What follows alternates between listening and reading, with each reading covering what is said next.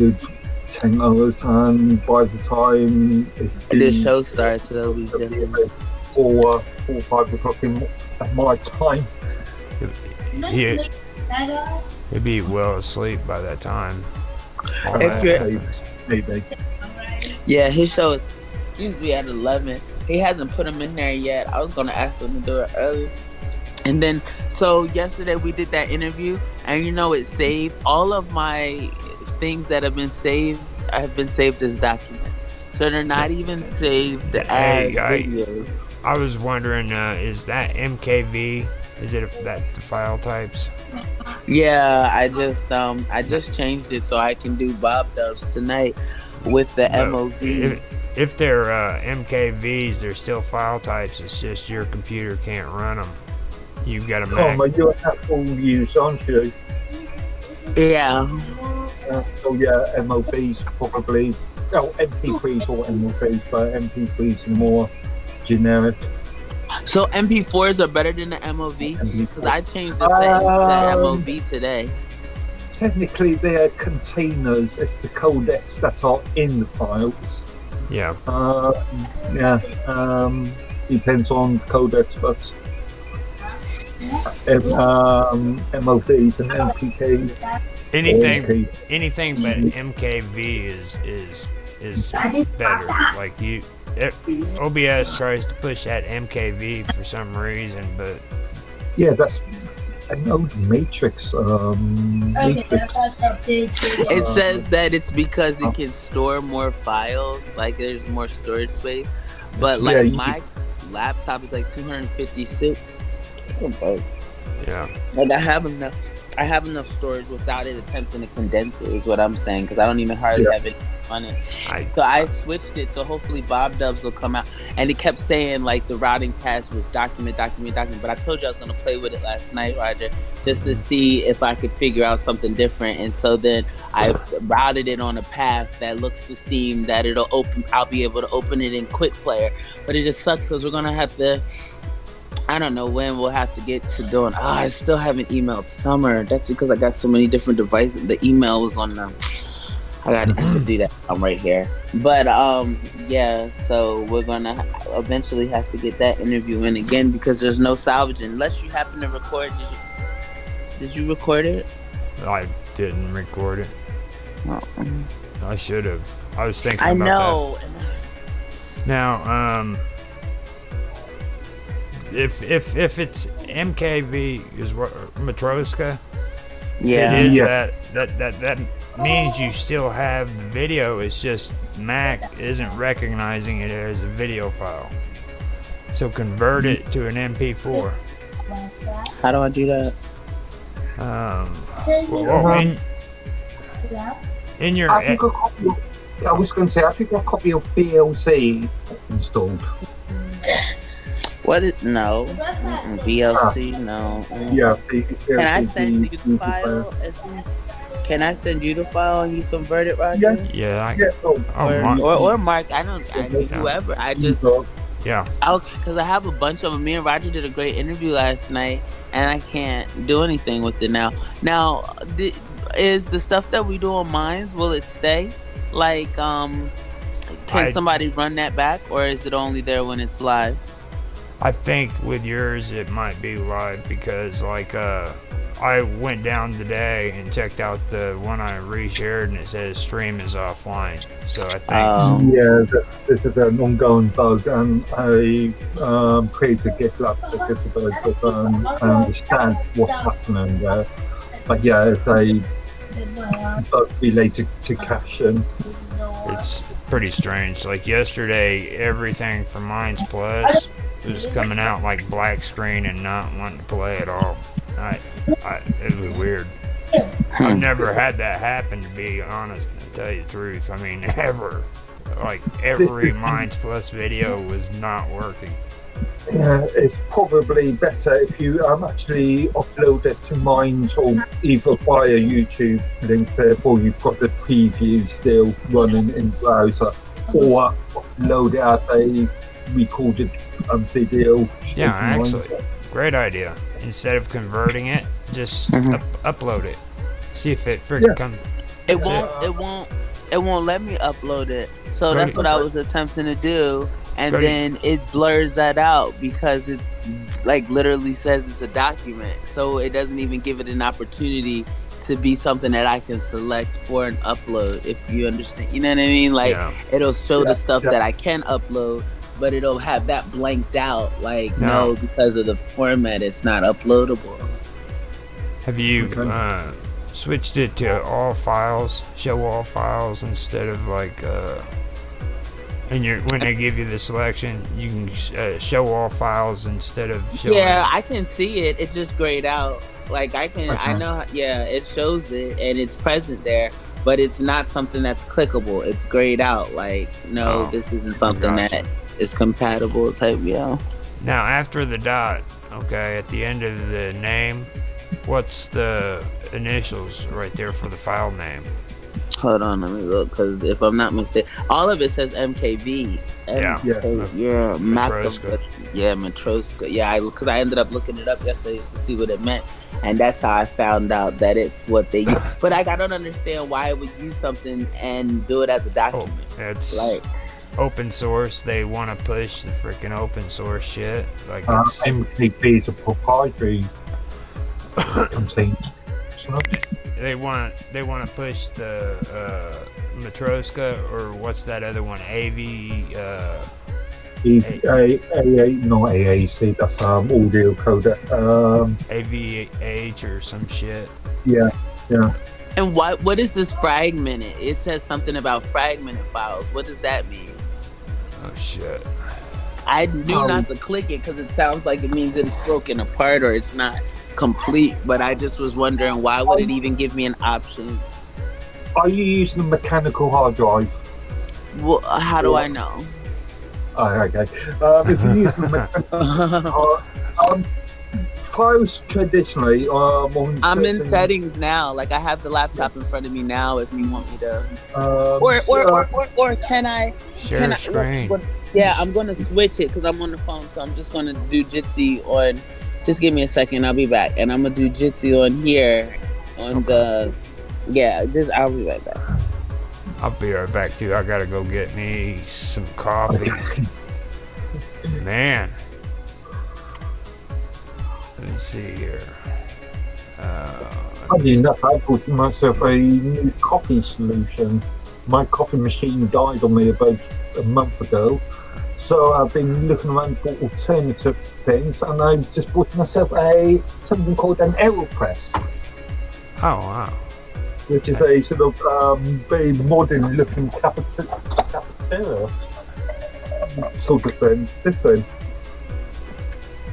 Oh my god! I can't do that. I gotta go get the real stuff. I will be right back. It's the real stuff. It's the real stuff. Is it? Coffee, obviously, yeah. And grind, of course. But it's a alternative sort of the coffee pot. Yeah. Oh my god. Okay, I'll be right back. That blew me out of the water. I did want a coffee machine because they're too bulky, and my last one, the thermostat, died on us. Mind you, I had it for 10 years. But yeah. I'll be right back. Relate to the screen output resolution of her Jitsi.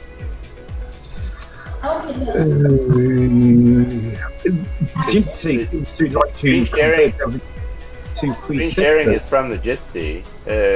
I don't think it has anything to do with the. I'll tell you an easy way to find out about those files. Add a media. Hello. Hi, Roger. Hello. Add a media source on your W. No. We were just talking about her screen sharing appearing blurry on our side. Yeah. Resolution. Is it blurry for you too, Roger? Yeah. I think it's the your Mac screen resolution, nothing to do with OBS. But you were trying to show us how to tweak your OBS streaming setting. But right now, I already did that. I don't really want to show that. They were going to show me about the files that we had already to see if I'd be able to open them, because where they are at See, is right down here that if you okay, like say if you had a media source, like pull out of settings real quick. out of OB. No, just back out of the settings real quick. Okay, now down there where that plus button is, okay, add media source. Right there with the play symbol. Add that. What's it gonna do? If it's gonna put me on camera, it'll play back your video if it's a video file. Oh, so you're just telling me which directory to point to? Hit OK. Yeah, but I don't want it to. It's not gonna do anything bad, I promise you. Well, it'd be Okay, now right there where it says browse, click on browse, and go to those files that we had the other day. Okay. Yeah. And it was in movies. Okay, and see, it doesn't even show it. And see, it shows. Oh, hold on, I'll show you. Go to all files. All files. Yeah. It doesn't even show them. Click on TV real quick. Movies. Well, I'm on movie. Media. Yeah, go down to media. See what it does. Nothing. It's not even showing. And you remember yesterday we saw it when we did it, but I didn't realize that it was that MKV nonsense. It's all good. I figured out where to go and how I have it set up right now, and so just a matter of playing on tweaking those settings. But it would have showed in all files if I would have did it, so it wouldn't. It's not even showing up. No, it's in documents the last time. Now what is that? That's old stuff. That's other stuff. Okay. That's your porn. This is it. The boys are right next to me, no? Oh, sorry. And all files, but see, now it's letting me go to photos, but I know it's not in my photos because I've already checked to see if they're in my photos. It's alright. At least I know how to do it now to not have that problem. See that on the left-hand side? All that is set up to where you can browse through all your files and figure out where you need to go when you do this, okay? I know how to find them. I just wanted to point that out because that's very important. And keep that media thing on there. You're going to need that media source. I'm just so now, but look, this is where I have it going now, so I shouldn't have any problems.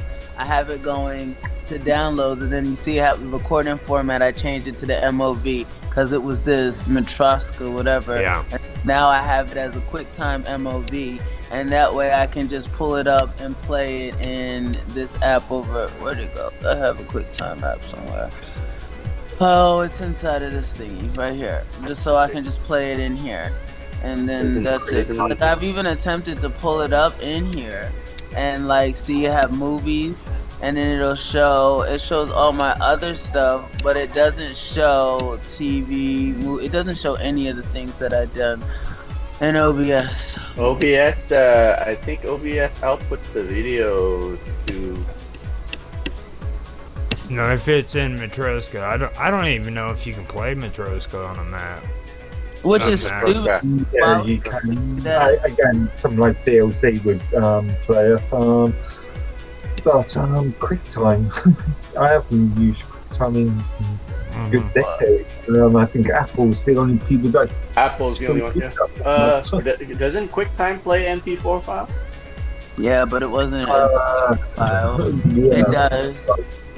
People get nervous. I use MP4 on OBS, but people get nervous because they see the red warning sign. What's the red warning sign?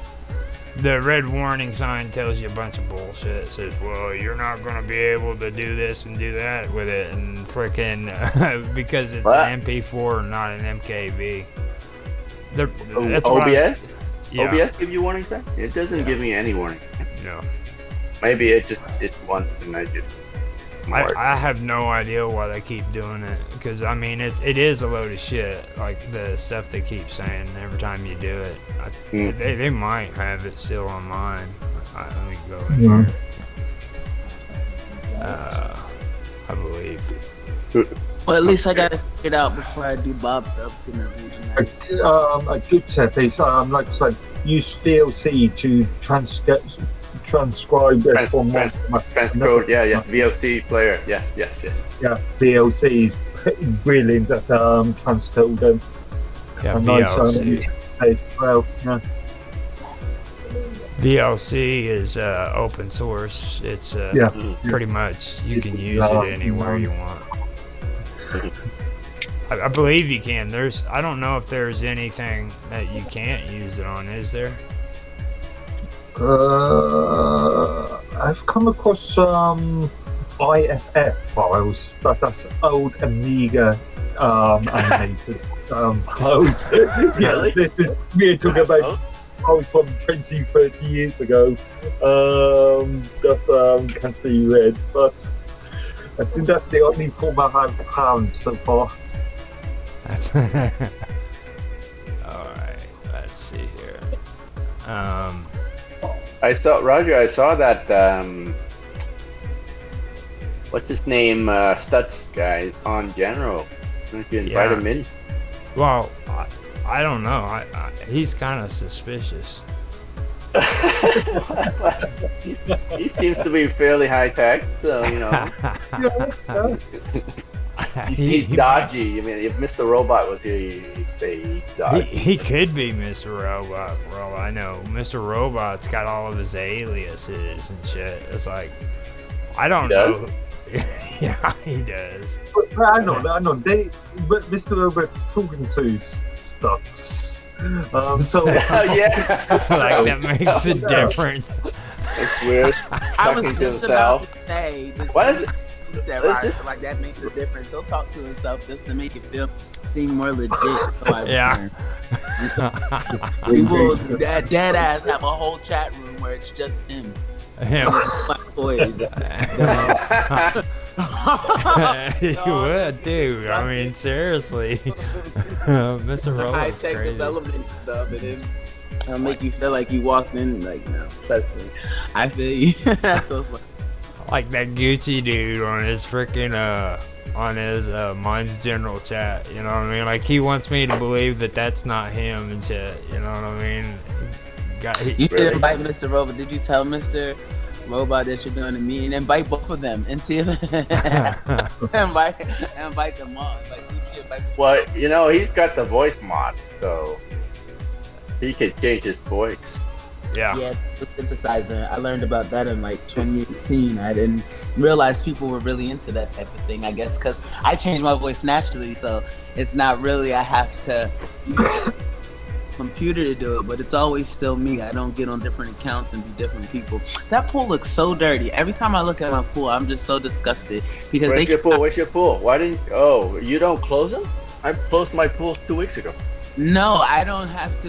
In Florida, we never close the pool. I guess maybe it's because, I mean, it's still be like 86, 90 degrees, like, but it's enclosed. It's in the screen. My thing is they came out twice this week to clean the pool, and the pool is still dirty. Like, that doesn't make any sense to me. And I'm looking at it right now, and it's just like dirt floating in the pool, and I'm just frustrated because it's in screen. Wait a minute, don't you have to like don't you have to whip out those dirt every day? Those debris? Thank you. I pay a significant amount of money to live here. So that stuff is supposed to be taken care of. The fact that it's not taken care of. So you pay for the maintenance and they're not doing the maintaining. No, in Florida, if you want a good pool guy, the best thing for you to do is go get down. the guy at Speedos. No, seriously. This guy doesn't wear Speedos. It says good old Karma again. Karma being herself. Go down to freaking Miami, dude, and get one out of Miami. Get a Cuban. Get a Cuban. Cubans are freaking kick ass at keeping the pools good down there. They kick ass and kill your ass too. They'll cut you. I don't even want. Please, I know about them Cubans and them Colombians. I'm good. Well, I ain't even talking about Colombians. I don't know. Oh yeah, because you already. Well, yesterday when I was telling you about that guy who actually, my driver was Colombian yesterday, and he was just like, I don't know. He was just telling me how beautiful Colombia is. He's like, yeah, if you have $1,000, you're a millionaire in Colombia. Like that's 4.5 pesos. You're a millionaire. Blah blah blah. I'm like, what? I want to move to Colombia. I said. He's like, oh yeah, the most beautiful paradise, the most beautiful paradise. I'm like, y'all people crazy though. You talking about paradise? You think that people don't realize that everybody knows Colombia is definitely where those mobsters are. We'll say they're not mobsters, but they don't play Colombia. I mean, known for the flip of that cocaine. Am I right? And you thought about going to Miami? Do you see how much? Oh, wait, did you see the 12-foot python that they just found here in Brevard County? They were alligator hunting, and there was a 12-foot python. They think that it came up from the Everglades. I think I saw that from mine. Oh my God. On mine a couple days. See, no, I just saw it on the news yesterday, so I don't know. Mine might have something different about it, or maybe they just were reported in the story. That's so crazy to me because that's considered Central Florida, and I'm in Central Florida, and like the most we have or that I've seen are like black snakes. And how about a 12-foot python? Like, Lord, can you imagine that being in your backyard? Like. Right now, just outside gardening, and then next thing you know, the 12-foot python. I didn't even know pythons were indigenous to Florida. So yeah, when I was younger living there, they had one that was found laying underneath the house. It was curled up. Is it the one that was swinging about on the trees, Kama? The one or no? No, these people literally were like hunting. They were hunting in the woods, and they just saw it in the grass. And the next thing you know, they were like, "Oh, just let it go, just let it go." And Buddy was like, "I'm not about to just let it go." And that's just. But pythons don't bite you, right? Do they? They can eat you. They don't have to bite you. They'll just swallow your. Are you kidding? They can eat you. Bite when they can swallow you whole. Yeah, you know what a python does, don't you? Like first, they crawl up on you, and then they break every bone in your body. Trial version. Then they eat you. What was that? Trial version of what? Trial version. What does that mean? I have no idea, but somebody's accessibility has to read aloud, right? Yeah. Trial version. What is that? Maybe. Trial version. It could be me. Or wait. Trial version. Is it's like it's saying child version. Trial version. Could be. Trial version. Is it the Jitsi?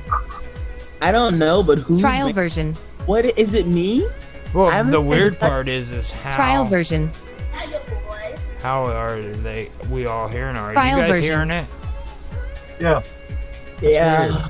Trial version. Okay, lady, you're freaking me out. Where does the blue show trial up? version. That's it. Hold on, be quiet. Let me see. Trial version. Could it be Skype? No. Trial version. We don't have Skype. Trial version. Let's all be quiet and see where the blue comes from when she talks. And now she doesn't want to say anything. Oh, see what I mean? It was something on Tan because he vanished. Oh, he dipped, and then that's what it was. Oh my goodness! I was like, and then as soon as we all be quiet, she's quiet too. We found out what the problem was. Yeah. You've been downloading dodgy software. Trial version. Trial version. See? Yeah. Yeah. Somebody's been watching porn, dude, is what it is. And now you have the upgrade, huh? Trial version. Praise. What's on there? Oh, he ain't gonna tell nobody. The trial version. That's what's on there. I think he's muted. Trial version. He's not muted. That would be insane if he's muted and we still heard I can't. Well, he's moving his mouth. Trial version.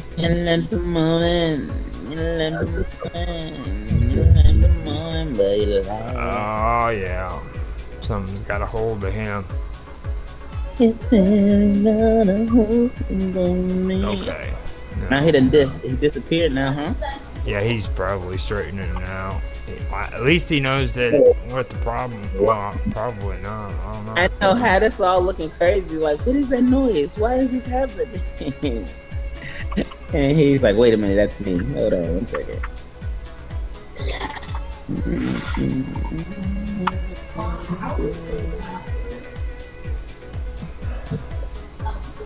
You know, it would be awesome on here if you could like connect your Skype with your Jitsi.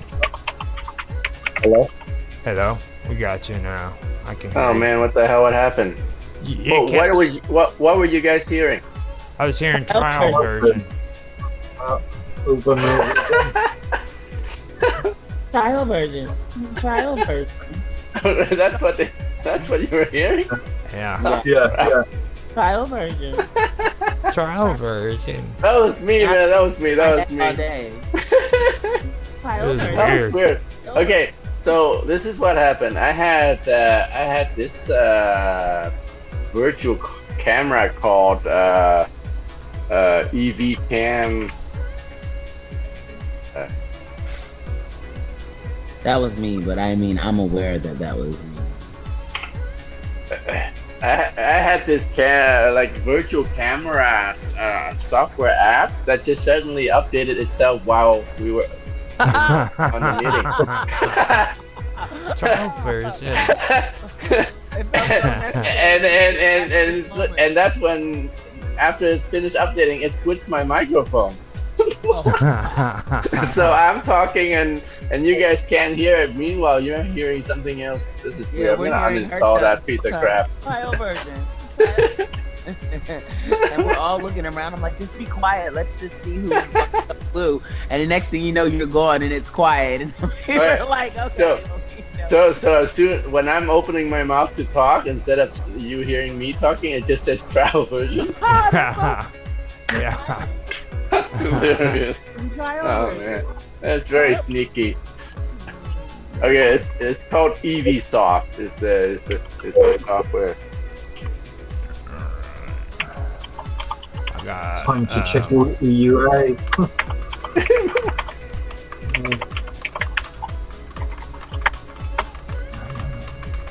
I'm gonna go ahead and put a link to this in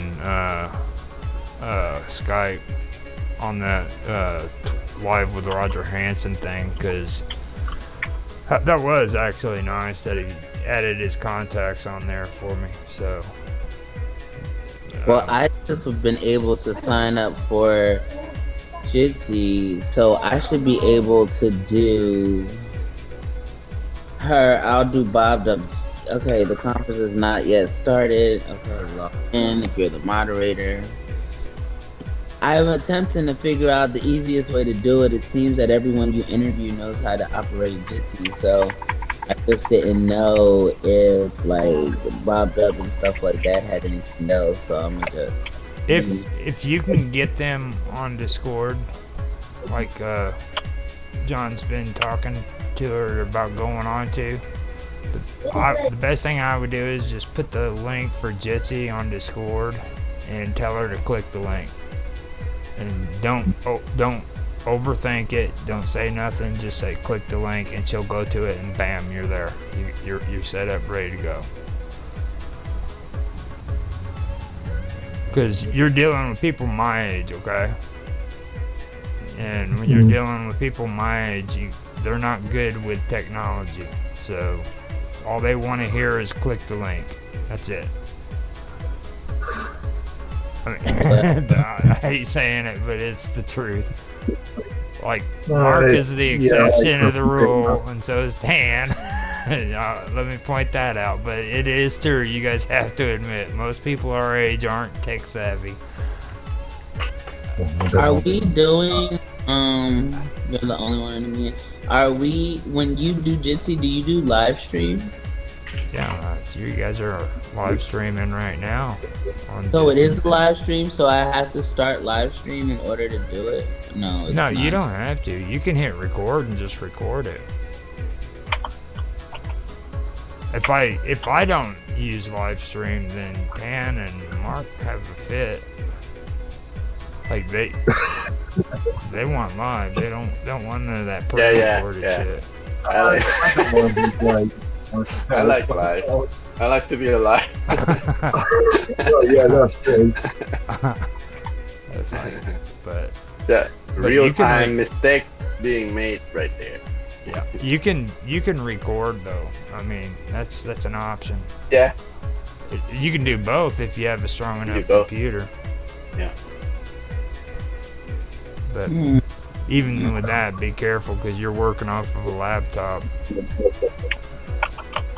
Why am I being careful? Because laptops really aren't what everybody makes them out to be. Like, they're okay for like doing mobile stuff, but they don't. Well, yeah, I have a fairly old MacBook, and I tried to do OBS streaming on there one time. Like it was fuming while I was streaming. Basically, the fan was going. Yeah, I love that shit. My old one, You're right. my old one does that too. Man. I had the battery taken out of it because the battery went dead. Noise fetish or something. No, this is good shit. This is good shit. No, listen, I've got the battery taken out of my old one, and I have it directly plugged in, and because the battery's dead. So I'm not gonna go get like. Do you have the fan blowing in your hair as well? you get computer radiation as you were streaming. I haven't even made it to that part yet. That was the good part. So right. I've got the battery sitting over to the side, and then freaking it's plugged directly into the wall. And I have to lift up the freaking laptop and put it on one of those coolers that you sit underneath the freaking laptops to keep it cool. Yeah, I don't like those things. Cheap and nasty. Ugh. But I know the ones you feel about. I have to use that. I have to use that though because it makes that loud fan noise on my laptop like Dan's talking about, and if I don't freaking have that on there, it'll just black out. So that was a reason. And the reason why I have to use it is because like you'll hear it go, and then all of a sudden the fan just stops, and you know from that point on it's gonna die out if it's not getting cooled. So okay, you share the link. I would open up the case, check the fan, put an extra fan in there. Replace the thermal paste in CPU. That's just for memory's sake now. It's just sitting out in the shed. I keep it around because I think I bought it in 2006. And well, actually, whenever everything fell apart and my last computer before this one died out, I had to use that laptop. And I went in there and it still had freaking Windows XP on it. That's cool. Oh no, it had Vista. It had Vista. Oh, Vista. Ew. No. Actually, you know what? Vista was good on freaking laptops. Everybody keeps forgetting that. Crashed all the time? I've seen so many installations of Vista. I've seen thousands of installations of Vista. Yeah, 9 times out of 10. Now, if they were on a personal computer, Vista sucked. But I've seen a lot of older ones where the laptops were perfectly fine with them, like the Acers it was default on them. I suppose there have been some good installations, but in my experience, the majority wasn't. Yeah, I mean, I'm not endorsing Vista, just so everybody knows. I'm not endorsing them. It's just, I was really surprised that was. There we go. There we go. Put it right like there. See? Look at that. What are you doing? You see the background? No. Oh, on the stream. Okay. Yeah. Hang on. There we go. Okay. Hey, that reminds me. Oh, it's on 10s. All I see is Roger's screen. You see What? mine? Yeah. What do you do? I put yours on the center background screen.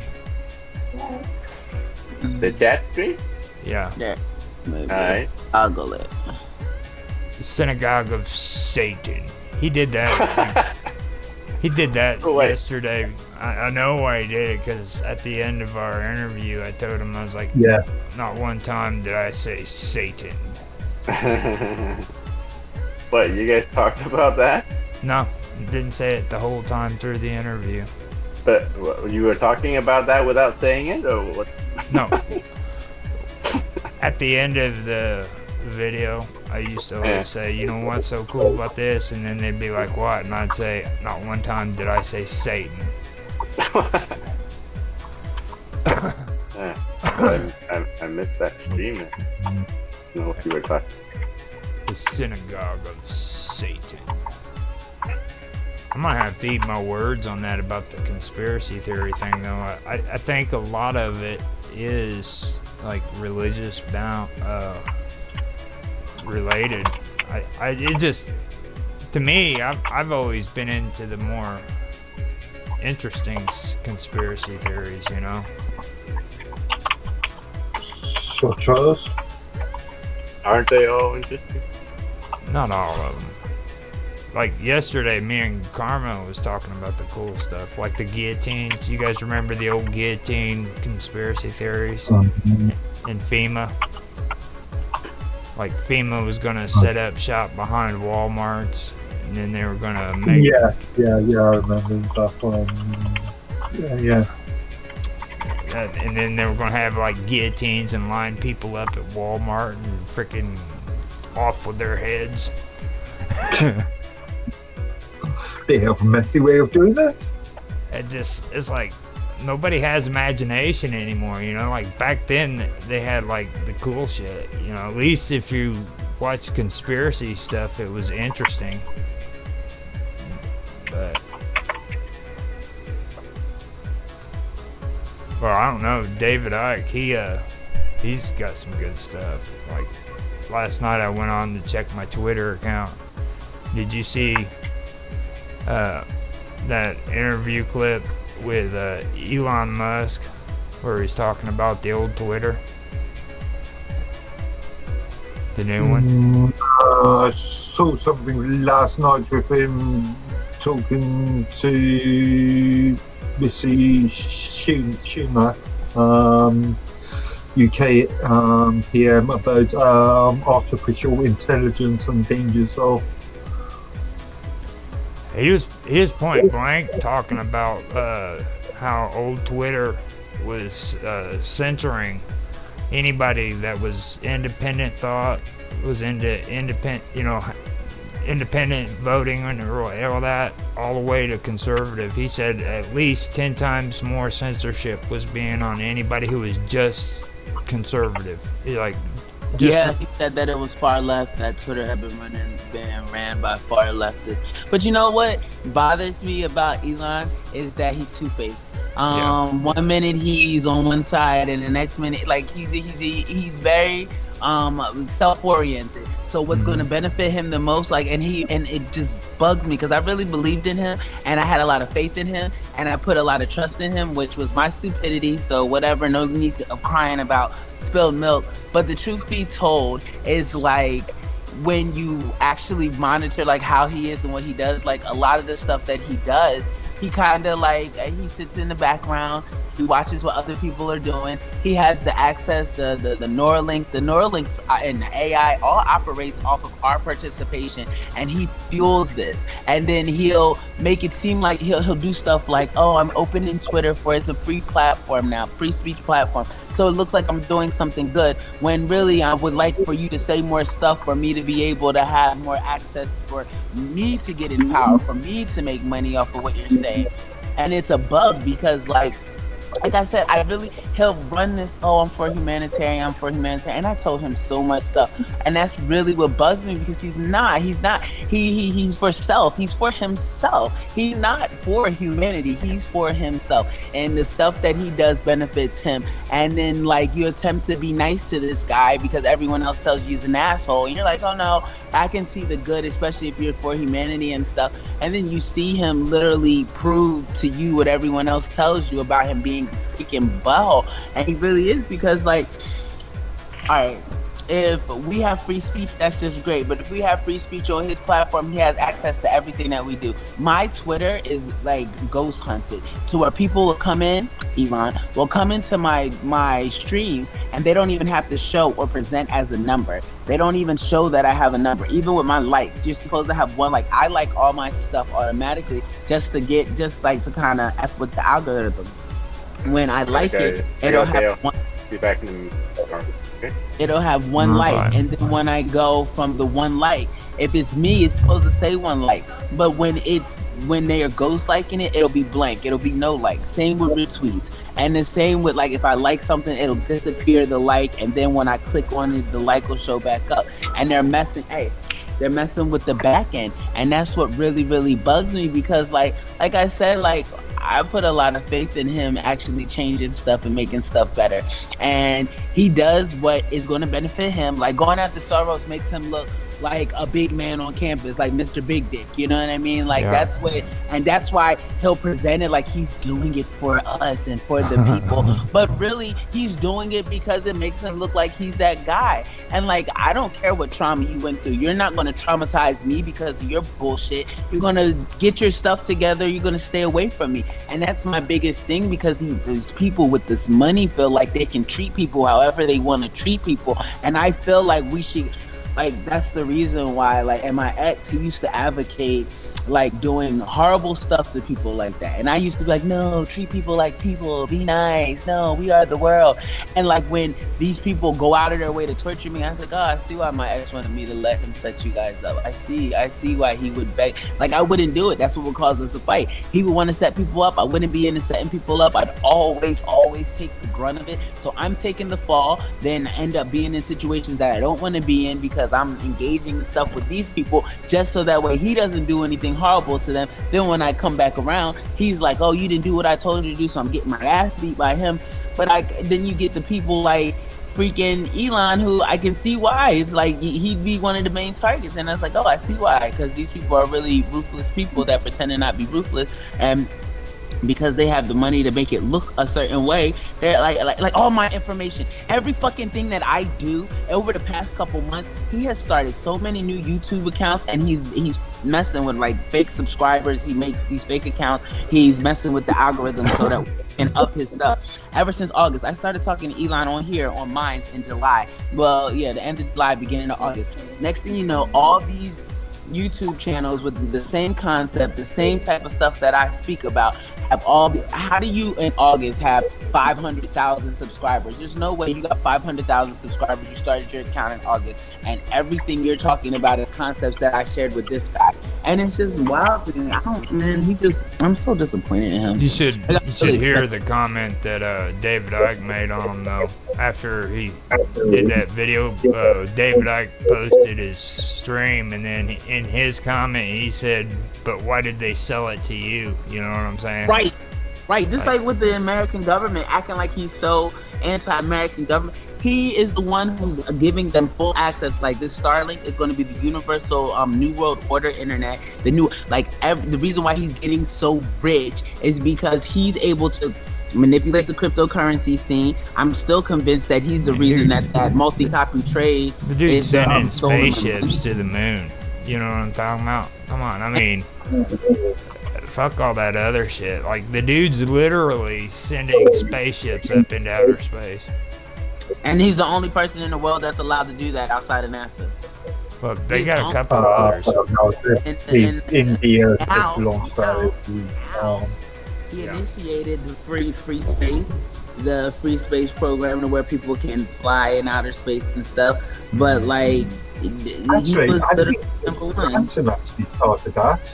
I think that was Richard Branson's idea originally. His idea, but did he have a space company to where he was launching independent spaceships? Now, what's his name? The dude that we just... Elon Musk hasn't yet. I still have to go through... after we had the sort of flight accident, 2 years ago? 3 years ago, where the pilot and a couple of crew members died.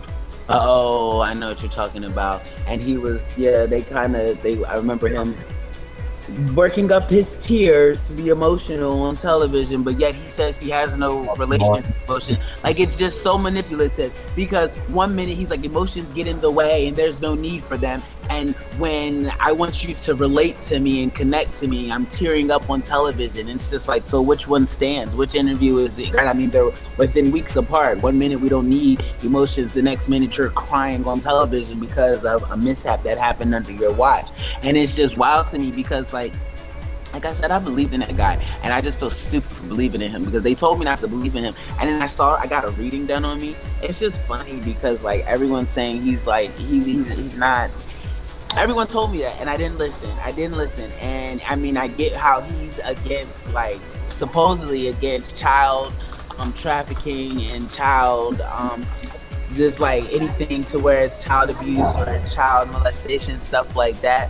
But it just bugs me, because I mean, like, I feel like just having babies all over the world is child abuse. I mean, like, you have some children that don't even want to talk to you. Instead of strengthening relationships with them, you're gonna have other babies. Just have some more. Let's screw that. Let's not fix that. Let's just focus on what I do have and what does deal with me.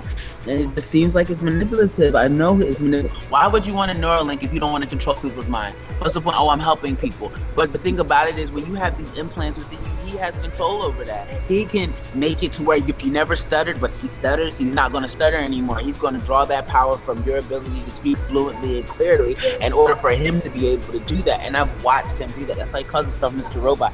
Like, I don't care what you tell him, Mr. Robot is Eli. And when it's not convenient, it's not him.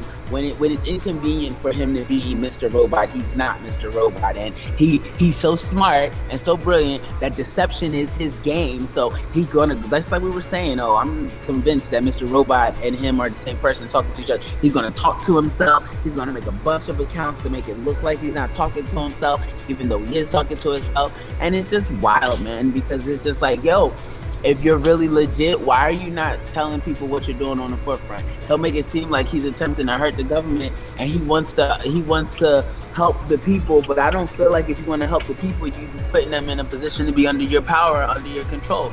And that's the biggest thing. Like, money, who has the money makes the rules. He's big on that. He's really big on that. He's big on telling you that you have to have all the money to make the rules. And I'm big on people showing him that people that have a whole lot of money and flaunt it easily can be in a different type of position, because like, you cannot do that. You cannot use your money to like hurt people and think that you're just going to get away with it, and then your justification is, they've done it for years, and in the meantime you're pressing that you're here for humanity. Like, the only reason he went after Soros is because I told him about my son, and I told him what happened with Yahweh, and then all of a sudden George Soros is such a target for him. But like I said, you're not going to convince me that you're really going after Soros because you feel so inclined to help me. No, it just makes you look like the big man on campus. People are going to rock with you because they think that you're really about them. You're not about nothing but yourself. I want that to be on the record. I know he's listening. I know he'll know. I want him to know that I'm just like, everything you do makes me sad now, and I thought you were a good person, and I don't believe in you anymore.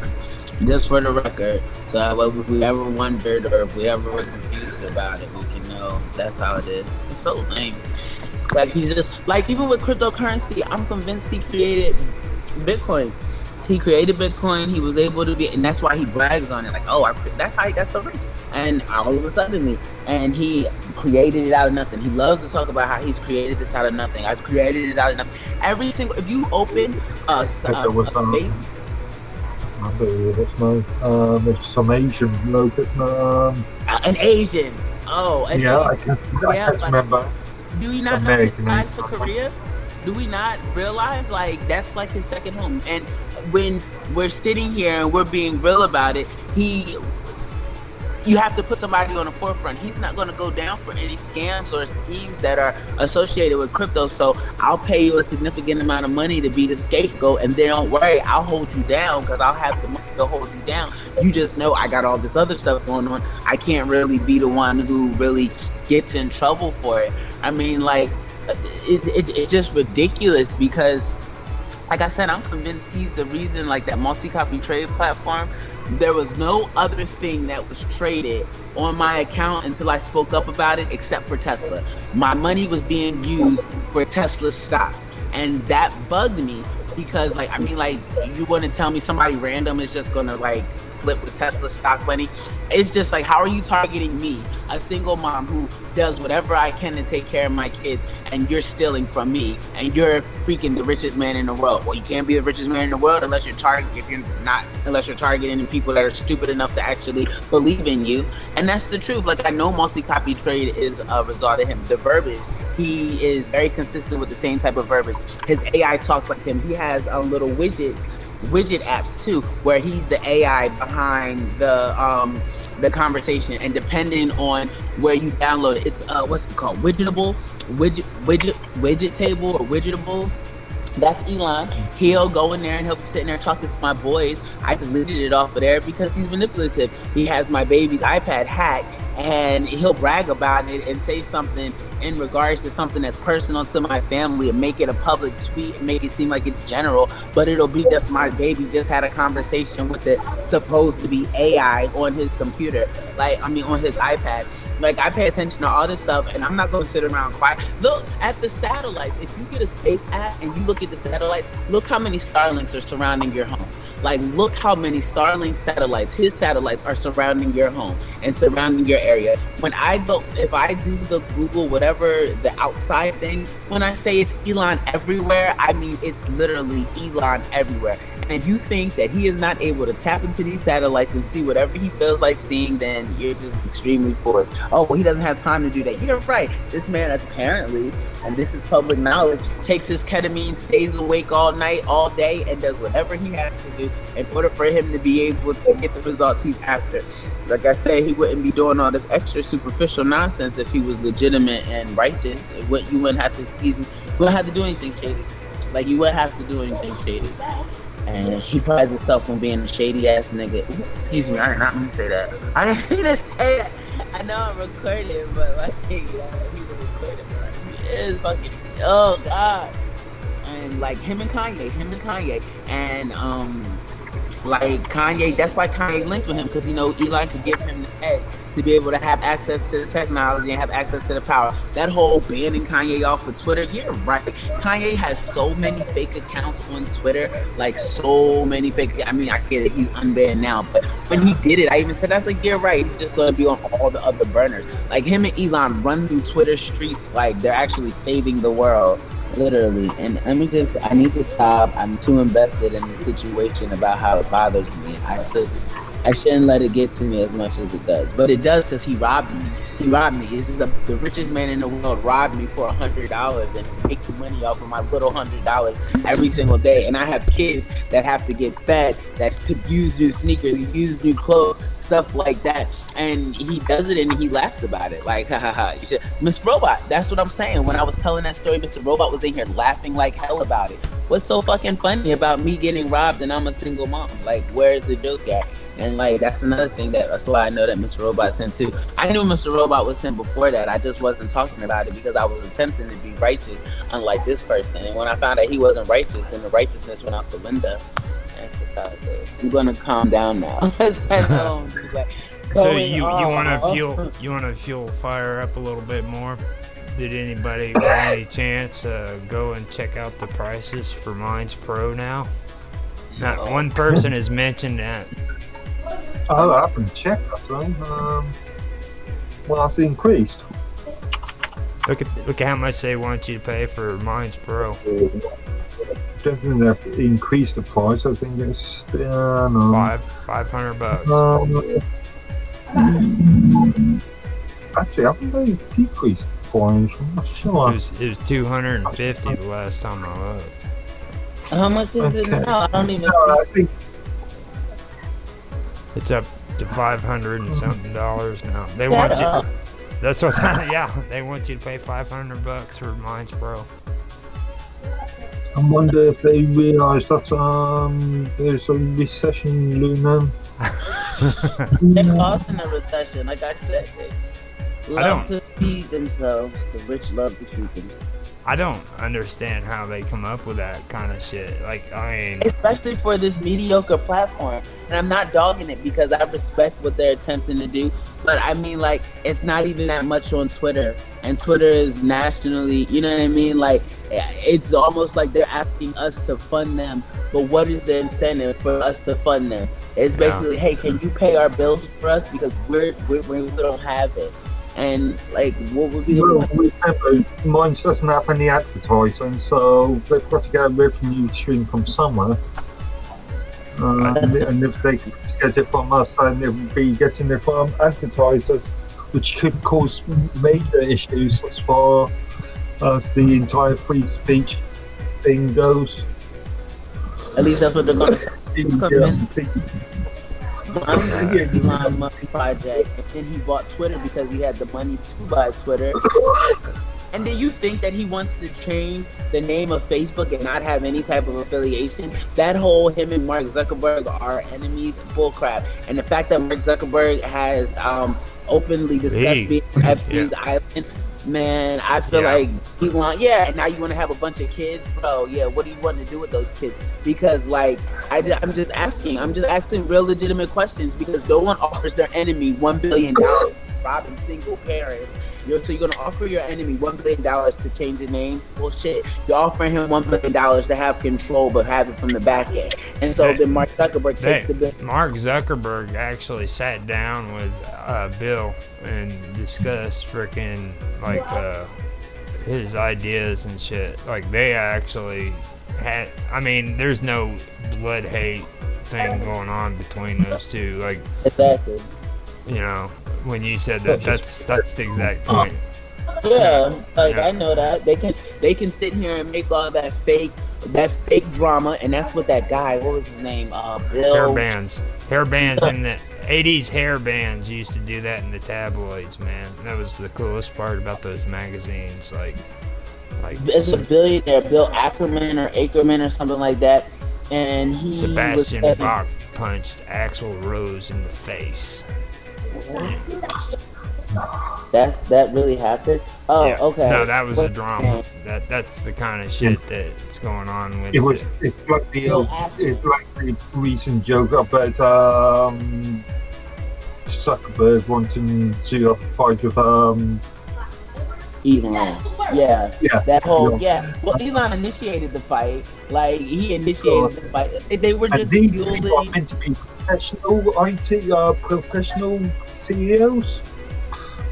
That's what I'm saying. Yeah. Like, they're kids. They're kids with a whole bunch of money, and so as a result, they're kind of sucking us into their bullcrap. You have Bill Ackman, who like publicly is pleading with them to stop pushing hate, to amplify, to stop amplifying hate for money. So they're saying, hey, can you stop fucking with the algorithms in order for people to see certain type of stuff? Because that's what Elon does to me. I have a spiritual page where I'm promoting like cleansing energy, affirmation, synchronicity, and he'll have Ice Spice shaking her ass for every two freaking posts. Every two posts is Ice Spice, or because of my affiliation that I used to have with Aubrey Graham, he'll have Sexy Red and like and Ice Spice like running up and down my timeline. Like, I haven't already had these conversations with this person. He's making it seem like he's showing me something to, I guess, attempt to destroy me. Then I had a psychic reading done, and a psychic reading was saying how there's somebody who does not like your faith, does not like your willingness to keep going, that has been attempting to break you, that has pretended to care about you and your situation, and they're really attempting to break you. They're using everything that you tell them, and they're getting discouraged because they're seemingly unbreakable. And like, it's so crazy to like know for a fact that this is what's happening. No, Like, Sexy Red, she's the one that everybody, she was the one that was the twerker, right? You can't twerk worth the dang. I ain't trying to clown her. Like, I ain't never seen her twerk. I heard her I seen the sex tape, and she was talking about her pussy pain, my booty hole brown. I didn't want to go all there. Shit. Yeah, that's what she said. So I'm not. This is her lyrics. So she's basically a red bone. Of STIs. I just found that out. I don't listen to her music. I've heard those lines before and like little, because they use them in those TikToks and stuff. But I didn't know that she was running around saying she was the queen of STIs. But supposedly she's now with Drake, or allegedly that this is baby that she's carrying is possibly Drake's baby. And like, Elon's having a field day with that situation. Like I said, I see Sexy on my spiritual enlightenment page. No rappers are followed, no singers are followed, and I get to watch Sexy Red and Ice Spice, the only two females that were affiliated with Drake, all day long. It's like, I don't even go on Twitter anymore because of it. It's like, this doesn't make sense. Why are you showing me this? Because you're my friend, right? Because you like to make sure that I feel, what is it, secure? Like, what if Drake already told me everything you think you're showing me? What if that was to have happened? And you're just going out of your way to show me what an asshole you are. That's all I see is asshole. I don't you watch one thing from anybody, and all of a sudden all their shit's on your timeline. Everything. But that's the thing. And because I know he's doing it deliberately, controlling the algorithms, watching me, like I said, I watch the ghost likes and the ghost retweets. So since I know he's doing these things, I'll like their stuff. Like, I don't care. Like, Drake okay, and this is just real, and Drake is not going to be upset with me about it because we're on a different type of wavelength now, but he told me he was helping Ice Spice long before anyone even knew who this girl was. Like, I already knew. He was like, yeah, and then I'm like, who? He was like, yeah, the Munch girl. Like, he called her that first. I'm not being clown. He was like, yeah, the Munch girl. And this was before they got cool, and he was just, it was a business thing. Like, he ended up getting cooler with her later on down the line, and they ended up having whatever they had or whatever, but it didn't last long. But regardless of the fact, then they started seeing him affiliated with Sexy Red, and it was a big deal. But like, Drake had already, he never told me anything about Sexy Red because me and him fell out before that. But he told me about Isis that's why I call her Isis. I don't call her Ice Spice. I call her Isis naturally, because when I like just speaking about, she's a person to me. She's not a entertainer. And so, I mean, that's real. Like, it's just a person to me. And he told me about that. And I don't know, the algorithm controllers thought that they were like blowing something up in my face that I have like literal messages about. So it's kind of like, yeah, you look like a bully to me. You don't look like someone who's like attempting to help me in any way. You look like someone that's attempting to bully me. And like, you think you're bullying me about stuff I already know. Like, yeah, you can't tell me, like, they do it on purpose. And like, you have other billionaires that are saying, hey, let's stop pushing this hate agenda. And they're childish. They'll make their memes where they're clowning people and they make you feel horrible about yourself. They hide behind these fake accounts. They cannot be real worth a dang. Like, what's so difficult about being who you are? If you're a racist piece of shit, be that with pride. Why are you hiding behind a female account to be a racist piece of shit if you're really just naturally a racist piece of shit? Just let people, what do you think that'll affect your money? Well, so you're lying to us in order for us to continue to pay you. Why? How many melanin people you think are going to go after Tesla when they find out that this man calls people niggers behind alias accounts? They're not going to go buy a Tesla. Wait, Elon Musk is calling women niggers? Robinson, especially in the melanin community, I don't like to say, but black men find out a white boy is robbing they women. Please talk about walking down the street. I dare you type stuff. That's why he hides behind these accounts. I'm just saying, why not do the fuck shit instead of pretending you don't do it? Why not just not do it? How difficult is that for somebody that cares about humanity? That shit don't make no sense. Welcome, Mr. Penguin Juice. You entered the world of minds. Table weekend of my mind. He's psychotic ass. What the hell did I just do? Shit. First time you're on and you hear us in our really hardcore. It's not usually like it's this. It's usually not like this. We're usually showing dildos and stuff on screen. Yeah. It's usually a lighter read. We got fired up. That's what it was. It was like we started getting fired up, and all of a sudden, Penguin Juice comes in. You know how long we've been wanting him to come on to these streams? I know he's probably coming to monitor us. Yeah, I'm just coming to listen. We're having a slow day at work, so I decided to pop in and listen. Have some background noise. Oh yeah, I couldn't. I was like, oh hell no, dude. But yeah, the thing about all that is it's like that's all melodrama, you know what I mean? Like whenever I was growing up, I was a teenager, we had those rock and roll tabloids, and this is before the internet. It's basically the same thing, you know what I mean? Like you listen to all that crap Elon Musk and freaking Zuckerberg saying, and even Bill Altman, you're gonna get sucked into a world of just drama and tabloids. This is why I try to ignore this sort of stuff and only focus on sort of real world sort of facts. Yeah. And that's the thing, because listen, how can you even grow a business nowadays without being social media privy? You have to be into posting. I'm not. You have to be into this fake world. And then like Elon loves to put, one minute he was talking about how AI is going to destroy us, blah, blah, blah, blah. I think we're moving too fast. And next thing you know, he comes out with an AI company. And it's just like, okay, so why do we feel as though that his is going to be any safer or any, like he has any type of more of our well-being at hand? But there's no way for you. If you go network with somebody on the street, I'm speaking from experience, the first thing, so what's your Instagram?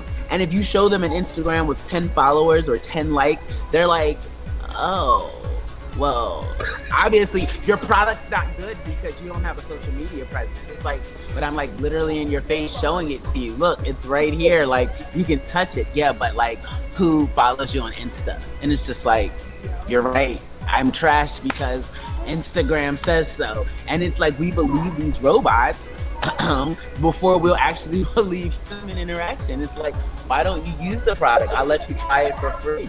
And it's everything. Twitter, Facebook, Instagram. I don't do Facebook anymore, but all of it is.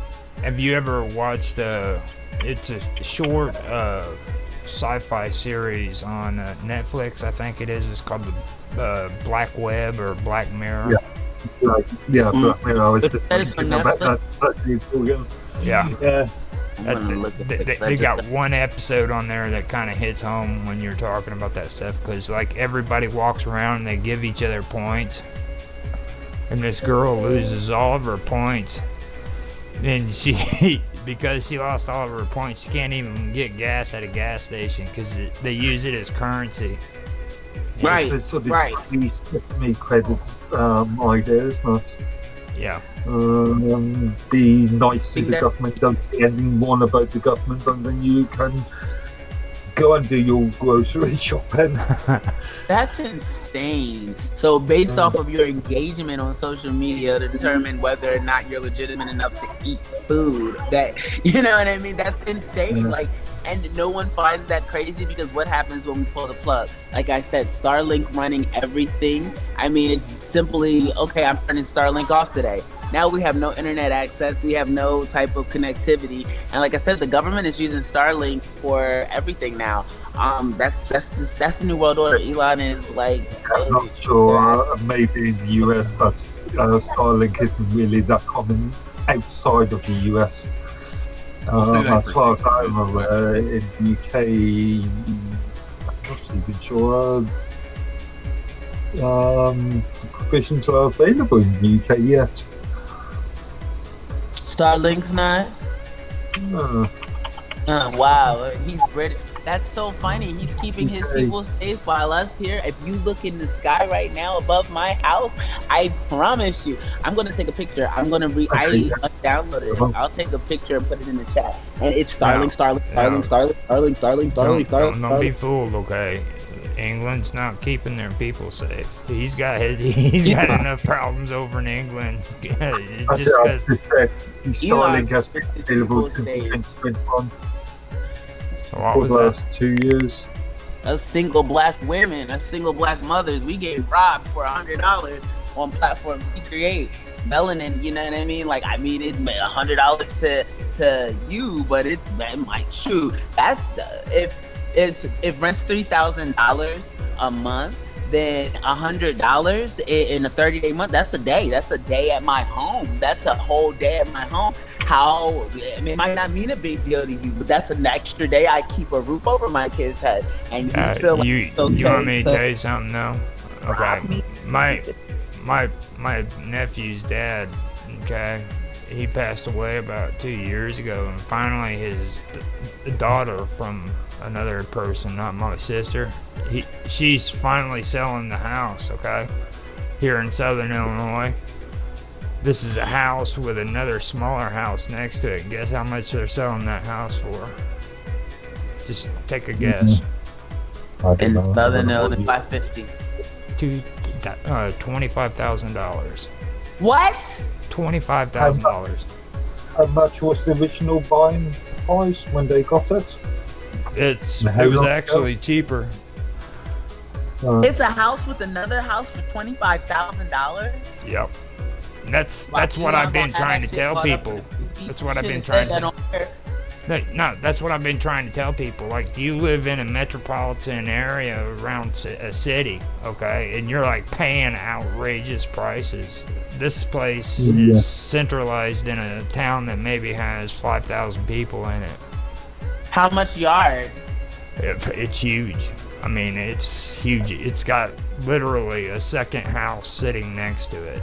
Is it agricultural land? Like you can grow on the land? No, not like that. It's a corner. It's a corner lot in the small town. Actually, as the you're small leaving, town part is the selling point. Yeah. And as you're leaving town, it's right there. It looks like could be going into a recession, and house prices will obviously drop. I think in Germany at the moment, they've got a major problem with house prices dropping. That Powell guy just addressed the Fed, and he's hell-bent on saying there's no recession and we're pulling the American people out of this.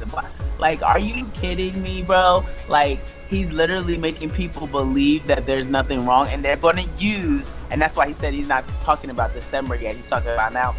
Because what they're going to use is the Christmas drive and how much money people spend to make it seem as if it's legitimate, despite the fact that the only reason people are going to spend during this season is because they're conditioned to do so. Not because they have the money. They're literally going to sell old but go broke, work complete ridiculous amounts of hours in order for them to be able to actually purchase and keep up with the quote-unquote Joneses, and then he'll be like, oh look, everyone's been spending money, so obviously it's not a recession because we're spending money. You don't know how they're living. You don't know that they went to the food bank. Yeah, they spent money, but they went to the food bank to make sure they had dinner. Well, that's on them. No, it's not. You program people to feel like they have to participate in these activities. How about you give them righteous energy? How about you show them what's real? How about you help your people? Like, it's crazy how much money we'll send to the UK, how much money we'll send to Israel, how much money do we send to American families? How much? Oh, well, they did that with we did that with the stimulus, and then they took it back. And then when you did your taxes the next year, if you claim the stimulus, and you had some type of hit on your taxes to where you have to know we have to know that we gave you, and not everyone got it. You understand? Everyone was going through the same pandemic, which I felt like was unfair. And they'll say, well, billionaires and millionaires don't need this money. Okay, well, billionaires and millionaires don't need this money, but if they're just doing this for the American people, if everyone is going through this pandemic, then should there not be everyone be equally affected? Because everyone's not equally affected because they have this money to do this, they have this money to do that. I'll tell you right now though, when that pandemic was happening and everybody was receiving that quote unquote free money, I was telling them all ahead of time. I was like, look, you think this shit's free, but freaking it's not free. They're gonna get that money back. Okay, I mean, they're doing it right now. They raising the prices of everything.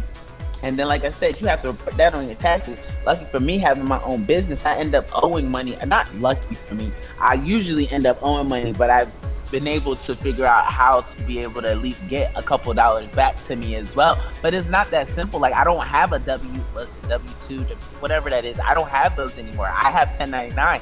I'm a owner operator. Like, I run my own company. I still file my taxes, but at the same time, it's not me getting money back. And I'm not eligible. My company was, when it was the pandemic, it was too new, so I couldn't get anything through the SBA. Everyone else was manipulating PPP loans. I'm not a scammer. Like, I'm not these. I'm going to create a cryptocurrency in order to manipulate people and rob them. I'm not that person. Oh, you're just not smart enough. No, even if I had that accessibility, because I know a lot of people that do it, and I could be on that side. It's not right to me. It doesn't feel good to watch somebody else suffer because of me. That never sat right with me. But I mean, we'll make it. If you really want to be real, I feel like they should throw all the money in the pot. If you have billions and millions and all, throw it all in the pot, mix it all together, because we're in debt, right? Where it should be mandatory. Hey, and I know they're going to do this eventually with the turnover to digital. So surprise all you richy riches. Unfortunately, you're not going to have access to your money soon. And you put it in the pot, and then they're going to evenly distribute it. That's how you solve the problem. Well, that's not fair, because I've scammed a lot of people to get this money. You shouldn't take my hard scammed money away from me. No, because we know you scam people. I mean, like, regardless of how you got it. Everyone, all of us, from the lowliest to the brokest, all the way to the richest of the richest, the government will have access to all the money. They're going to throw it in a pot, and that's what the New World Order is. That's what the New World Currency is. You'll have a certain starting amount, like how we start with Pokemon, 151 points. You'll have your 151 points, and your $151,000 is what you do with that money, however you maneuver, because we'll give you the tools. We'll teach you about Warren Buffett. We'll teach you about investments, but we're only going to be allowed to invest in certain type of things. And if you choose to, I got $150,000 is a lot of money to some people. To me, just knowing the way the world works, $150,000 is crumbs. It's really being perfect. Yes, it would change lives because you know what to do with it, if you know what to do with it. But most people don't have the knowledge to know what to do with it. They don't know what to do if they're giving $150,000. The first thing you want to do is buy some bullshit expensive crap, feeding the same system. That system's no longer going to exist. Like, you're not going to be able to just buy jewelry and buy new cars. That's why they're attempting, like I'm telling you, even like with the electric cars, all these people are attempting to make cars that keep up with Tesla. And unfortunately, like I said, when I say leader of the New World Order, like literally leader of the New World Order, with the crypto, with the AI, with the electric cars. Like, you can be blind to it all you want to. I was at one point, really thought we were for the people, but we're not. And so, I mean, you get it. You live, you learn, and then you get them fucked up. I mean, that's not how it goes, but you know how it goes. I don't know what it means, so. I think you pretty much know what you're saying, because you've been saying it for about 45 minutes without breathing. I know. I forgot about that. Let me use my nose. Like, shit. I'm like, God, is she even going to take a breath? Like, no, because it's so frustrating, because it's like, really, I feel like you should get ran up on, like, get your ass fucked up, like, drag his ass through the hood and like, are you fucking, like, this is what you're doing? This is what you're doing? And, like, you're sitting around, like I said, those fake bullshit ass crocodiles here. And it's just, it makes me so sad. No, it doesn't. You said that emotions are pointless. There's no scientific reason for us to have emotions. Now you're crying because you're so sad. Get the fuck out my face, you lying piece of shit. And excuse me, Most High God, because I know I shouldn't have this much emotion vested into this, but I do. I have a lot invested into it, because, like I said, like, even this whole, George Soros, basically, hey guys, look how big my dick is. It's a whole 10 inches. You want to see my? He's an old man. He ain't got no wiener. Okay. What? Who? George Soros or? I mean, dude, he's older than I am. So George Soros is disgusting. Like, I don't fuck with him because he's the reason why Yahweh was taken. And he was. But with Elon, what I don't like, and like, let's not talk about his like obnoxious sex fetishes. And it's just like, you should be better. If you have all this money, and money is supposedly the end of all anything that's less than greatness, you should be better. I shouldn't see little Asian girls. Like, how are you against child pornography, but every single little girl you post is like 5'2" and looks like she's freaking 13.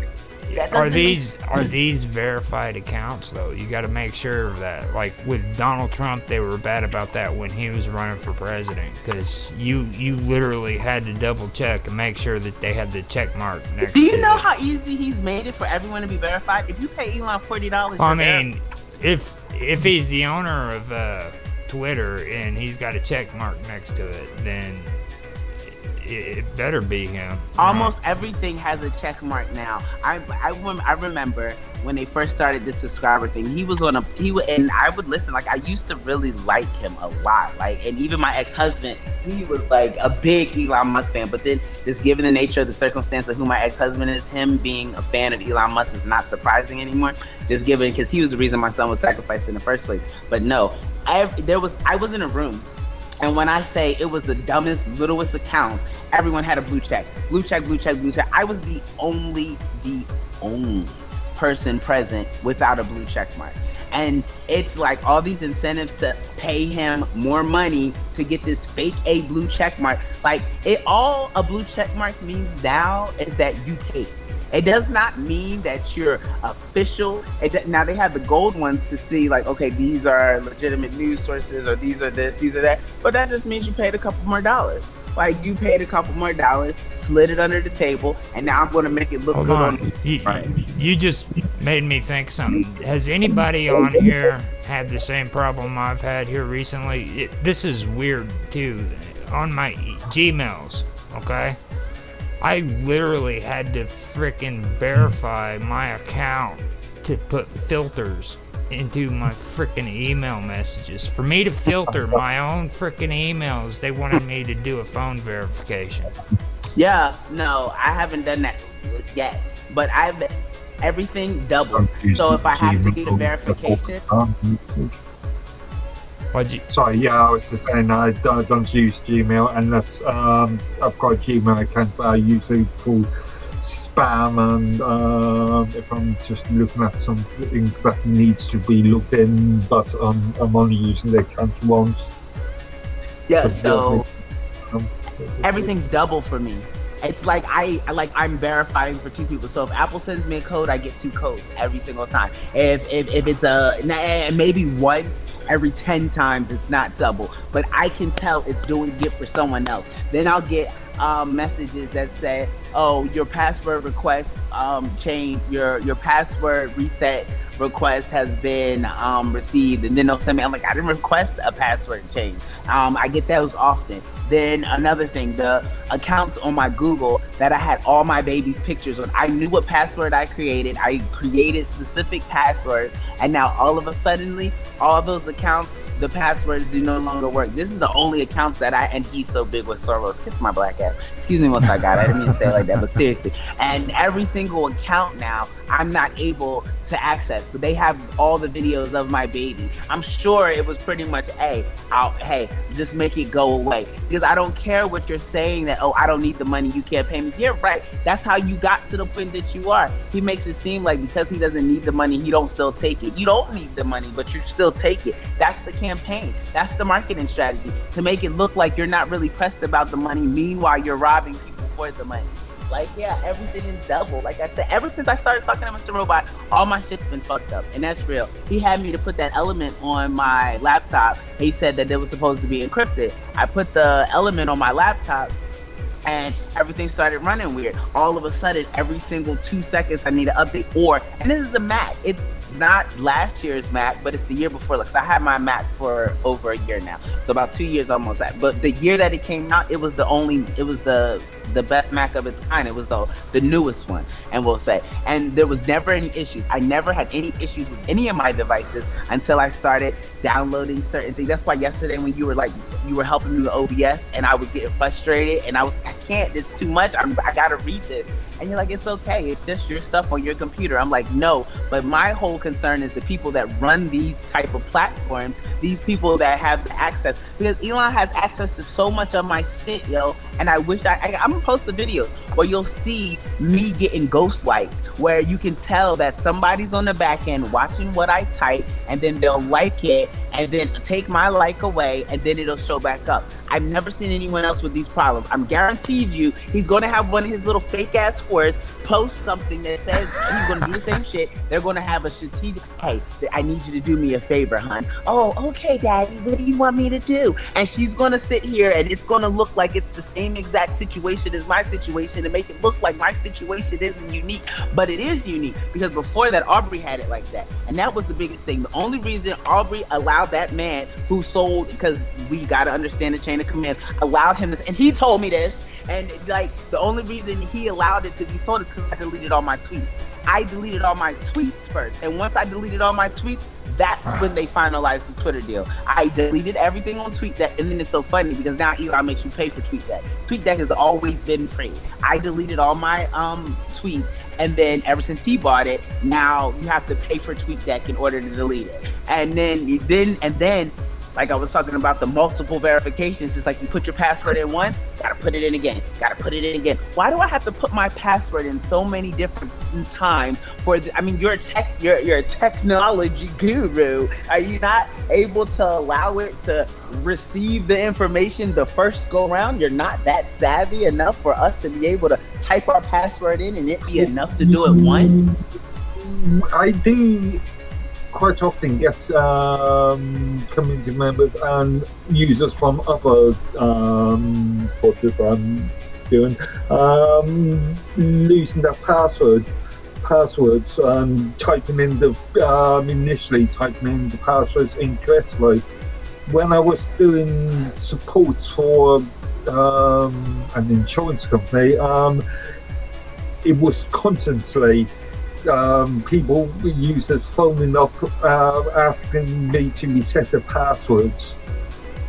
But it wouldn't be that my password's wrong. It would accept it. It'll do a loop and make it seem like it's going to the next page. Say such and such. Oh, I had the same issue with Rumble. Oh my God. Yes, the same exact shit with Rumble. And excuse me for getting hyped. Okay, so Rumble asks you, do you want to link your YouTube account? So I linked it. I get the email that says, you have now given access to Rumble to access your YouTube account, your Gmail account. Why, when I go on Rumble, it'll say this access is not permission. I still have the email showing me that it got permission, but it doesn't have access. So who has access? Even just now with BitChute, in order for me to do the Jitsi, I just watched it do it again. And I literally, and y'all keep talking about how all of a sudden your old videos are popping up. Like I'm telling you, people are listening and they're definitely paying attention. With BitChute, it kept looping. It just keeps looping. I know my password. I literally just created the account. I create the account, I log in, and it'll loop. Somebody else is getting the verification I'm supposed to be getting, the entry that I'm supposed to be accessed. It's allowing someone else to access. That's why I use certain emails and certain Gmail. Like I have so many different emails and stuff on purpose because I know people are watching the situation, and I watch them watch it, and I watch them pretend that they're not watching it. But even it's to the point to where my 8-year-old knows. He's like, Mom, look, they're hacking me again. And I'm like, how do you know? And he'll show me what he's seeing, and for him to be 8 and understand that people are hacked, because we know the difference. We know the difference between a glitch and a hack. Despite us being brown, we're not idiots. I know that's the common misconception. Brown people are dumbasses, so let's just rob them.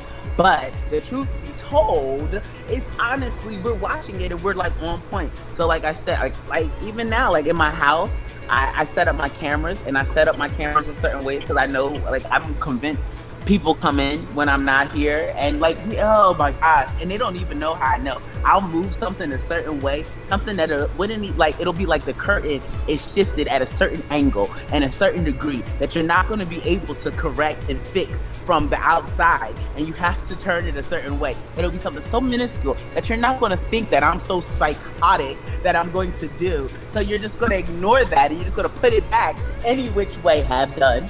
Or my ex-husband, shout out to him for this, taught me about putting like bottles and stuff behind the door, and you'll always know if the bottle is still there the same way. You'll know by how far it's moved, because you'll hear it knock down first of all when you walk in.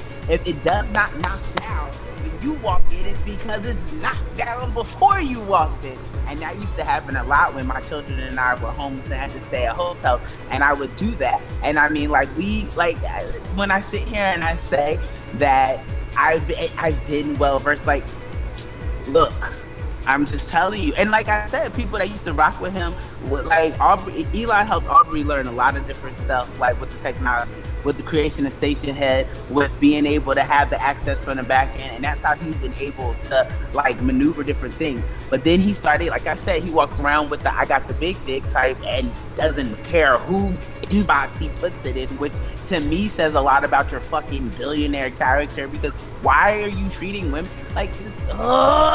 Why do you think you're better than people because you have money, but this is how you act? Like, you could be better than me if you were treating people with respect, if you were actually giving a fuck.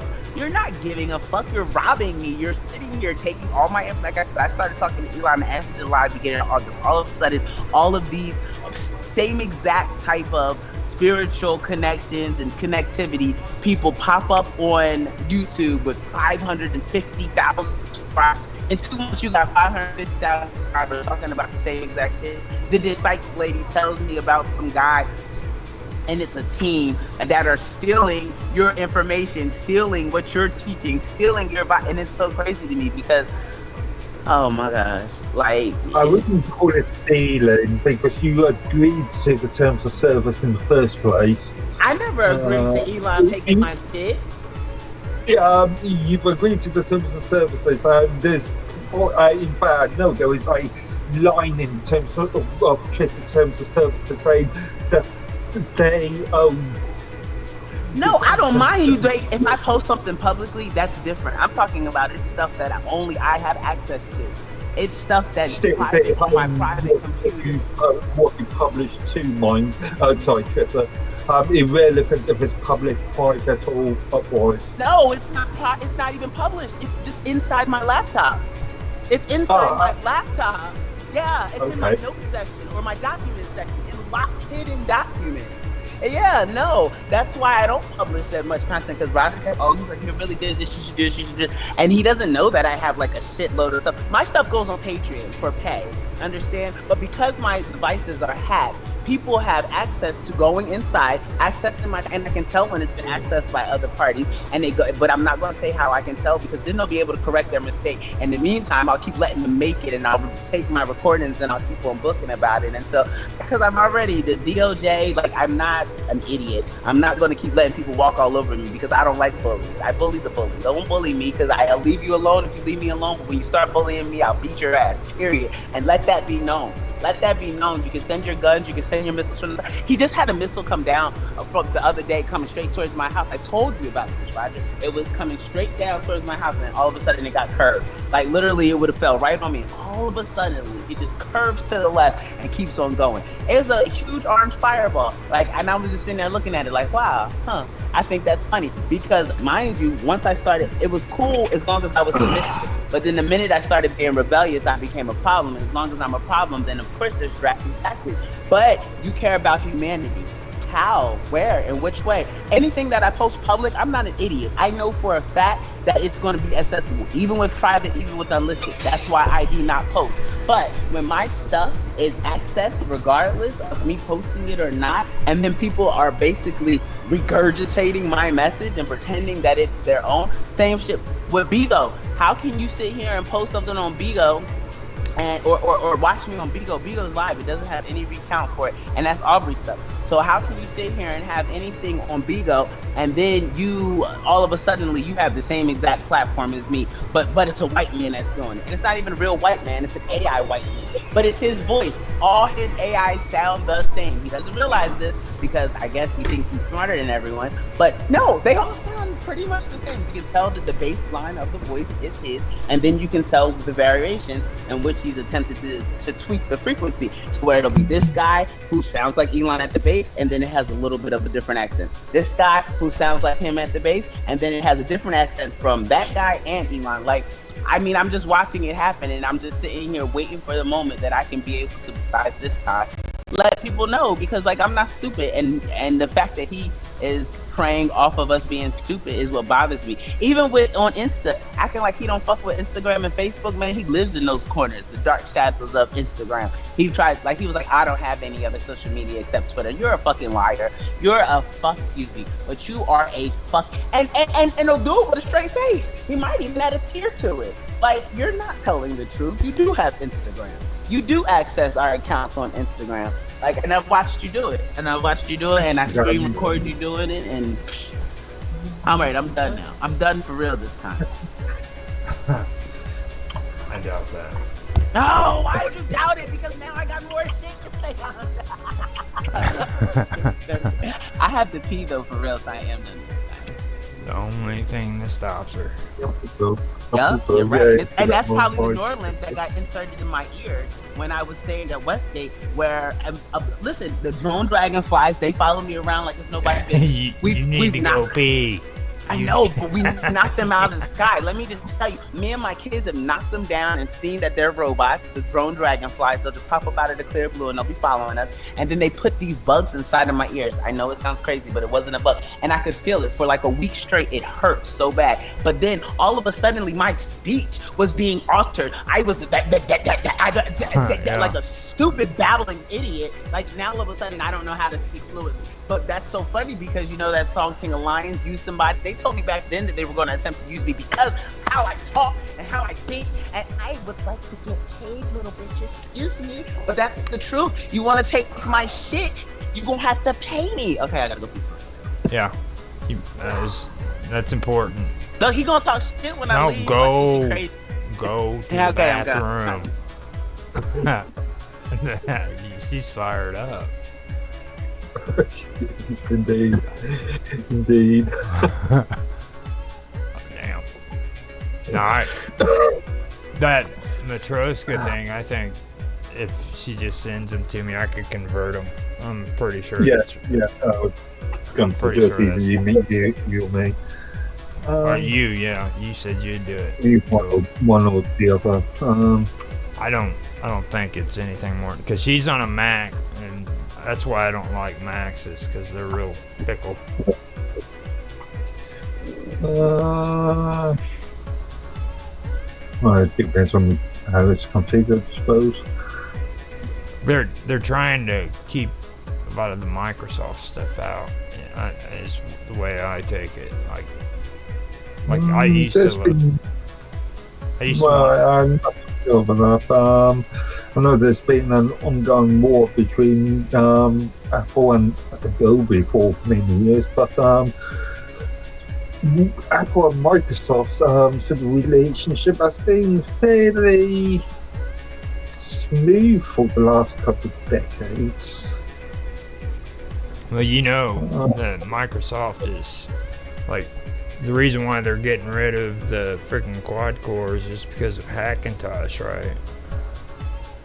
Well, quad cores are just out of date. Like the newer ones from 8 cores up, you can't use them to make Hackintoshes, which is like half Macintosh, half I Windows. disagree.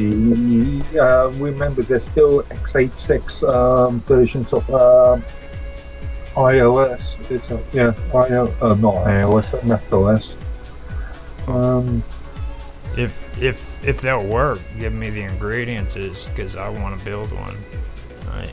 I think up to version 10 of Mac OS, there was an x86 version. Yeah.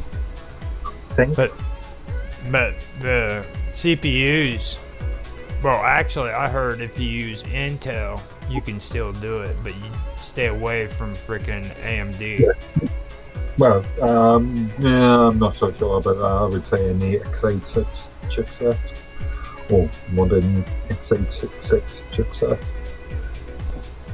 See, that's weird, because I was told that AMD is actually gearing their stuff up to where they can prevent people from doing it. You see what I mean? Maybe as far as GPUs are concerned, but not as far as CPUs. Yeah, That could be it. It'd be nice because, like, I'd like to have both systems on one computer. That'd be cool as hell. You could, if you've got a fast enough machine, run something like QEMU and emulate a either a PPC or no, you wouldn't be able to emulate a modern M1 ARM chipset. Yeah, PPC chipsets. Well, you're talking emulations though, right? Yeah, which was Mac's architecture up to 3-4 years ago. Heck, wouldn't VirtualBox be good for that? So VirtualBox emulates the doesn't emulate it. Hypervisors type 2. The host architecture QEMU can be used to emulate alternative architectures. So, yeah. I was just going to ask, what do I have to do to convert files? Like, Mark, what do you do when you get that file from Jaffe? What do you do in order to convert it? Like, what do I have to do? What I would normally do is use either on my machine KDN Live, which is a video editor which can do transcoding, or even simpler DLC. What's that mean? What's that? Yeah, you gotta speak in layman's terms. Is a media player. Open source media player that can also transcode file format or media formats from one format to another. And with his files too, and I don't know if they have it on Mac, but like if you have rich text documents, you can actually read them. When it comes to that, I just use LibreOffice, and then I can convert it to a PDF or text file or Word file or Microsoft Word file or whatever. Yeah. When I open it, maybe it'll be different on my laptop because I usually open Skype on my phone. So maybe if I open it on my laptop, it'll give me access. No, you're not eating all of that candy. No. It's mama business. You went straight to mute. It was like bam. Hold on a minute. You didn't even say hold on. It was like mute. He's trying to catch me off guard because I don't, like I said, we don't celebrate holidays usually, and this is their first year ever at 7 and 8 going trick-or-treating, and so they have and it's so funny because they didn't even have the covering, the bag, the bottom of their bag covered. And it's like, Mom, this is just too much candy. When I was a kid, I used to have my bag full, dump it into a bigger bag, then go back for more rounds.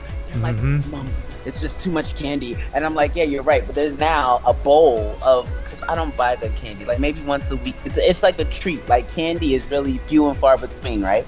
And so they have this bowl of candy. He thinks he's like, can I please have 2 pieces? I never had 2 pieces of candy at the same time before.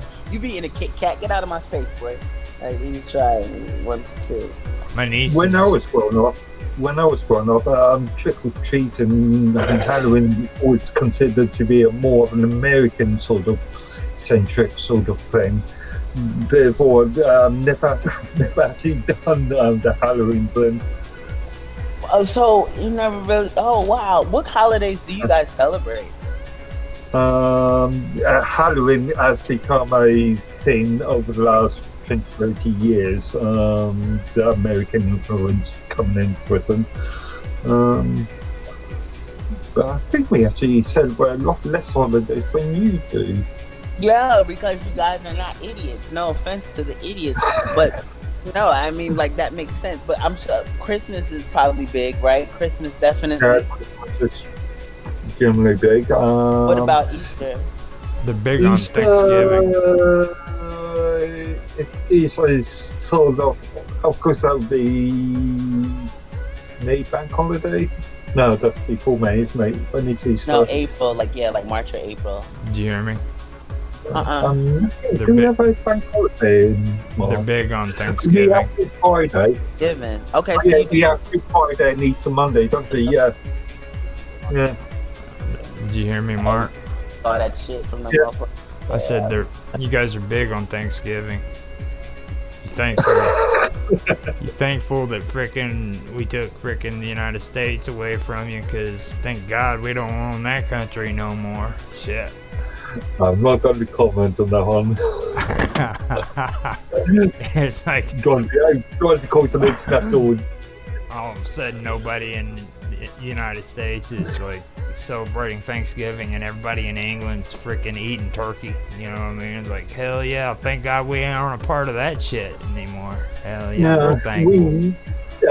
Traditionally, turkey's a Christmas Day sort of food for us. Yeah, whereas Thanksgiving for you.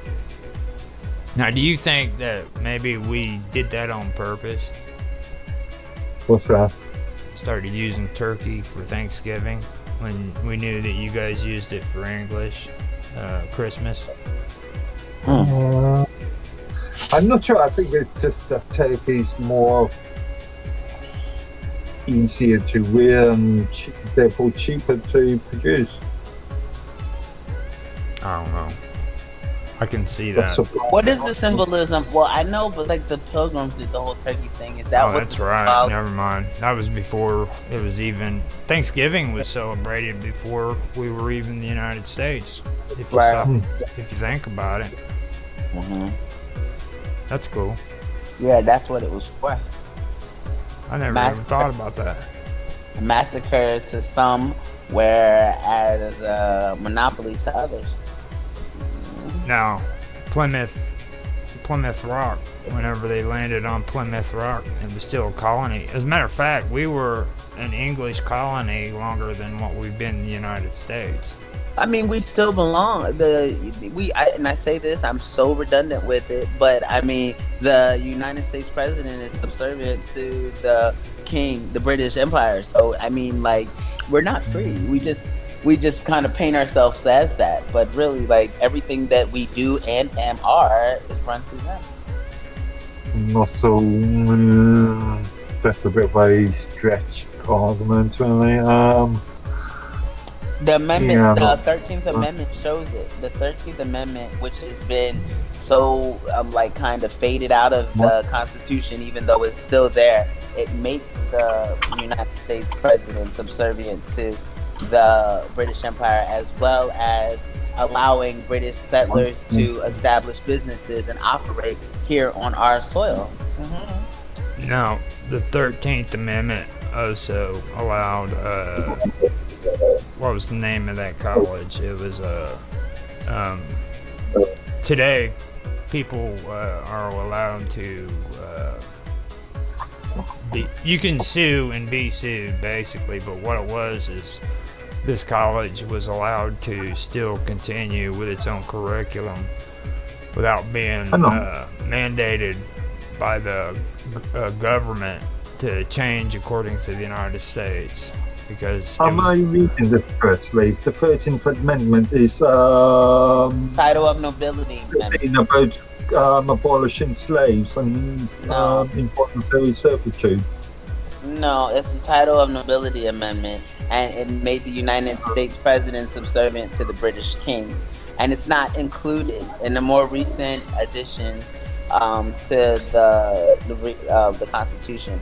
But no, yes, on the fourth, just like on the forefront, we're free, and what was it, July 4th marked our independence. But the truth be told, okay, the little fine print that no one reads, kind of like your social security number. If you look at a social security card, there's little fine print that those are words that are like the border. The border are actually words on your social security card. But we don't pay attention to that. It's just a pretty blue border. But truth be told, there's fine print that we just kind of just ignore and disregard. Like, oh no, that's not really what's happening. But we're still they're under British rule. We're still under British rule.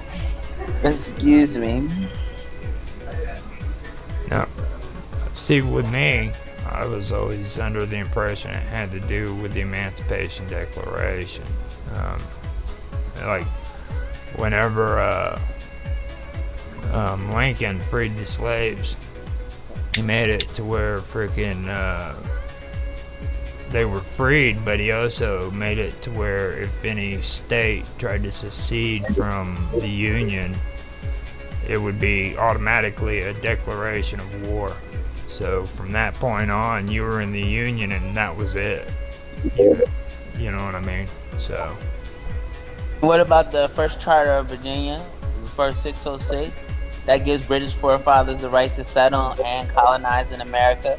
And future kings and queens of England have full authority and governance over American all citizens. Now, see, for me personally, I don't agree with anything after the first 10 amendments. I think the Bill of Rights was important, but that's the separate corporate government of 1871. Everything after the first 10 amendments is just garbage, to be honest with you. Bill of Rights, which was added, which they wouldn't even sign. You told us about it. You were talking about that, not willing to sign. And I understand both sides' arguments on it, for the Federalists and the Anti-Federalists. I understand both of them, but I think that it was needed. You know what I mean? Because the Federalists didn't think that we should have a Bill of Rights, because Bill of Rights were used by kings in Europe to establish that this is what rights we give you. You know what I mean? This is the right that the people within these countries get.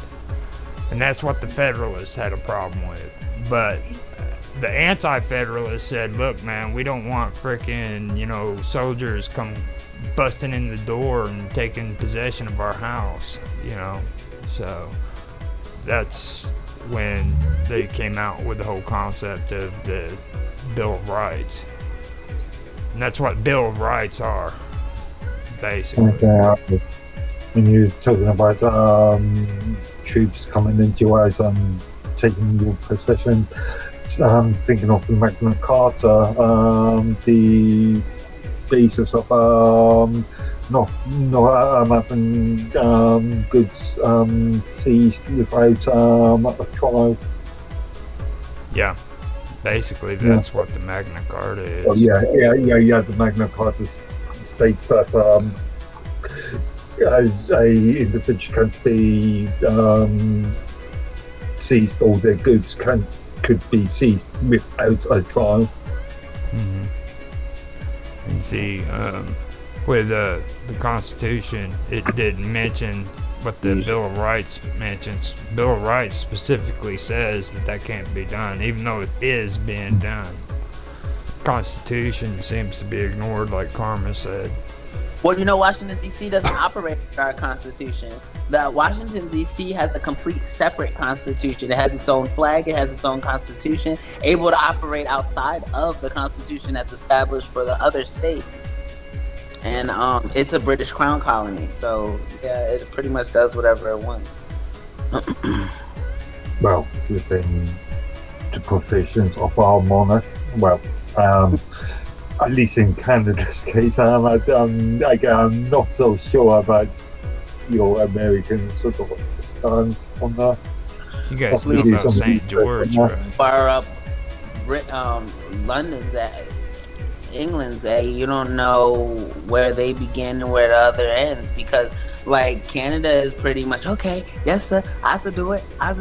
But that's seriously. Be careful. We're gonna get Tan upset. He's gonna come up in here and. But it's the truth. They'll do anything. Oh, okay. Yes, Your Majesty. And I tell you what, they want to be America, but they're not. You want to hear something horrible?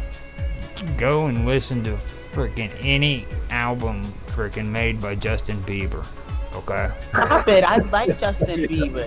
Picture perfect, you don't need no filter. Oh my god. You don't want me to sing That's Justin Bieber? Would you Canada. prefer Taylor Swift? That's Canada. I And know. it's like my mom. My mom does a loop on Roku of freaking that TV show. What is it? The one where the girl's the horse whisperer. What? Yeah. Never heard the horse. What is it? Something. Land. Heartland. Oh, I never heard that. Oh my god, dude. I know the entire freaking series, okay, and it's because I have to go in there. I have to go in there and freaking, it's always on. Do it for her. No. Canada, Australia, and New Zealand hold the title to worldwide's crown land. So those are the three that, No. underneath the crown, and the private corporate state of London. Yeah, that's Canada, No. Australia, and New Zealand. That's that thing I was trying to tell you guys about before, the corporate state of London. Now, you need to understand that there's a city within a city there. Okay? Yeah, private corporate state of London. Yeah. Counts of 12 members, and they're ruled by the Lord Mayor. And then that's the 13 ruling family. That's why you kept not harping, but telling us about Warburg, because of Warburg, and we ignore Warburg. We always focus on Rothschild and like Oppenheimer, but Schiff and Warburg, and then of course Schiff. the 9 others. We had World War II directly because of Jacob Schiff. Okay? Huh. And people don't understand that. Like, he funded the Japanese to freaking literally destabilize Russia. Just like George Soros funded the Black Lives Matter movement, but and melanin people would never refuse the fact that their lives matter, despite the fact that it's strategic implementation to get a certain type of energy draw in order for people to maneuver and manipulate the mind. I know, it's crazy. I'm wrong because I'm black, allegedly, and I don't stand with Black Lives Matter because I know where it comes from. Oh, well, now I'm an Uncle Tom because because I know better. I'm not supposed to do better. All these rich people do. You saw that movie? We should watch that. You're the nicest Uncle Tom I've ever met. You better not tell my nigger friends. No, just that's like a joke. We should watch. I'm pretty sure we got black people on this stream that don't want to hear. And that's why I have my friends now. Like, oh, that Uncle Tom Don't go to YouTube monetization. Well, see, but we know ignorance. Let's be fair about it. Nigger does not necessarily. I've got to say something here. Now, this whole monetization thing on YouTube, I mention this and nobody listens to me when I say it because they want to get all those cool views. But if you're going to put up controversy like this stuff on your YouTube channel, stop freaking putting shit in your description. Okay. You need to talk Daffy about it. You need to tell. You know what? People learn on their own. It's better now because YouTube's introduced that voice transcription service. Only for the first 4 minutes. Just make sure none of it's being spoken in the first 4 minutes. Actually, not true. Lewis Rossman, the well-known rights to repair advocate, American independent computer repair bloke. I had a strike a couple of days ago, and it was related to a mobile application that he's promoting in relation to having channels rather than following channels. You're following the individual creators. Doesn't matter on what platform. And he had his channel demonetized the other day. And one of the ways that they managed to do that was to actually trawl, as far as I can see, trawl through all of his content by this voice to text translation. Well, that doesn't make sense because they're doing the same shit. Like on their new Creator Studio vlog, they were coming out saying, like, at the end of the video, if you say subscribe, they'll automatically put the subscription up on the screen for you. So why are they bitching at him when they're doing the same damn thing? Because he's promoting a non-YouTube created application. That's not cool. That really isn't. I mean, you know, that is pretty messed up. So he's getting demonetized because of that. Well, he got a strike for. They found about 3-4 post videos that he mentioned this application in, and they just wrapped it all into one strike. No, that's more suspicious than anything else. I mean, being honest. I mean, you know, voice recognition, I wouldn't go there. I'd say more that's more suspicion than, like, why would they do that? That's... And to protect their own IP. Yeah. We should watch on stream one day. Everything's a rich man's trick. We really should be watching this on this stream, or even on. I don't want to get a copyright infringement. We can't get a copyright infringement for watching something that we're not saying is ours. Yes, you can. That stuff We're gets. just sharing the video. Why does it even give us a permission? That's the whole point. I mean, that's. I'm against. Don't get me wrong. I ain't in favor. I don't think it's cool either. I mean, if you're just sharing, you know, somebody's stuff. I'm doing a live stream tonight, and I'm gonna do a live stream. Thank you so much. The world has Roger Hanson to blame for showing me how to operate my laptop yesterday, and now I know how to screen share. And so I'm going to screen share everything's a rich man's trick tonight. Don't add my name in the video. Just don't add my name. No, I'm not gonna say it's mine. I'm not gonna say it's mine. I'm gonna say exactly what this is. This is me sharing a video that we're gonna be. It's like a watch party, like how they have listening. Yeah. We'll have a watch party, and you can watch it. I can correct that though. There is a way you can get away with it, but this is the key. You have to turn DVR off so that it doesn't record it after you're streaming. Now, if it's an actual live stream and it disappears after you're done live streaming, then they won't give you a strike. Yeah, it's gonna disappear after I'm done. He said that and I just saw it when I logged into mine. It does not show what we did yesterday. So yeah, it's I know. good. I'm thinking that's because you're not like Minds Plus. I don't think they give you the replay option.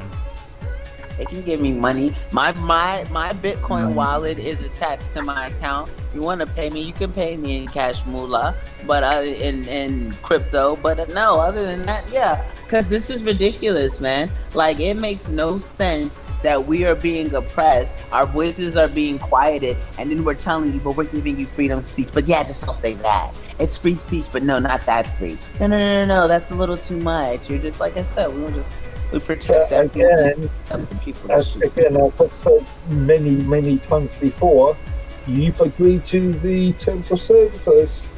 What? Yeah. The moment you join, we're going to manipulate. Hold on.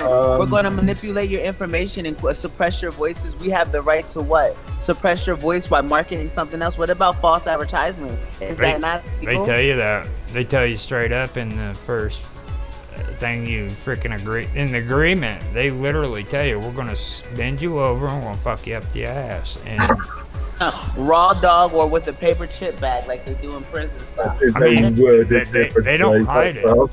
They don't even tell you that they're going to use lube. They don't say that they're going to use lube. I think it's funny because YouTube's terms of service has become very convoluted. They've got multiple different pages for. And they do that on purpose. Because they think you're going to read it. Because they don't want you reading all that shit. People don't. Yeah.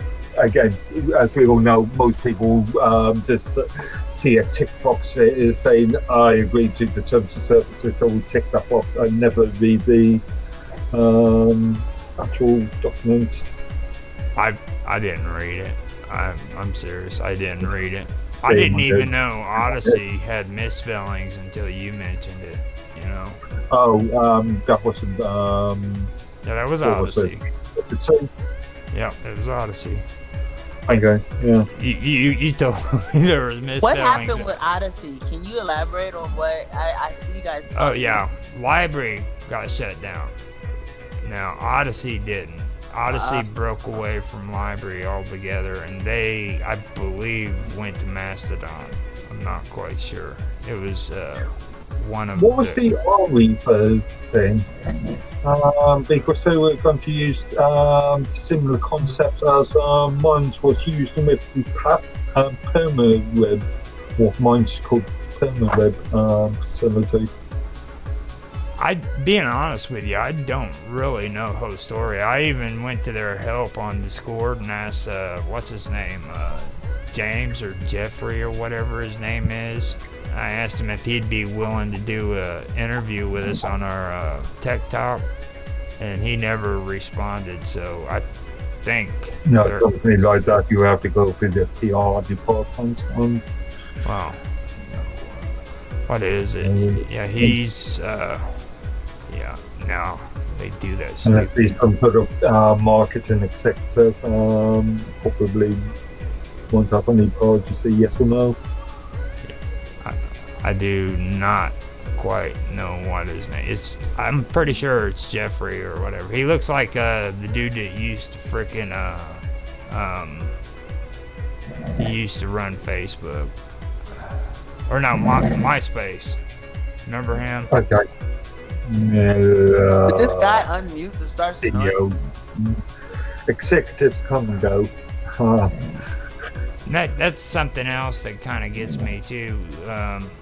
Like, does anybody like get this weird MySpace vibe when they're on Odyssey? I've not used Odyssey that much, to be fair. I opened up an account about 2 months ago when I was talking about it, but yeah, I've not actually used them for anything, except for maybe reviewing some of World Pirates Radio podcast. WPRPN. I know I've got to go in and reset the settings on my stuff, because like now on Discord they have it to where the names freaking fold up instead of seeing them straight out. I hate when it does that shit. You can't see the whole thing. Yeah. Yeah. Edit server profile, whatever. I ain't doing all that shit. I ain't got the patience for it. It's really crazy how they're doing all that crap now. And they, like, there's people, thank goodness I know who they are, you know, their names and everything, because I don't need to use, like, the full name. But what about people that you don't know and you want to find out what their name are or what they're going by on the internet? Yeah, but remember, companies like that are very large, so you might be speaking to one person, but they might not have any power over the actual outcome. They might just be a junior staff member. Mm-hmm. It would be nice if we could actually talk to them, because I actually found out, like, a lot of the shit that a library was doing was pretty hardcore. I mean, it was. They've got these little things like freaking USB thumb drives that you can plug into your computer, and you can transfer freaking cryptocurrency or tokens, whatever you want to call them. You can transfer them on there and take them off the internet. Yeah, they were doing some interesting stuff, but again, there's a big question about the legality of some of the stuff that they were doing. Yeah. That's, well, what I just said right there. I mean, is that even legal? Yeah. Well, to transfer data from A to B. Well, on the UK, on the EEA GDPR, and I think also on California CCPA, the Consumer California Protection Act, or California Consumer Protection Act. Consumers have the right to, in fact, under GDPR, consumers must be provided with the opportunity to transfer their data, to review their data. That's good. So I could go to let's say I could go to my electric company and then demand all previous records that they've got of me, and then I can say this is incorrect or this is correct, or I could go to my local council and demand all records that they've got of me. Yeah, but can you do that in England? Yeah. Wait. Hold on, rewind. You can do what? You can go where and do this? I can, under the General Data Protection, the EU or EEA, European Economic Area, General Data Protection Regulations, I can, as a EEA member, I can go to, let's say, my local council and demand all the information that they've got on me, subject to legal points. So if let's say they are being investigated for a legal case at the moment, I can't access that. But any sort of records, let's say council tax, for instance, I can go to the council and demand to see all of my previous records in relation to that. Now, that also applies to other things too, though. Like if you're with a bank and you want your transactions records for the last 6 months, they have to provide it. Can you not do that? Can you do that? But I don't know if you've been following the Roger and NetWest issue. The NetWest bank actually stopped Roger Farge's accounts for being, well, in effect, for being somebody that they found politically distasteful, let's just say. And he did a subject access request, or an FOI, Freedom of Information Request. No, it would be a subject access request. And then and he was able to get all transcripts of emails and internal communications that his name popped up on.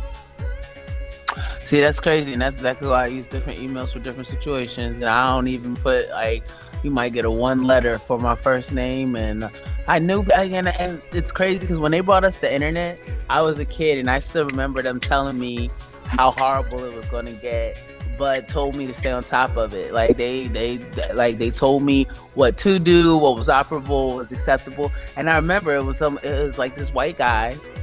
And he came, and I wish I was joking. He came to my grandma's house. Like, remember I told you, my grandma was an Eastern Star. Like, we used to have the next. Yeah, it was. And he had the IBM, and it was an IBM, and it was, obviously the big box one. And it was this whole, like, a lesson about what to do, how to do it, and, like... Karma, when did you start using the internet? When I was a kid. I was a kid. We were like literally on dial-up, and it was the 90s. I want to say the 90s. It was, it was like early. I was really young because I wasn't allowed to at first. I remember him having this big meeting with the guy. I was like, it came before I was allowed to. It came before because at first it was, this is off limits, you're not allowed to touch it. And then when I started to be able to do more, like I still remember, like I wasn't allowed in certain, I wasn't allowed on the internet itself, like no chat rooms, no You know what I mean? Like you get good on like to do little simple searches, but I wasn't really allowed to do anything because of like allegedly the dangers in the horror. Back then we had a dog, her name was Candy. Everything was Candy. Like we never had real email addresses. We always had like our dog's name, and we were told not to have identifying information on the internet long ago. And then when you get older and you have to, you're applying for a job and they're like, oh, Candy Miss Scoot, you know what I mean? Type 1, 2, 3. They're like, who is this? And then the name is like Candy Girl, and it's just like, okay, hi Candy Girl. In response to your application at our corporate office, it's like, yeah, no. But so that was kind of, I didn't have real information. My first real email came from college when I went to, and it was .edu. That was my first official email, was .edu. And I mean, like, I've since attempted to, I guess, tweak the system a little bit to where I have 4 different phones, I guess 10, I don't know, anywhere between 10 and 15 different emails. Yeah, and I judge which email people get based off of my connection to them and how much I trust them. And yeah, that's just pretty much how it goes, just being aware. Like I said, I was young and we got all this. It was like he sat down with my grandma. Like I said, my grandma's Eastern Star, and I remember him sitting down with her. And then my mom ended up taking a computer to her house on 510 on Academy Street. We lived on Oak Street. Mom took the computer to her house because said grandma wouldn't do anything with it. And my mom sacrificed my great grandmother, by the way. But that's neither here nor there. But at least now it's not. But yeah, and he was telling us, he was just saying, he was just like, do not put your real information when it asks you for your name. And back then there wasn't any real like buying stuff online type thing. That wasn't really the wave type thing. So it was just never put your real self here. And I think it's funny because that's what is operated now. I mean, with all the AI and the people, like that's literally the guidelines that they operate under. There's no reality within who they are and how they present themselves. And they're able to manipulate us as a regards. Like, I have an African prince now who's dying and needs my assistance in order for me to get, my heritage. And I mean, I'm an asshole because they did this to my grandma for years and she actually was paying them. Since like 2006 until maybe a few months ago, she was actually paying them. And I'm an asshole. I would just let him die then. Oh, you know what I mean? I'll say some crazy shit like, oh, he can just die for all I care. Like, you're literally going out of your way, searching I had somebody just recently, they said, you've been pre-approved for a hardship something. I said, how did I get the proof for this? How did you get my information? And they come with my whole government and they're like, I'm like, how did you get this information? But then when I tell them, they hung up on me. I'm like, I never applied. They just hang up because I called the number back and they hang up. Somebody against it, they called my phone from an unknown number. I called the number back. It's a busy signal. Like, I'm literally watching these people and it's always the same bunch. Like, Elon has access because Aubrey gave him access. Aubrey has access because he asked for access and trusted him to help him.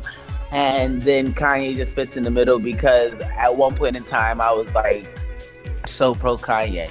But I mean, they're always the same. They're always promising me the world and then some, and always ultimately end up robbing me. Like I said, like, it's always some bullshit. But and then what did they call it? Trustless with this cryptocurrency thing. Like, it's a trustless community. So basically being able to hope that you can trust the people that you're dealing with, because I mean, like, we're not giving you any guarantee, and they tell you that before you make any type of crypto transaction. But they're not looking for like little $100 transaction, $200 transactions usually are not being intercepted. But when you're putting in thousands of dollars onto these platforms, there was a problem with your transaction, and then there's no way to get it back. But now they've been making you verify yourself in order to use. Shout out to Cash App, that's all Aubrey too, but like and Cardi too. But that they make you verify your identity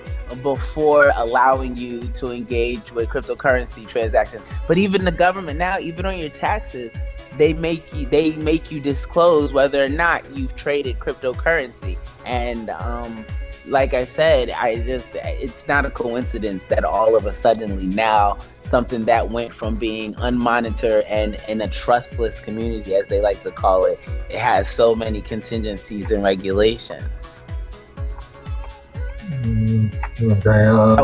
What would you think would be the significance besides money? Because I know the government is paying them in order for them to instill these type of... Well, as far as I'm aware, the US still treats cryptocurrencies as an asset rather than a financial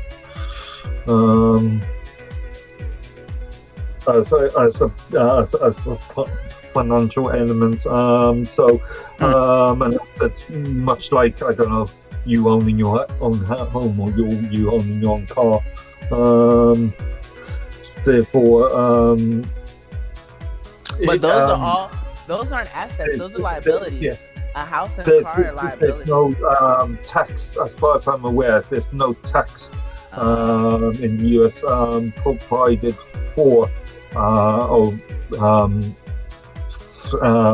cryptocurrency until you move it over to fiat. So once you transfer cryptocurrency to fiat, then it's a tax liability. But then it's a double taxation because they already charge you a fee to do the transfer. Well, that's a private sector thing. That's not the government. That's not a state. But it is if it's government regulated, not? Yeah, the regulations still.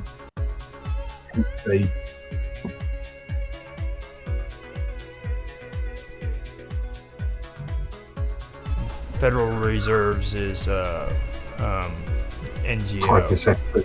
Well, yeah. Technically a private sector company. Really. That's why they have that decentralized mana.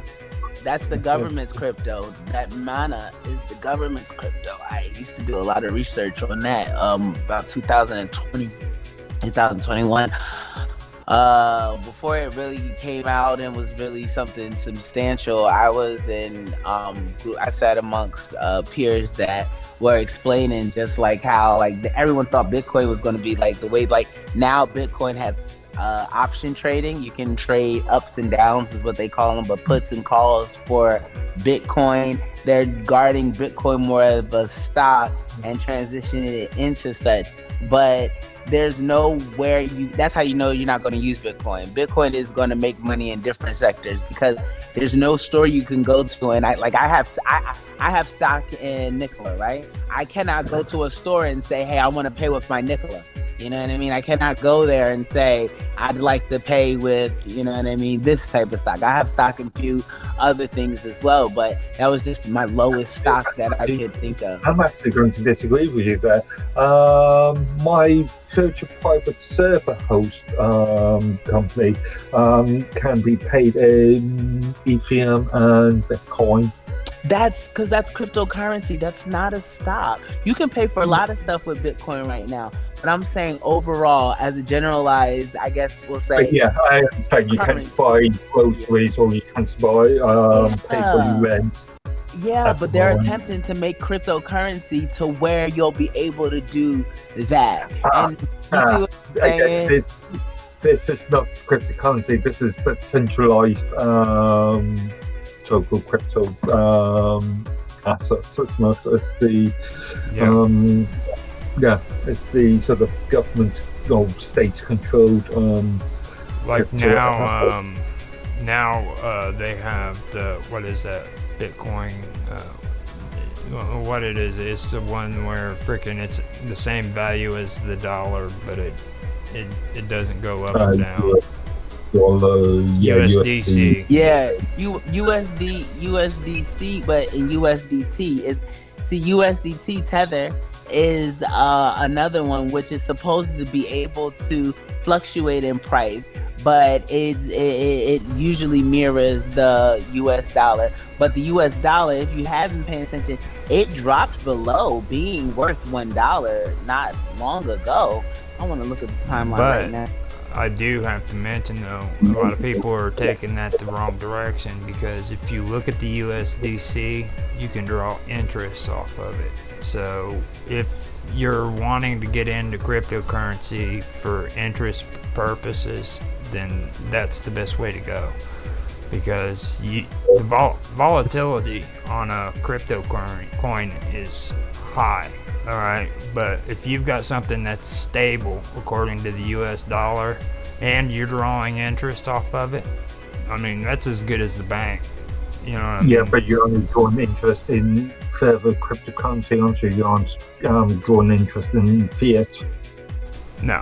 And US dollar dropped to 65 cents. 65. Let me see this date. Hold on, it keeps sliding. 65. This was January 21st of 2019. It was only, which is funny, is that not when COVID first started? Let's just pay attention to the timeline. 65.23 was what the USDC coin was worth. 65 cents, 65.23. Right now it's at 101, and it stayed. Let me see when it stayed. Oh, I wish I could make this thing bigger. I want to see when it started to stay, because it was $1, $1, $1, a little bit more than $1, 18, $1, $1, $1, $1, $1. And see, these people are sleazy little bastards. Excuse me, but like, no, I'm looking at this right when COVID, January 21st. Were we not on lockdown in February? Was that not when the lockdown began? No, it was March. It was March 2019. I thought March was when you gotta remember, England went into lockdown before the United States too. So. Yeah, and that was end March, because funny enough, I'm pretty convinced I had COVID at the start of March.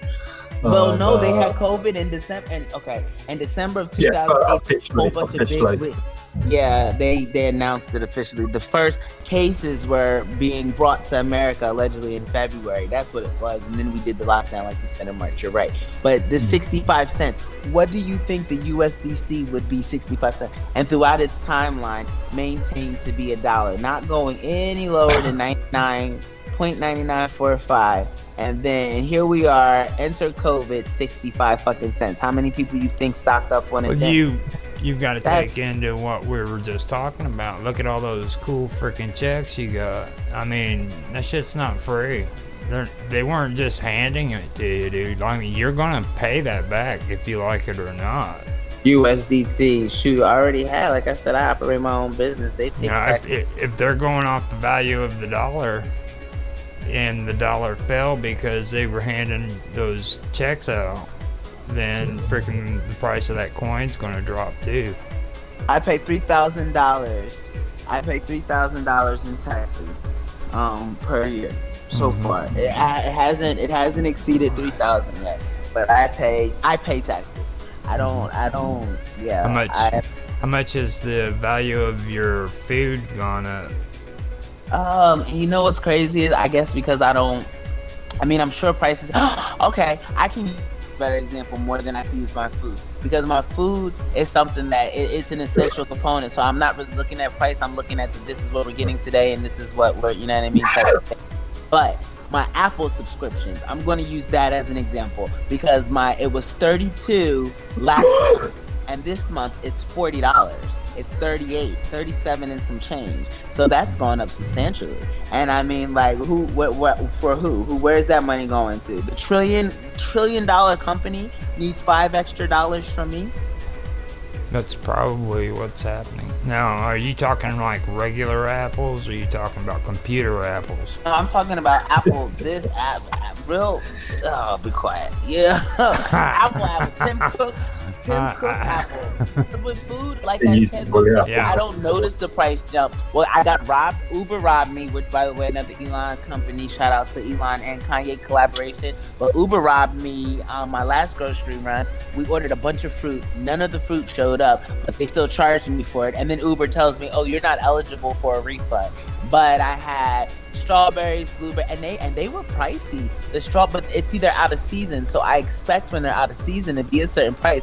But being in Florida, the produce has not really rose a lot. I mean, think of what. I haven't seen anything to where I'm like, oh my God, I can't afford this type thing. I mean, I'm sure I cannot afford it on my salary, literally, but Most High looks out, so I keep it where it's at. But no, I don't want to say that. Let me think. Coffee's the same price. Well, yeah, coffee, stuff like that. I mean, what is going up in price? You know what I mean? Because that's where they're going to get you, too. They're going to, like here in Illinois, it got so bad that they dropped the sales tax on food, which they should have been doing, because pretty much like 95% of the states don't charge you taxes for food products. Wait a minute. So hold on. Even if you don't get food stamps, you don't have to pay taxes? Right.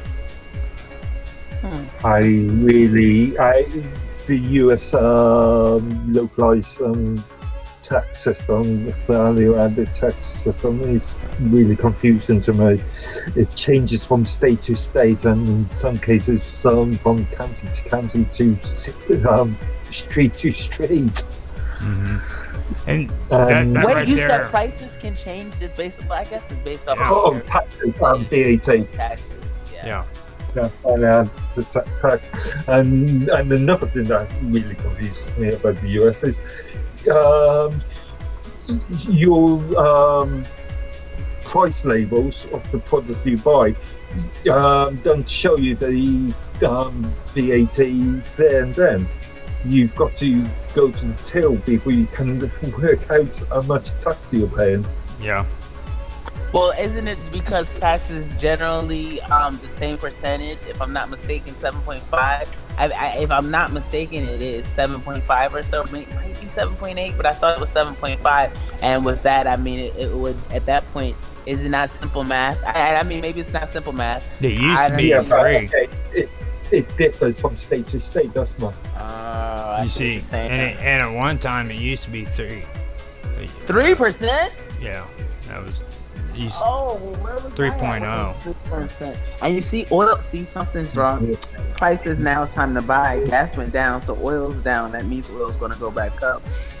They just got finished saying that they haven't. When he addressed when he addressed the Fed, he was saying that they have not seen a significant jump in oil prices or the war in Palestine and Israel affecting the price of oil. But that's because we have our own oil reserves. I think a lot of Americans kind of tend to forget that. They think that we get everything from over in the Middle East in order for us to be able to have those type of things, but like those are like backup supplies. We probably want their supplies more, like we want to kind of rob them for their supplies more than we've been paying them for supplies. Didn't they shut the North American pipeline down?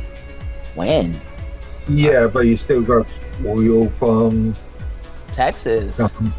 Yeah. Oh, Texas. Texas. Yeah, come on, dude. Dallas. They stopped showing Dallas on TV like 50 years ago. I mean, yeah, they don't want you to know what the underground. That's where the lab one. Okay. J.R. Ewing was a fictional character. Okay. One of the labs for the development of COVID was in Texas. There was a few of them. I'm talking about oil though. Like everybody makes it out like they're pulling so much oil out of Texas. I mean, look at it. They didn't, on a global scale, they didn't do all that much. I mean, like, at least they didn't show all that much is what I'm saying. Just the same. American exports of oil is pretty low. I know that you sell most of your oil in country. What if you, because and that's what we like to do, to where we're Americanized everything. What would happen if people knew of the presence of oil in certain areas? So if we tell you it's no longer there, I mean, unless you're really, really about that life, you're not about to go look for it. So we just tell you, oh, there's no reason to go look over there. You're not gonna look, and you're just gonna keep it. You know what I mean? And meanwhile, we'll keep it for ourselves, and then that way we can raise prices as necessary when we feel as though if we can just make you feel like it's hard for us, which I think is crazy. If we can make it seem like we're running out of oil because of the situation, then we can use it to raise prices. We had a localized gas company here with gasoline, and they shut them down a good 20 years ago. They get you with all these regulations because they don't want these oil companies Dependent running. oil. Mm-hmm. They just don't want them running. Yeah, because they want to have access to the oil without the middleman. So I'll slap some bogus regulations. They want you to run around in electric cars. It's an expensive task in itself. Meanwhile, electric cars are not. The average person, I very doubtful that you could afford to actually set up your own drilling operation.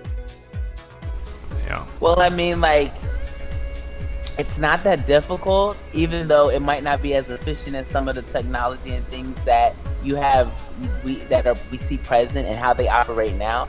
But if your property is on oil and there's oil underneath the land, like that right there increases your value in general. Whether they think you can, you know what I mean? Whether they think you can or not, or whether you can or cannot. I wouldn't tell anybody what I could do. If I knew how to do that, I'd be ditzy dummy. Like, huh?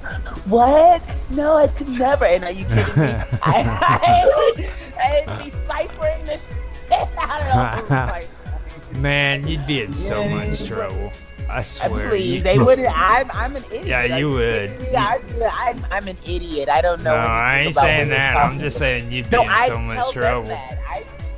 I don't know what you're talking about, sir. Yeah. What? That's oil? I thought that was mud. Oh my god. You know what this really reminds me of?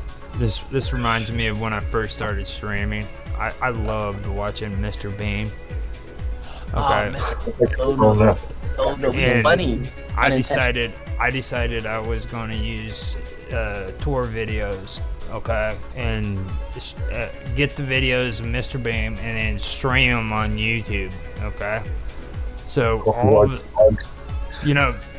this is a funny guy, he's a great person, right? No, that's not the way it worked out. I put them videos up on YouTube and all of a sudden I get direct messages through the freaking US Post Department saying cease and desist or your freaking internet will be shut off. Shut up, your internet. No, I'm dead serious. That dude personally went after me through my internet provider, okay? Didn't do it through YouTube. May not be one. It may have been the owner of the production house. Wow.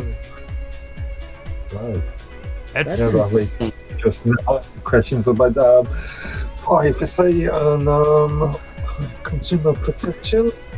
It's amazing when you think about that stuff, man.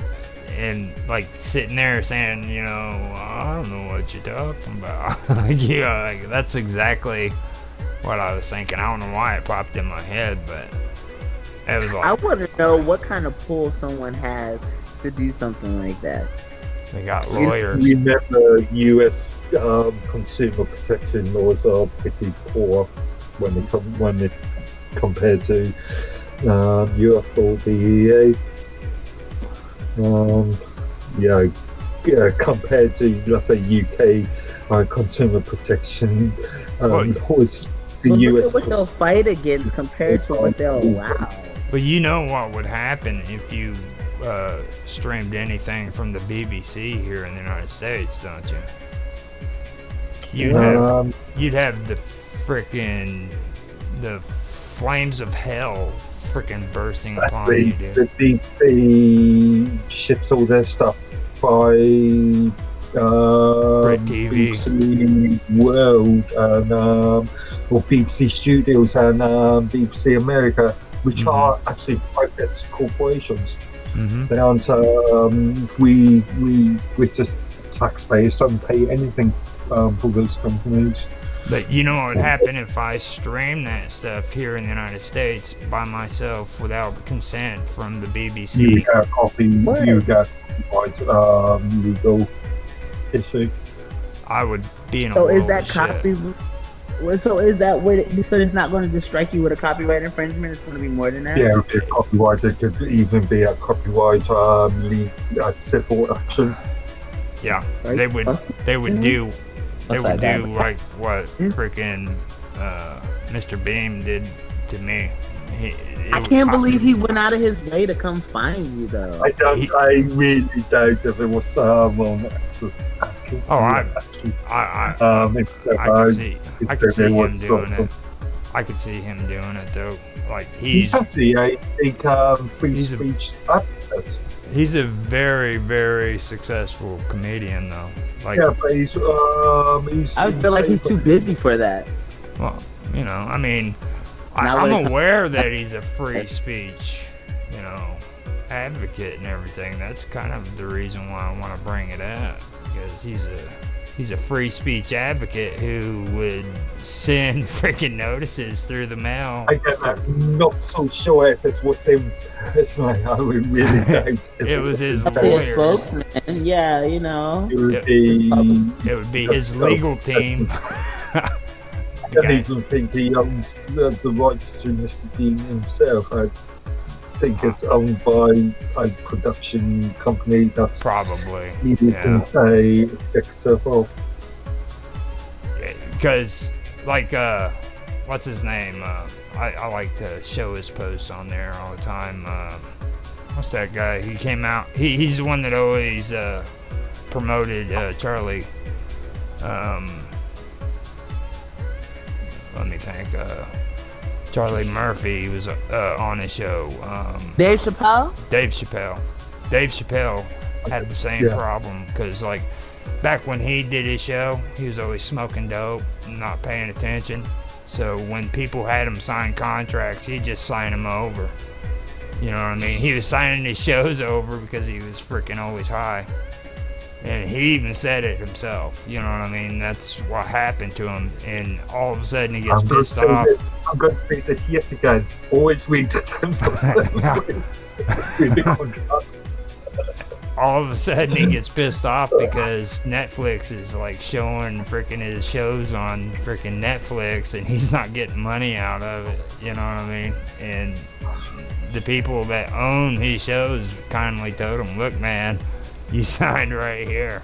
Oh my God, Jeffrey Bezos moved down here. And it's crazy because the other day I felt like I saw him and some other guy, and they were walking, and the way that they were looking at me, it looked like, oh, that's the bitch right there. Like, they looked at me like that's how he felt. And I mean, he looked like a little doppelganger, like him and Elon were in cahoots, and I know Elon allegedly doesn't rock with Bezos, we know better. But then he downloaded himself a new body, and it's crazy.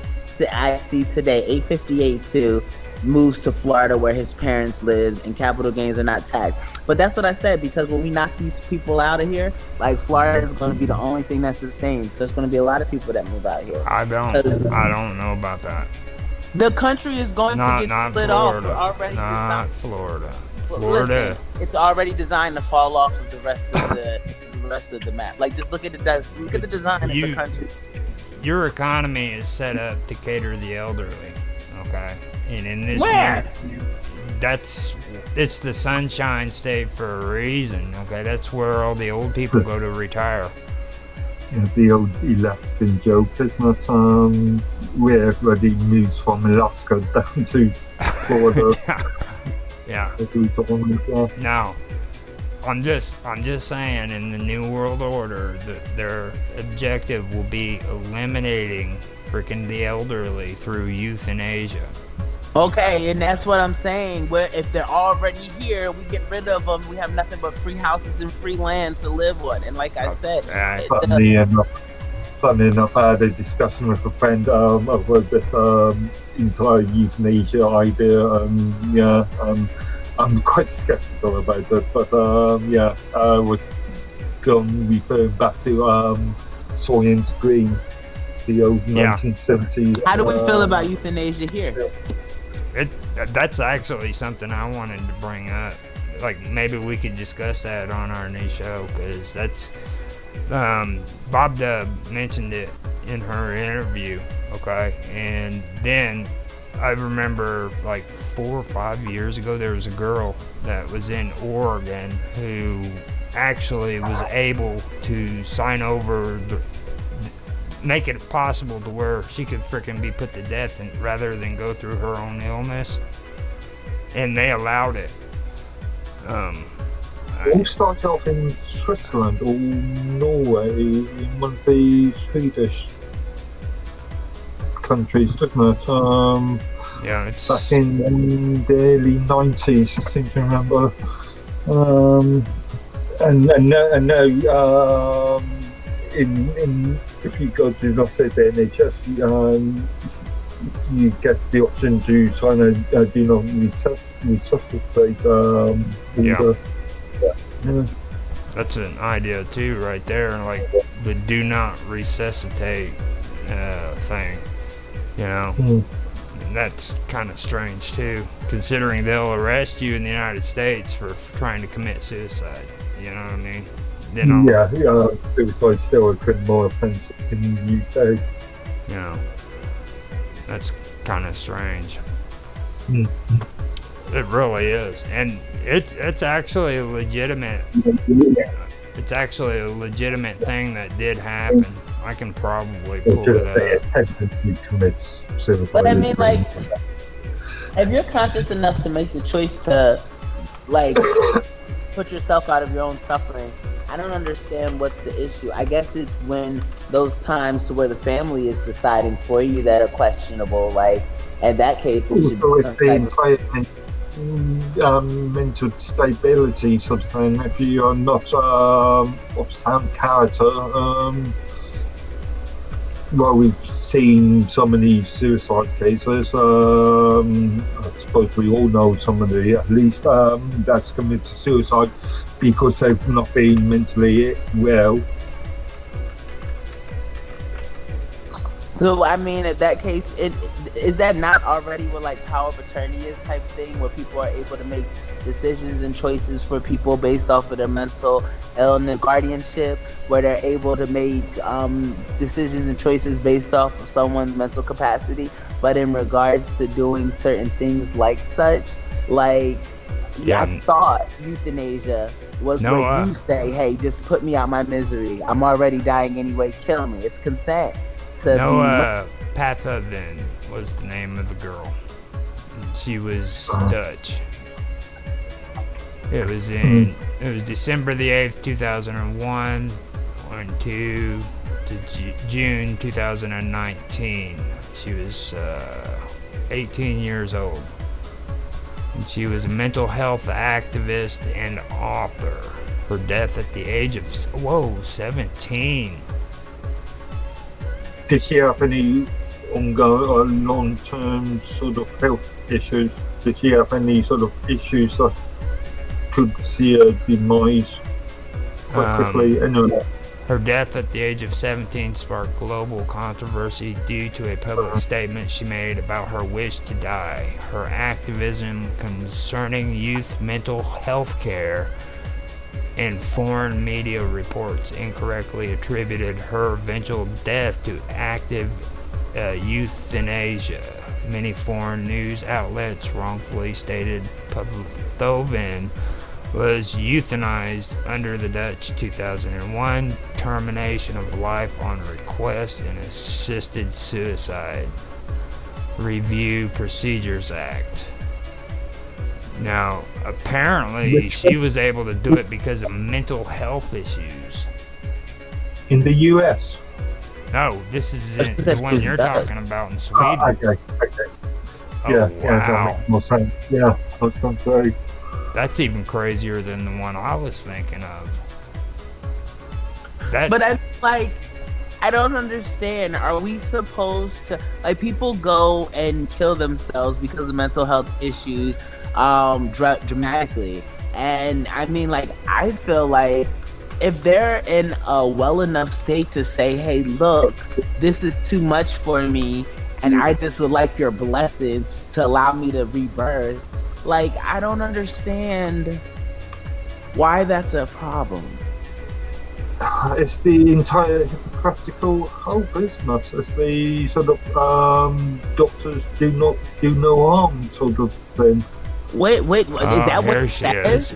No, there she is. Terminally ill woman Brittany Maynard has ended her own life. That was the one. Okay. she became public face on the controversial Right to Die movement over the last few weeks, ending her own life. This was written a while back too, so and it was out of Portland. She was 29. How can we still believe that doctors do no harm, but yet everything that's medicine was formulated in order for people to be able to monetize, in order for people to make money? They didn't make all of these drugs in order for people to be saved. It was in order for there to be continuous money inflow. And so when we're saying, oh, well, doctors say they'll do no harm, but they're doctors and scientists that create the causes that people are feeling this way. These diseases, these viruses, these cancers, this stuff is man-made. This was not prevalent prior to people being positioned. So, I mean, that's... The doctors told her that she had 6 months to live. Okay, yeah, so there's mitigating circumstances there. What was she meant to die of? She was diagnosed with stage 4 glioblastoma. And go ahead.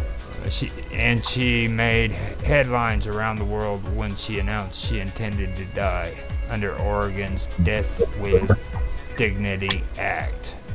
The Hippocratic Oath says, I shall do by my patients as I would be done by. Brittany Maynard, the 29... whenever I or they desire, shall include them to the extent they wish in all important decisions, and shall minimize suffering whenever a cure cannot be obtained, which this is what the excuse is for euthanasia, minimizing suffering, understanding that a dignified death is an important goal in everyone's life. Is it not dignified to control when you die? Terminal. Yeah, I can see an argument on both sides. They do have a video, but it's JW player, so which I'm actually thinking about using. Because that would be probably because you can actually use your own encoder and everything, or your own encoder with it. You just put that live stream straight up on the... Isn't that the thing? Isn't that what mines use? GW Player. I think they... Yeah, I think if I remember previous GitLab tickets, mine is using GW Player as their framework for uploaded videos. I think I'll have to check that. It rings a bell. I actually thought it was pretty good when I used it. It was years ago when I tried it, but like on a website. If you upload video files to Minds, I think that's the player that they actually use. Or the player framework that they actually use. Yeah, and that article came out of People magazine. I can get it for you. I'll post the link up on there.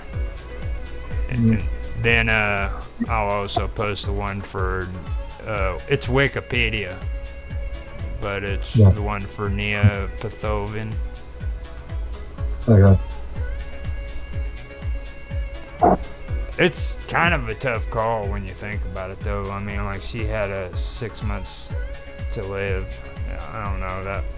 Like, why suffer for those last 6 months? Especially if you feel good. Why not be able, like, if you see your health and your well-being deteriorating as time goes on, and your family remembers you full of life, happy, and they still have those memories. Now, granted, there's a possibility for turnaround, but turnaround is going to be a reflective of mind state in regards to whatever treatment, because people get treated and then they still don't believe that they're going to live, resulting in death regardless. So if you're not going to believe in the treatment that you're receiving, there's no real point to actually have the treatment. And if you feel like you'd rather have your family member have more, like, you don't want your family member's last memories of you to be frail and decrepit. You understand? Like, and you don't want them to see you just suffering, you're pissing on yourself, you're shitting on yourself. Now, with me, I want them to see me suffering really, really hard. I mean, Why? I want them to know.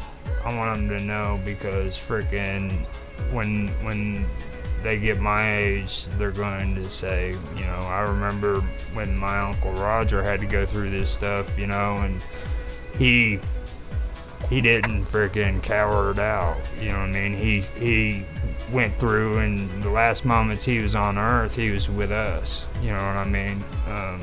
That's people like that who freaking go through hard times and they die with their families next to them. They're brave people. You know what I mean? Everybody talks about how great what's-his-face was, Mork and Mindy, Robin Williams was, and they glorify the fact that he committed suicide. I find that appalling, you know what I mean?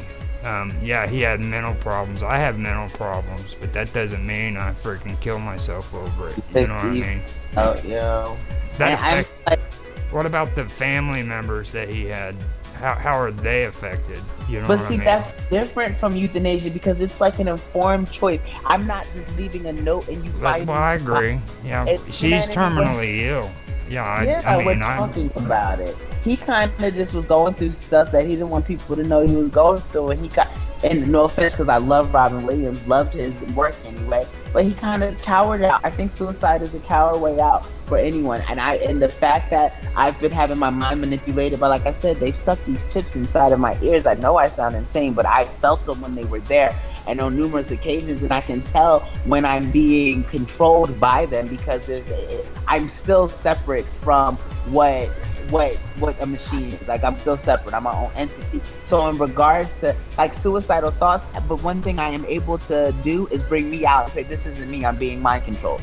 I'm being mind controlled. This is not my thought process. I'm being mind controlled. And eventually it retreats and I go back to myself. But other people are not that strong. They don't have an idea that they're being mind controlled. What we should be looking at is who ends up being the funny man in the group all of a sudden after Robin dies. Who ends up having, you know what I mean, the same type of pull or the same type of reach, or at least attempting to maneuver in those type of ways. Because like I said, a lot of those times people are being manipulated to feel like they're insignificant. Even the fact that they're implementing this, now this is something I do see as an issue, because the implementation of them allowing euthanasia will lead me to believe that it is because we do know that people are chipped. We do know that they're new technologies that are controlling people to feel like they have, especially when you're broadening it to mental health issues. First of all, everyone in the military is PTSD. Like, there's everyone has some form of mental trauma somewhere, whether they oppressed it, whether they healed it, it's present there. So how easy is it going to be to get me to control you and say, hey, well, if you really feel like you should give up, they do offer euthanasia. Now I'm prepared. We'll get all the paperwork order first. You know, and does that count? Because insurance policies have strict restrictions when it comes to suicide. So is insurance paid adequately and efficiently in the same accordance, or does that change? But that kind of slips into what Mark was talking about with soil grain. I mean, that could easily become reality. Believe it or not, that really could. I mean, if you allow stuff like that through the freaking gate, what's next? You know what I'm saying? Like, what are you setting yourself up for 50 years down the road? And me and you talked about it, about how they treat the elderly now. You know what I mean? It's horrible. So 50 years from now, what are they going to be doing with concerns of the elderly?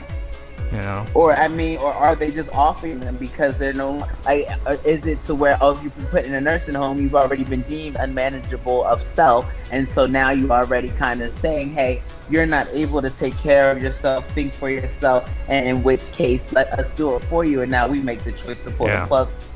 Yeah, I can. Or even what about a person who's senile? You know what I'm saying? Well, she's not able to function, or he's not able to function. We can just put her down like a dog. I imagine that comes you apply for disability. People don't have a next of kin, so they don't have a child or grandchild or husband or wife. Yeah. Yep. But even in that aspect, I mean, most young people don't have any respect for their elders. I mean, being honest. Yeah, if they have the opportunity to kill them and think that they're going to collect on some type of insurance or some type of will, they'll say yes just for that. And I feel like that's leaving the control recklessly. Yeah. I mean, how many people do you see that do just like don't want to contend with taking care of their parents, so they just throw them in, nursing homes, and they don't even care about stopping by and visiting them, things like that. Yeah. So.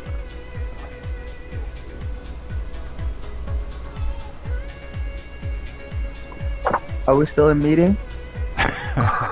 I got so quiet. It was like, just kind of went quiet, didn't it? Did we get cut again? Here we are again. Yep. There it is. I don't know. Hey, go look in the freezer and see if there's go look in the pantry and see if I have tuna fish. No, I didn't. I didn't read it. I'm not checking my messages. Stop texting me. Oh, he's texting again. He's they have their iPads, and so I have the email set up, because of course you have to set up an email, which the email goes directly to me, but it's set up on their iPad, and so they can communicate with me when I'm busy. They usually text me, but he sends me his little, may we watch YouTube on TV? No. Yes, please, it's a kid's TV. No, and while I watch it, I'm going to do it. You're not going to say hi to Mr. Roger? Hi, Mr. Roger. Hello. He made a new video for you. He posted today. We'll watch later. No, you're not watching. Hi. You're not watching. Hello. That's Mr. Mark. That's not Mr. Roger. That's somebody else. He's looking at Mark, waving to him like, hi. Roger beating. No, go. Get away from me. Please, Get away from me. Do I have tuna fish? Yes.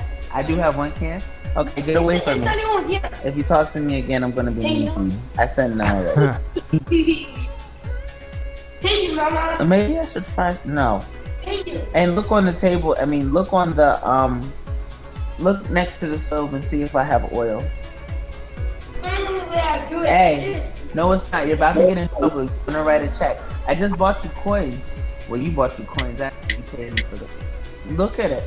Is there oil over there? I will be back here in a little bit.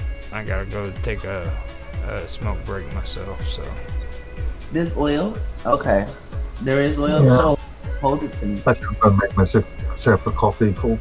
Oh, you're gonna go back? Oh, I should. Well, if we're all gonna mute, then I'll go. Never left my phone number somewhere and received a call back. Never. So now I wait on hold, and they'll tell you your wait time is 127 minutes. Okay, I guess I'll be here for a while. I've come across this, the sort of our information's on our website if you want to have a look at that. Oh, once you've like gone I down didn't go there before I called you. pages. Yeah. Like, I'm going to be resourceful. I like to find my answers first. I don't like help. I don't like help unless I absolutely have to have the help. Not saying that I'm against help. I'm saying that I like to be resourceful and self-sufficient. I like to be able to know how. So I'm searching for the answers. If I have to resort as my final attempt to get my answer to talking to someone, and then you blow me off and tell me to find. That's what's going on with that multi-copy trade website. Look, they'll tell you we have live chat, and we'll sit there and I type my concerns. Oh, no one's here in the live. There's never been anyone since July now, mind you, which is so ironic that July was when I said, I'm Mr. Robot, and this is when these people told me about this website. But anyway, nowhere since July that I've spoken in the live chat have I ever live chatted with anyone. It's always them emailing me back, and then it's always them referring me to the person that referred me to the website. Are you kidding me? So there's no help? There's no help? Like, there's no help. Oh, wow, you're really just pieces of trash running around here. And then the last help I sent, I told them that person was dead. I said the person, I said decapacitated. Like, they're unable to assist with this matter. I haven't gotten an email back yet. Well, the person that helped, they haven't responded to that one. I tell them, I ask for help. Hey, the person that you keep telling me to talk to is decapacitated. May you please assist with me? No response. No response. Are you fucking? I don't know. Let me go warm my coffee. Hub, I'm sure you probably want yours. Yeah, I'm gonna have a coffee. You guys haven't gone to get your coffee yet? I'm over here pitching a fit about horrible customer service. I smoked a cigarette.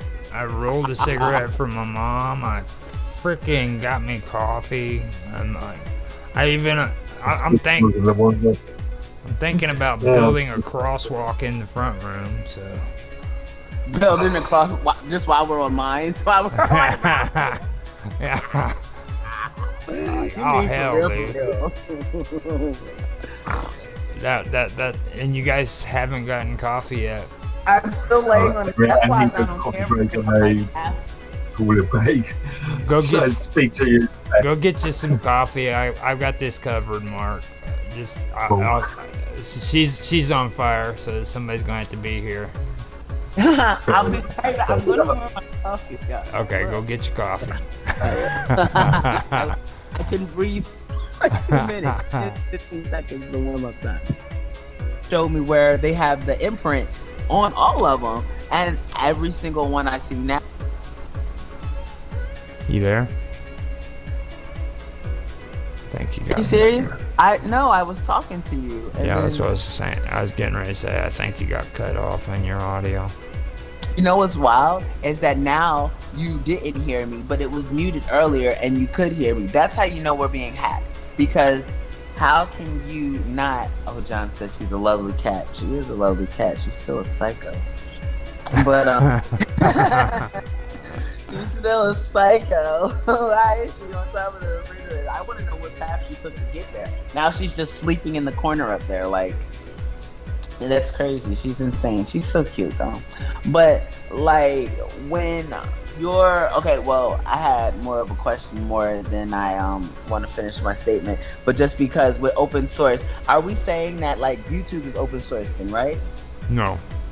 It's not? YouTube's not open source at all. What is open source? Because it says that they can change and they are able to make modifications and as much as they see fit. Is that not Well, see, open source is, first of all, it's free. It's free use. And that's what a lot of people don't like. They don't like the fact that, like, anybody can use open source. And the information is open to everybody to view. That means there's nothing hidden.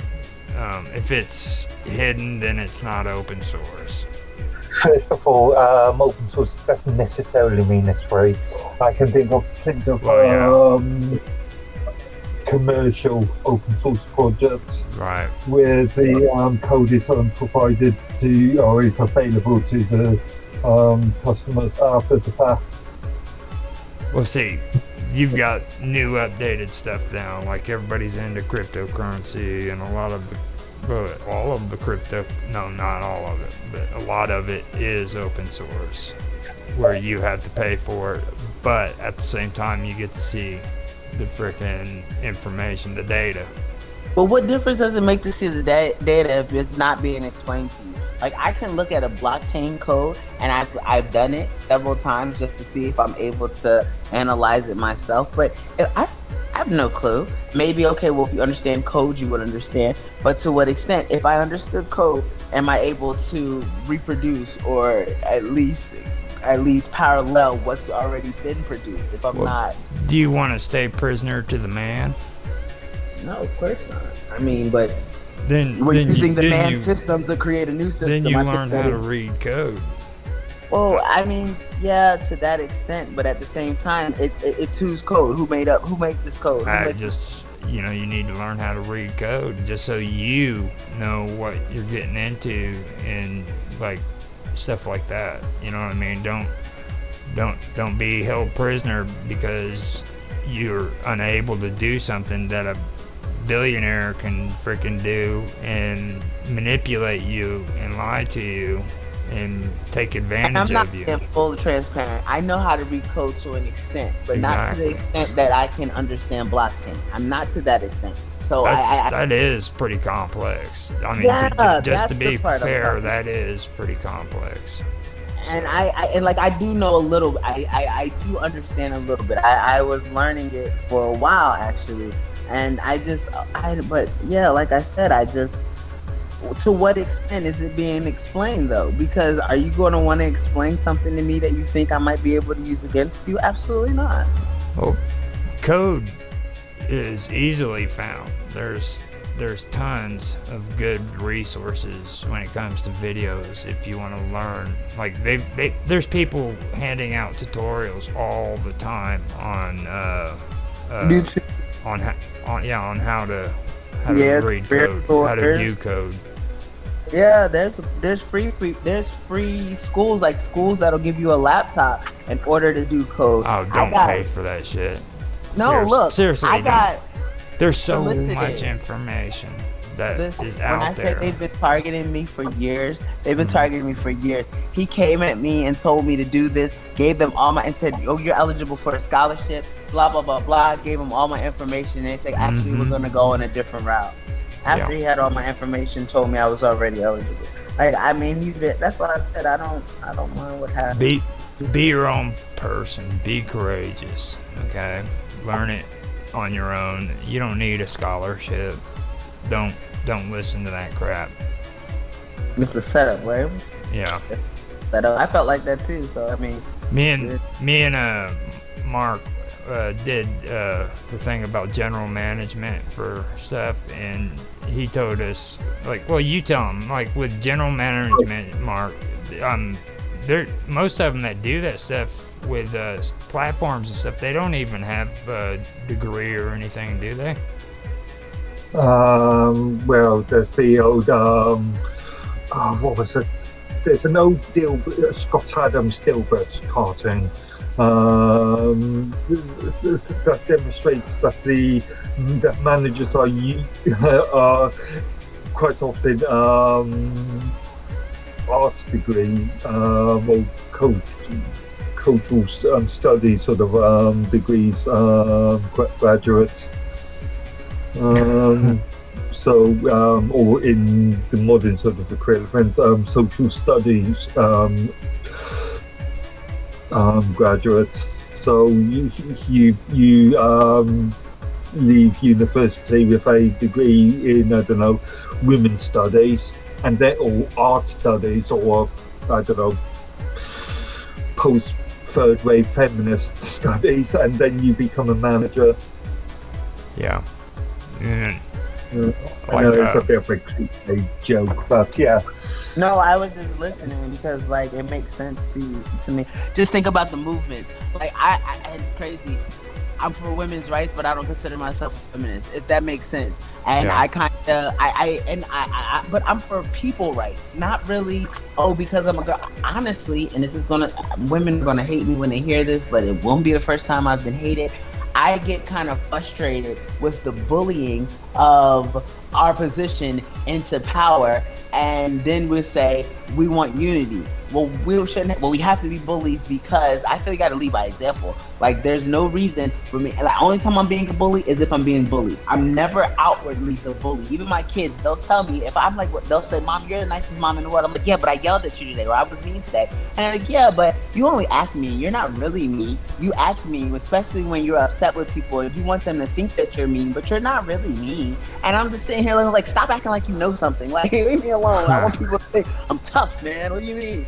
And they well, you know, like, if you listen to these women that are like pulling that shit too, though, like they say that they want to, you know, be better than what men are and stuff like that, but look at what they're doing. Have you seen any of the episodes for Empire?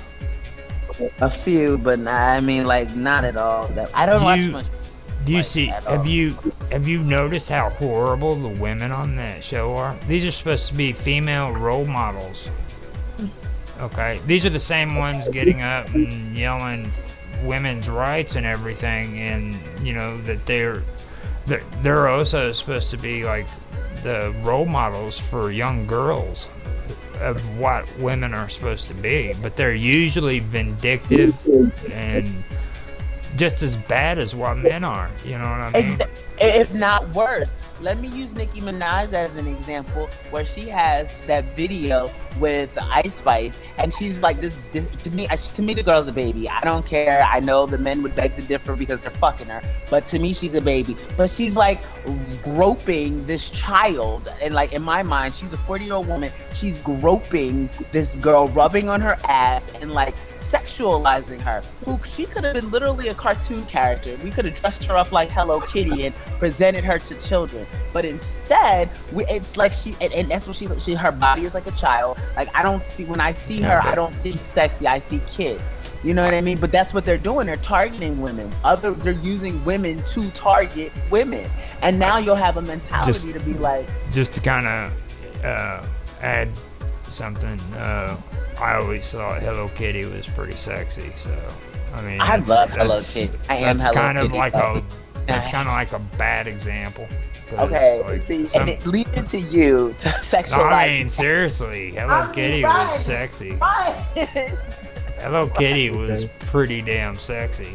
I love Hello Kitty. Like, you could not even, because like she came, like, I'm telling you, a lot of stuff was created because of my existence, and like, it's wild to me though, because in my mind, I feel as though like there's no way for us to be better or even change anything by doing the same thing. Yeah. The same with being submissive to money. Even if I'm going to use the money to alter the system, the way to alter the system is to disassociate with it from completely and let it fall to shambles. But you're too afraid to do that, where we can't do that.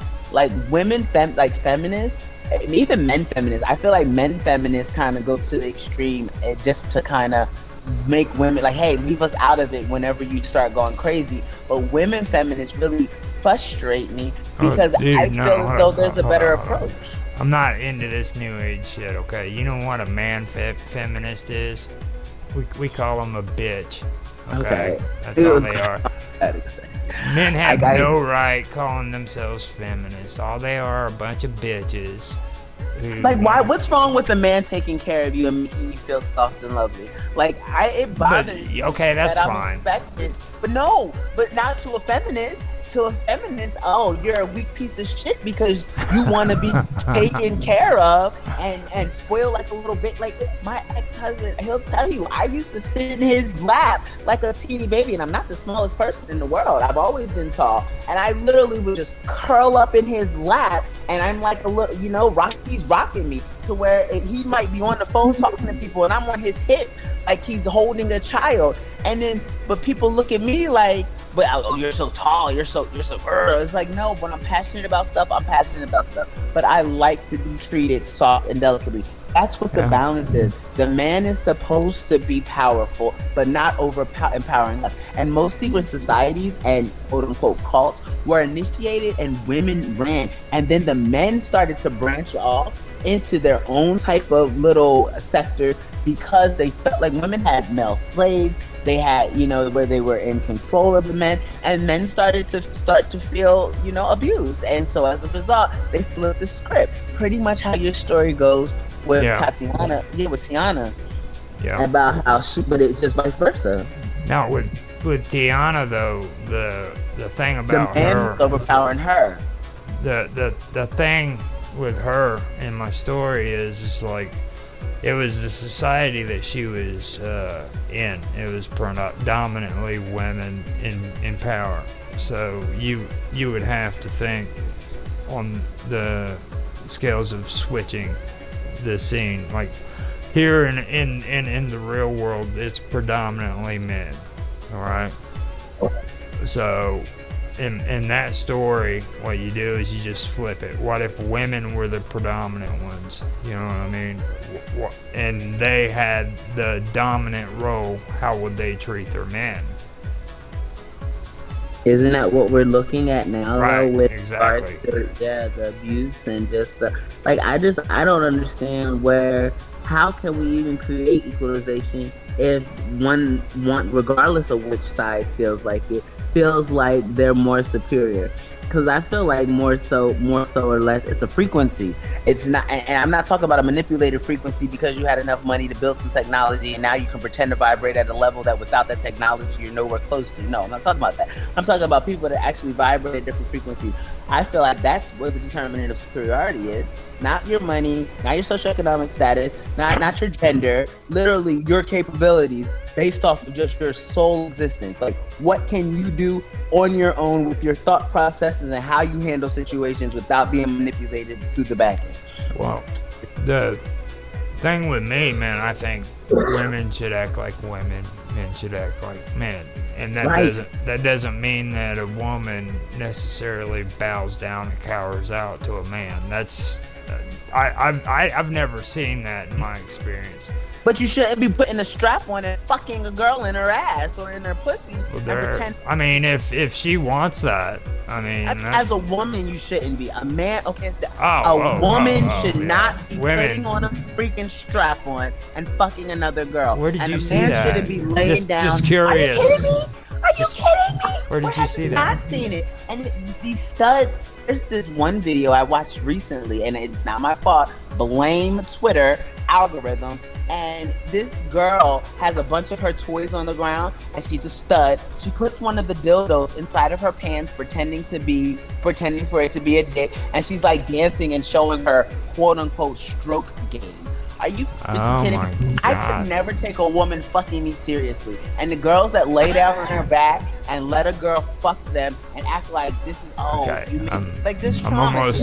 I'm almost to the point where I'm gonna need a cigarette again. So you. No, seriously. It's not even in a sexy way. It's literally, a woman manlier than any man I've seen fucking this girl with a toy, and she's like, "Oh my god!" Well, see, that's all show though, okay? Because in reality, like all these, visions that these crazy men have when they see shit like that, they don't understand. In reality, that's not how it's gonna work out. You know what I mean? Like they're gonna get fucked with the dildo.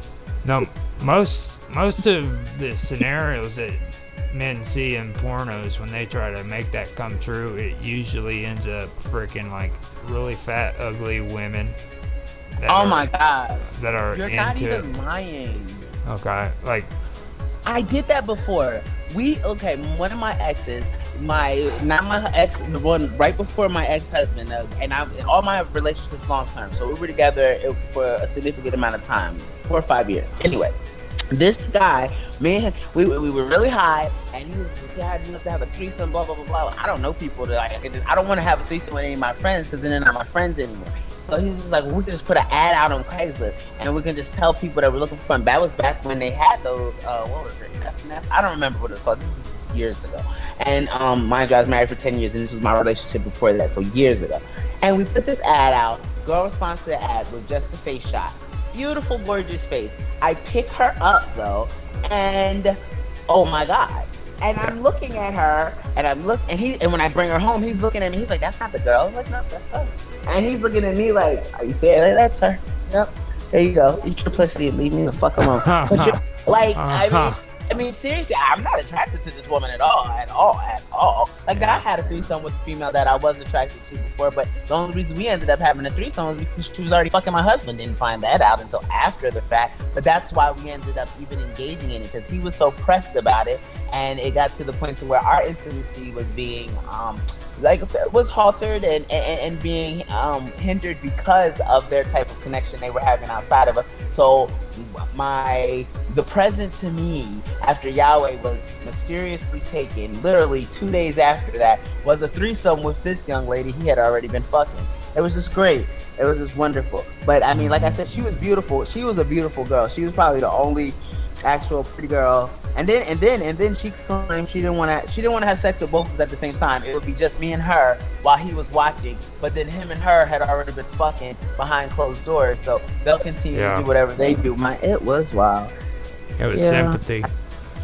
Yeah, type of thing. I think that's how she tried to guard it too. And now, if you ever get in that kind of situation, it's like it's like I said, you make them dress up like fucking Spider-Man. You tie him to a freaking chair, and you put the chair in the closet with the doors open so that he has to sit there and watch, and then gag his mouth so he can't say nothing.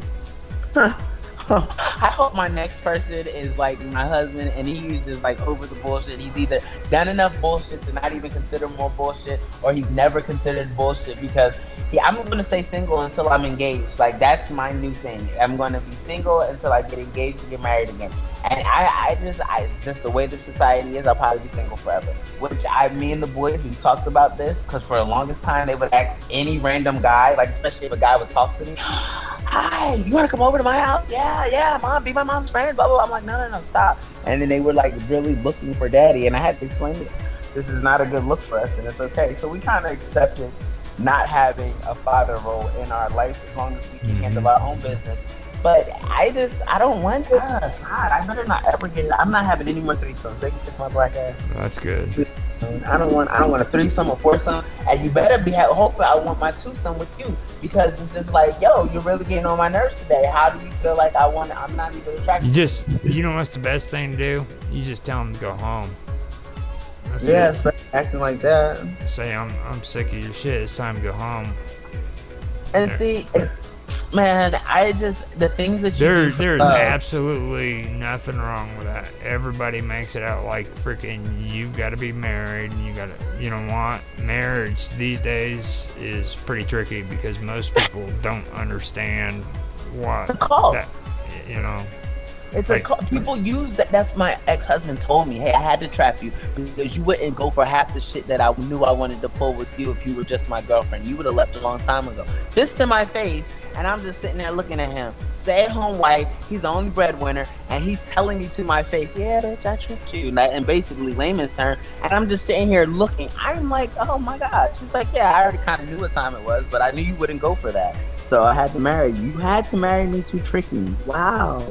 Yeah. It's really difficult to even take anyone that's proposing marriage serious as a result. It's pretty crazy. Crazy is an understatement. Hello, Dan. What did we say about Canada? That we said he's gonna be pissed off with us? Yeah, you should hear the horrible things Mark said about Canada. No, I wasn't listening. I was busy.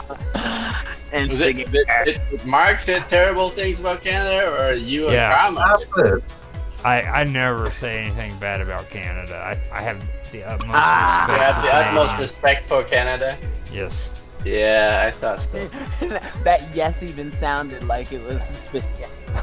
Yep. Justin Bieber and freaking Drake. Set you free. Do you feel better now? You like Justin Bieber, right? Justin Bieber and Heartland. He's like too young for you. And then Heartland. I mean, seriously, where do you guys come up with this shit? Like Heartland. Okay. Come on. I don't know. I just own Heartland. Like, do you really have wild horses roaming freely in Canada? Really? Yeah. Do you? In Alberta, maybe, and Western Canada. There's really horses that just walk around. Can you have them? Are you allowed to get it if it'll come to you? Like if you find a stray cat? What do you mean? We have a lot of open land in Canada. I would love to have a horse of my own. Because, like, you know, if you find a cat that's stray, if you feed it a few times, it keeps coming back. Some Canadians, they have huge farm, you know, and they let their horse or cows roam free in their like acres of greens. No, see, I didn't see any cows on Heartland, so I don't believe that. If it's not on TV, you believe everything you see on Heartland. That's the only it's thing. It's the CBC. I mean, how honest can you get? CBC's worst. You're such trouble, boy. Well, are you trying to tell me that CBC is lying to me? No. I didn't think. You know, I'm not going to say that while I'm a citizen. But I used to like the CBC. They used to have, like 20 years ago, they had good programs. What changed? Wokeness.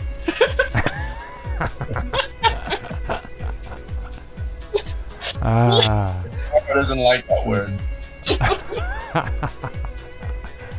Well, you know, when I heard that Justin Bieber got famous in Canada because he went from radio station to radio station singing music, I'm like, I would have fucking called the police. Why? Get this kid out of here. Yeah. Stuff at him. Move. This is trespassing. I was like, get the fuck out of here. What the hell are you doing? Take your mom and get the hell out of here. She's just standing there right there cheering him on. Why are you picking on just Justin Bieber? He's not like Because the he gets Canada. the hot wife that Roger always Yeah, talks there's like Celine Dion, Shania Twain. You know. You're Because they freaking didn't go to arguing my radio case. Thank you, No, Canada. They're nothing like Justin Bieber. They're horrible in their own little way. Selena Dion, seriously? I love Shania. Oh, Shania Twain. Yeah. I don't know. She is has some kind of really sexy. good songs. She is kind of sexy too. Like, she's probably the best thing that came out of Canada. It's my Maybe my free favorite- healthcare, but My favorite song of Shania is well, I like a lot of her songs, but the one that really touched my heart was the one that where she has the lyric that says, "It only hurts when I'm breathing." Oh damn, that's pretty deep. Serious trauma. That's Yeah, pretty serious deep. trauma. Yeah, serious trauma. And she's like multi-platinum type. Let's push this message. Well, you, But you also she has she has a really it seems like she had a really bad marriage. Like her husband was her like manager or something. Oh, Ike and Tina. Didn't she marry at an early age too? I don't know, but maybe not. Serge Lang, name.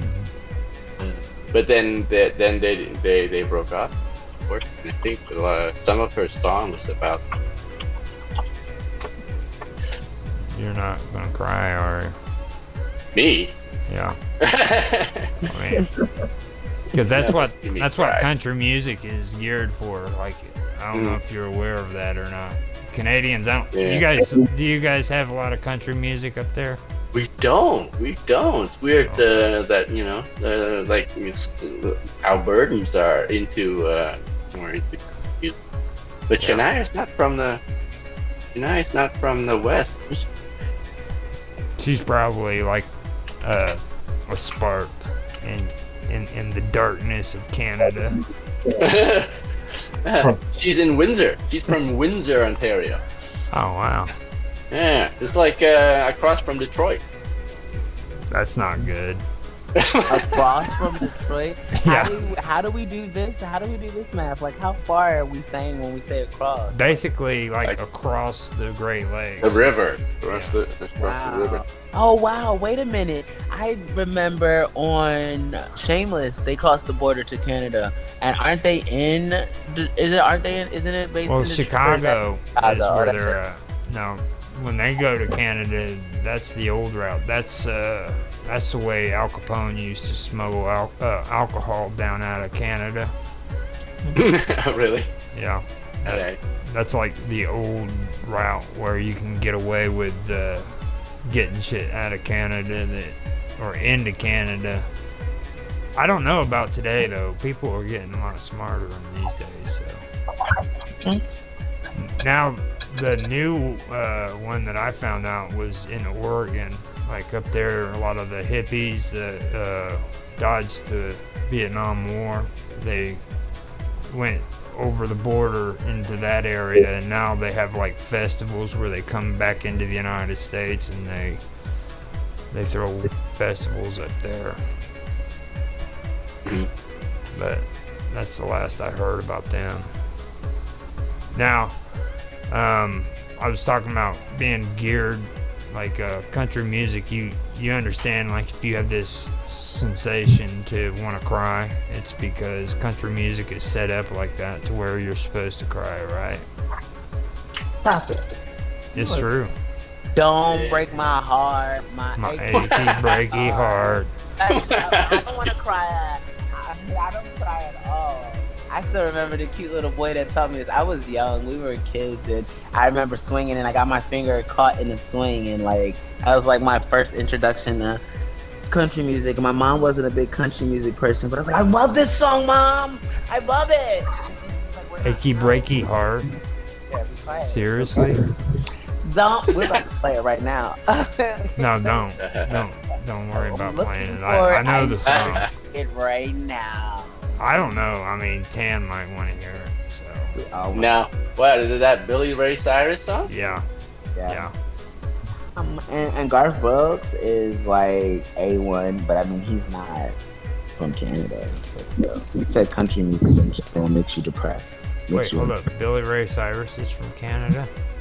No. Oh, okay. He should be. He said country music. You don't want him?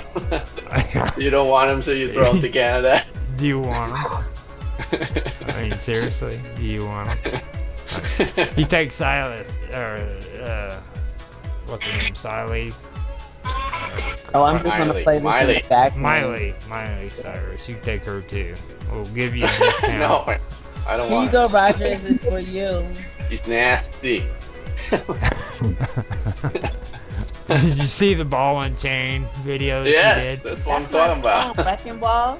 The Wrecking Ball, yeah. Wrecking Ball!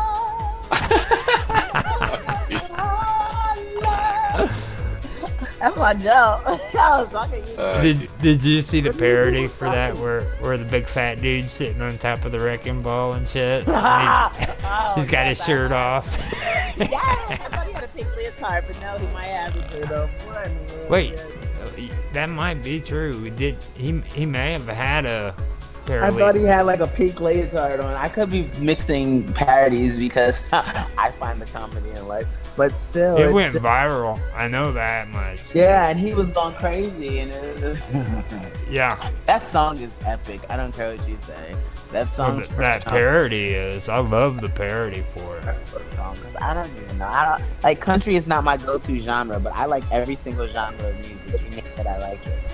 Every single one. The kids listen to classical. They've been listening to classical music since utero, and so when they go to sleep, we listen to Baroque because Baroque actually puts the mind in an alpha mind state to where you're able to utilize both hemispheres. Now Baroque, that's alternative, right? No, classical. Oh no, I'm thinking of Veruca Salt. Veruca. Let me see. Have you ever heard of Veruca Salt? Oh, places, but nah. That's just the most popular one.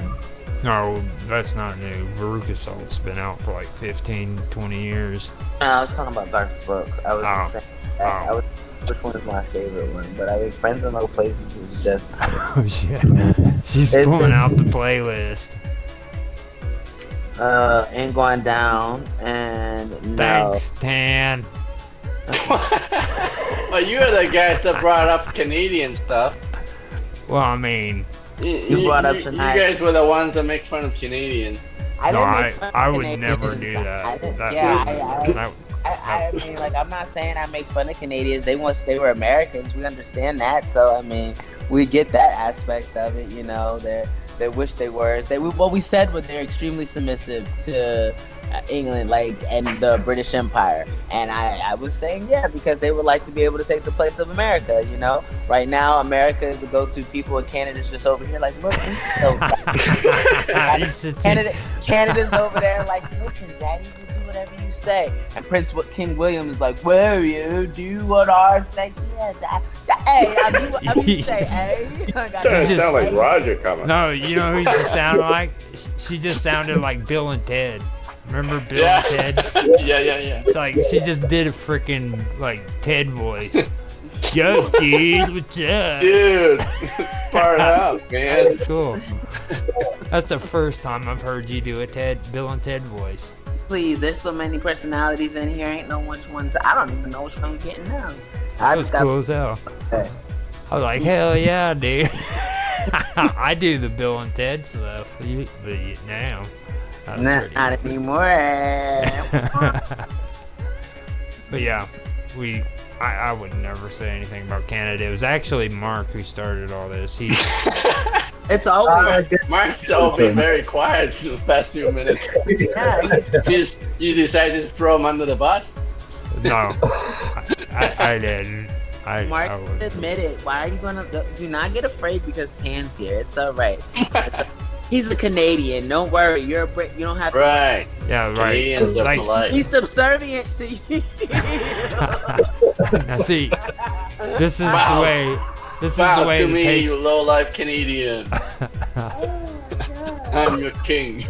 Well, we had to chase you guys out. You know that like your government's actually started off the Whig Party, right? but you know, wasn't the Americans were trying to invade Canada? Well, no, it was the other way around. Like, we had you guys in America back whenever our Civil War was going on, and because you guys protested against revolution, after the war was done, all the Whig Party was forced north, and that's where the Canada was formed. Because we didn't want the Whig Party. Did you read a story about Laura C. Cord? What about Laura C. Cord? She was well, she's one of the women. Well, read about Laura. I saw some Heritage Canada commercial way back where she was part of the women's movement in Canada who helped stop the American invasion into Canada. Oh my god. Like, you know that we put like freaking watchtowers up on the border of Canada to make sure you guys didn't come back, right? Wow. What? Yeah. You're saying that the Canadians are trying to invade the United States? There's literally like military bases from back in the 1800s on your border built by the US so that we made sure you didn't come back. I mean, they're there. They are there. Okay. It's crazy, but they're there. I don't understand, like, at what point was it that like America, United States went from having like these forts to not having these forts, and now you don't even have to show ID to cross the border. Isn't that weird? Don't you? Don't No. you need a passport to go from Canada to No. America? Open border. You can travel between them. Well, I'm thinking you might have to show your state ID. You might. Yeah, that's all you have to do. Looked into it because I was going to move to Canada about a year ago, and yeah, you don't need anything to become a citizen. It's different, but Right. yeah, you can just pretty much show your ID. You can come over as a visitor without a Yeah, with just your ID at the border. They just ask for your ID. That's what I was saying to Dan Technically, about. I think it's still true in Europe, but technically, you can go from the UK to the EU without showing a passport. But you have to show a passport on the way back. No. What's I'm the not deal sure if that's between? still true. It used to be.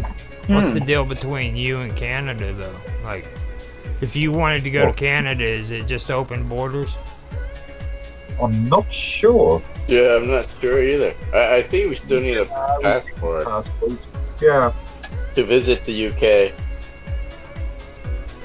Because, I mean, Yeah, Like- that's weird, right? Because we're all part of the Commonwealth. yeah.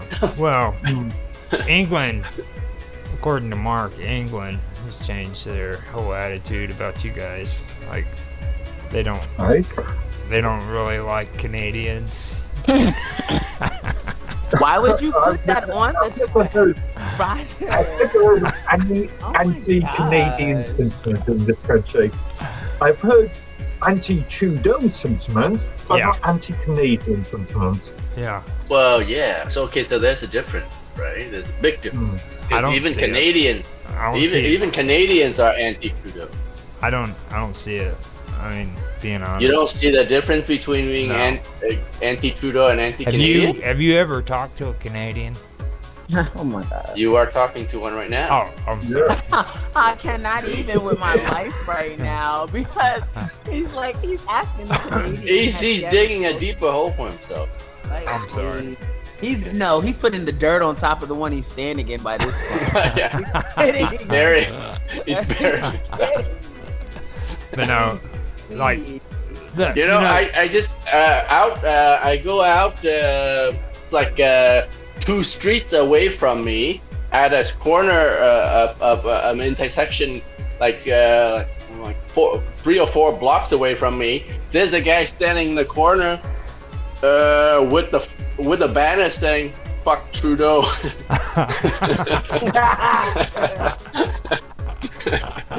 So so you don't know then if you're saying like anti-Trudeau is anti-Canadian. No, I ain't saying that because I'm sure there's a lot of Canadians that don't like him.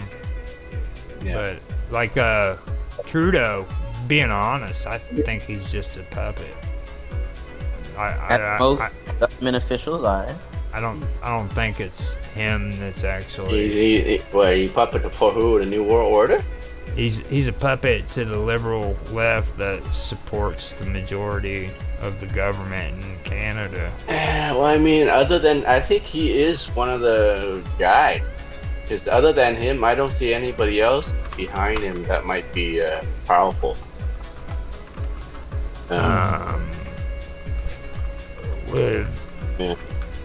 He might be, you might be trying to scapegoat him, but he could be he could be the real bad guy. He could be the mastermind. Not a puppet at all. He might be the puppeteer. You really think he's got that kind of Yeah, I was just thinking Martin Trudeau and masterminding in same sentence must be the first one. He could be one of the guys behind the NWO. Now, I'm like in conspiracy now, but okay, since we're talking about conspiracy in Canada, now, what's this thing about government of Canada announced significant investment in the Canadian semiconductor and photonic industries now, like with computer chips?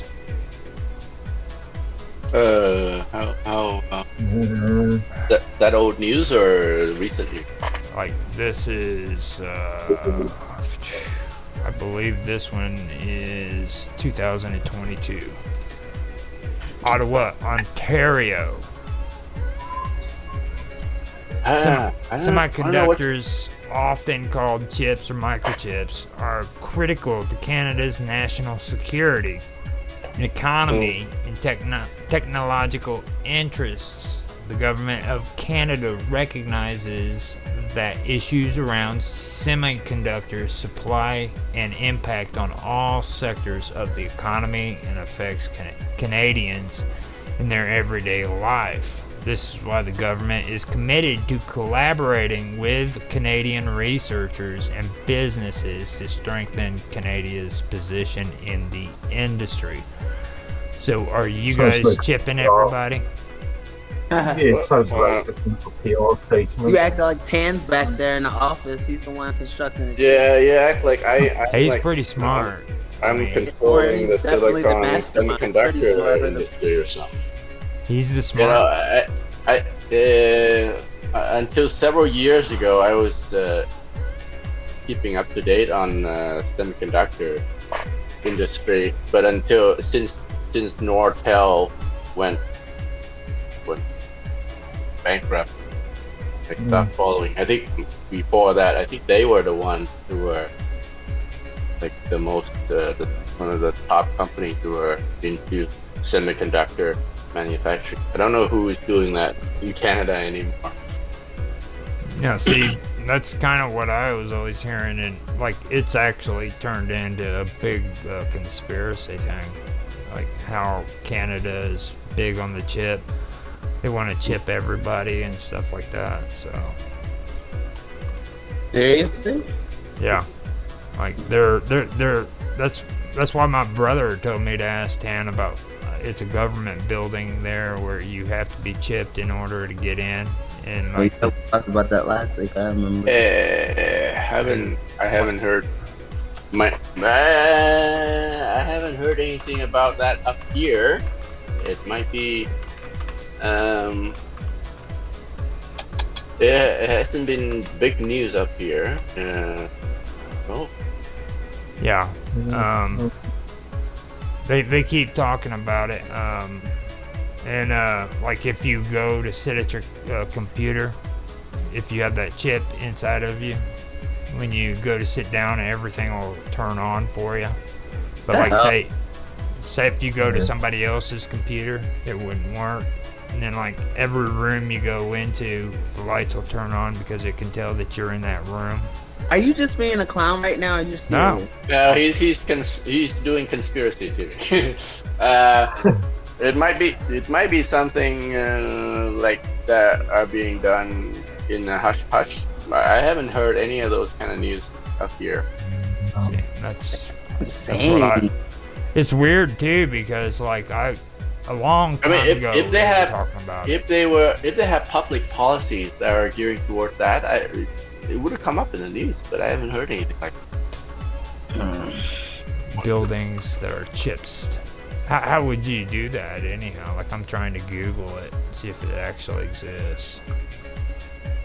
I know there were experiments with sticking NFC chips just under the top layer of the skin.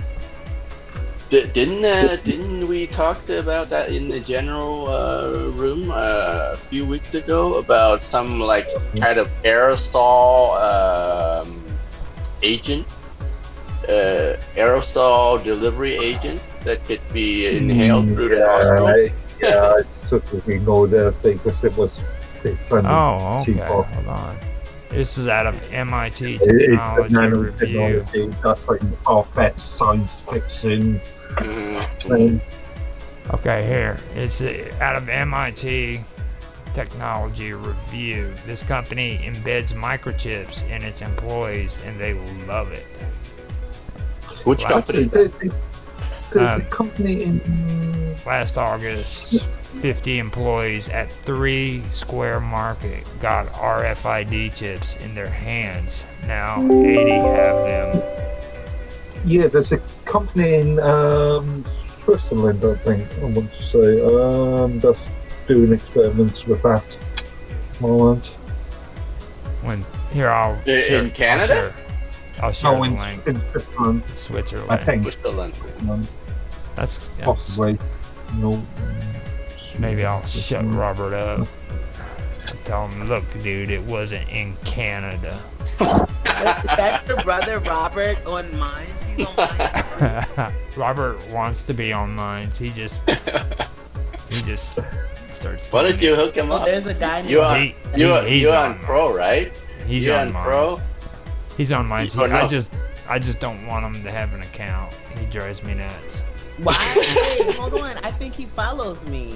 There's a guy named Robert there's a guy named Robert that looks a lot like you, which would make sense. If he has Robert, it would be Roger Hanson, like mine. Oh no! Right. He drives me nuts. Like if he gets on Minds and starts actually understanding what's being said there, he'll freaking start talking in 50 million types of conspiracy theories. He just eats it up. And Minds is like the breeding house of conspiracy theory. I mean, really? I love freaking Minds because of it. Probably a silo that you're involved in. I'm not. Dude, that's what I'm asking for. I've found the most conspiracy. It's the only place that they're going to give it to you real raw and uncut. Like Twitter's going to filter it, Facebook's going to filter it, Insta's not even going to address it. But mine's literally in your face. Look at all these kids dying. Oh man, this guy raped this many people. You want to see?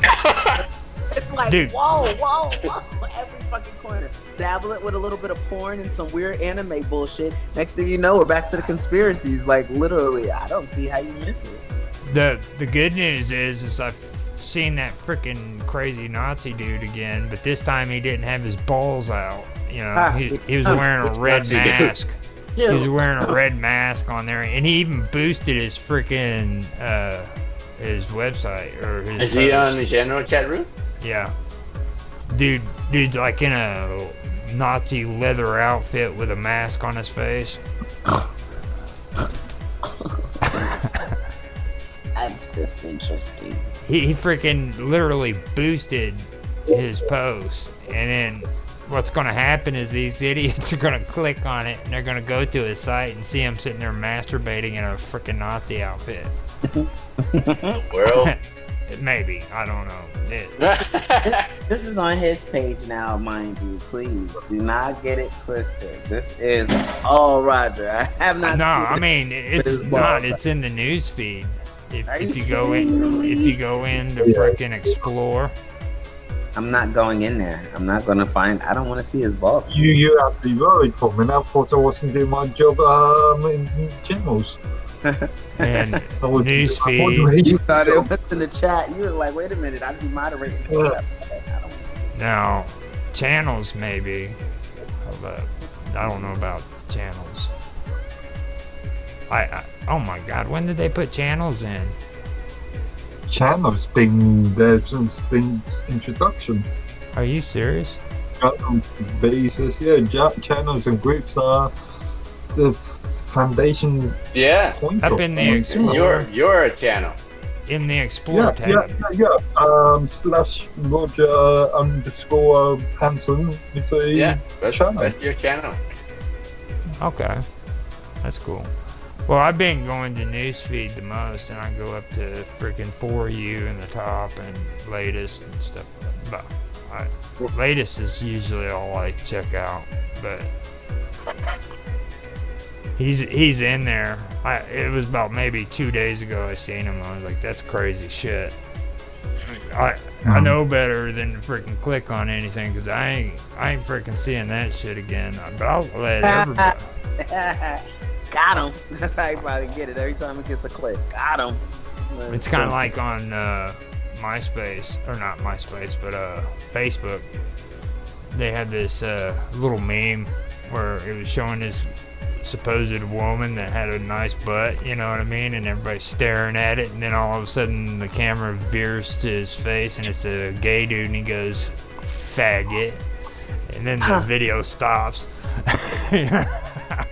That's how I found out my ex was cheating. No bullshit. This guy's ass was so perfectly shaved, so round.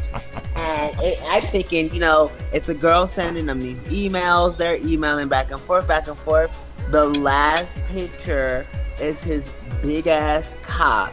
And his shit's fucking huge. But his ass, like, oh my God. Like, he had way more ass than I could ever even imagine. And like, he just, that's insane, man. That's like so crazy. You know what that means, right? That he was gay, I know. Oh, he's not. No, he's not gay. He's not gay, please. Okay. I'm not allowed to say that he's gay, mind you. No, don't say gay. It's against the court judgment. He identifies with enjoying sexual activities with men, but that does not make him gay. Just because I am fucked this way does not make me that hurt just hearing it. There was a movie that was out a long time ago about this dude who had to go to prison, and like he kept getting raped in prison. And like at the end, I guess, freaking, he gets home and he's with his girlfriend or his wife, and he couldn't have sex normal, like, laying with her back on the bed, so he had to turn her over and do it like it was going on when he was in prison. Oh, that's disgusting. I forgot the name of it though. Bareback Mountain? No, that's even horrible. No, that's worse. Yeah, let's not. I was That's actually one film I've not watched. Yeah. Oh My God.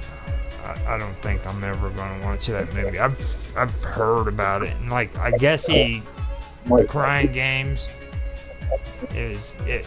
Yeah. That's horrible. Oh my God.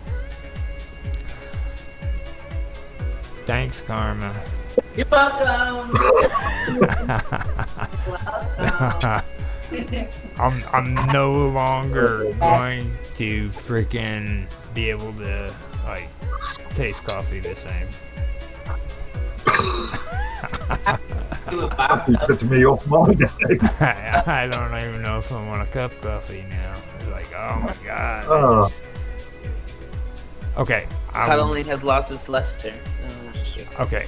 No. But let me go because I have this interview with Bob Dub, which of course you're more than welcome to tune into. I'll share. Before you go, I'm just about to post something that just after you both have a look over. The interview that we did on yesterday. Just referencing the post in the chatter. Can you just have a look at it and see if the description's okay? I'm looking at it right now. Yeah, I'm gonna pop it open. Yeah, that's cool. That's cool. Yeah, no, it's good. Okay. Yeah. I wasn't sure about what references to said, so I only stuck down. You made me remember that I have to add old John's links to Discord and his YouTube channel and his interview because just seeing it made me remember I was supposed to do that. So yeah, no, it's really good. Is the interview not out? You posted the interview out, huh? Already. I'm using the YouTube reference. I'm going. What was the account called? Couldn't call him AKA Captain Sinclair. He said he has his alter ego. Yeah, I thought about Captain Sinclair, but it's only been mentioned once or twice in the interview, and I didn't mention. There's no direct reference. Yeah, he usually calls himself Jaffe. Yeah. Besides, he's the Praetorian the Praetorian YouTube channel. I did that on purpose too because that's so I have mines already on my computer. Why is it not allowing me to here it is. I'll just do it like this. I went to go like it and it was like you have to log in and all my information is saved. See, this I was telling you about my stuff being hacked. All my information is saved, but it was telling me it doesn't have any of my passwords and stuff like that. No, we don't know. We don't know who you are, but we do. We know who I am. Stop it. Anyway. I just think thanks for the like. Well, see, I did that on purpose too on the name because he's talking about having issues with YouTube under Pirate Radio. So if I posted an interview with Jaffe Ryder, then he'll get more exposure because they won't be riding my ass. I closed the wrong window. I thought I was closing the one where you sent the Mines thing, and I'm looking at Mines. I thought I was closing it, but because I had it open in my browser on my laptop, why is my laptop not charging? Oh, it might need to be plugged in. But anyway. You guys just heard that stuff, right? That I just said? No. I didn't. The reason why I did it under Jaffe on my video was because he's been talking about how he's been having issues with YouTube with Pirate Radio. Yeah. So I just figured it would be better for him if I just said interview with Jaffe Ryder. It'll give him more exposure, but because they don't have him already hit on Jaffe Ryder, they've got him hit on Pirate Radio. So And also, it's good for me because he's got 2 Minds accounts. He's got his own, and then he's got Pirates Radio Network. Yeah. So I can reference both, which I have. I'm gonna head out so I can get ready for Bob Dub and make sure she's gonna still come. That's supposed to happen at 7. Roger, I'll hit you up if I need some help getting set up with the laptop, but I think I kind of got it. That's why I'm gonna, and like I did with you yesterday where I was like an hour behind, I'm going to see if I can get it situated before I'm in her face not knowing what I'm doing. So alright, sounds So good. is the camera's interviewing Bob Duff alone? Without you, Roger? yeah, imagine that. It's okay for me to do an interview on my own. Wow. Tan. Wow.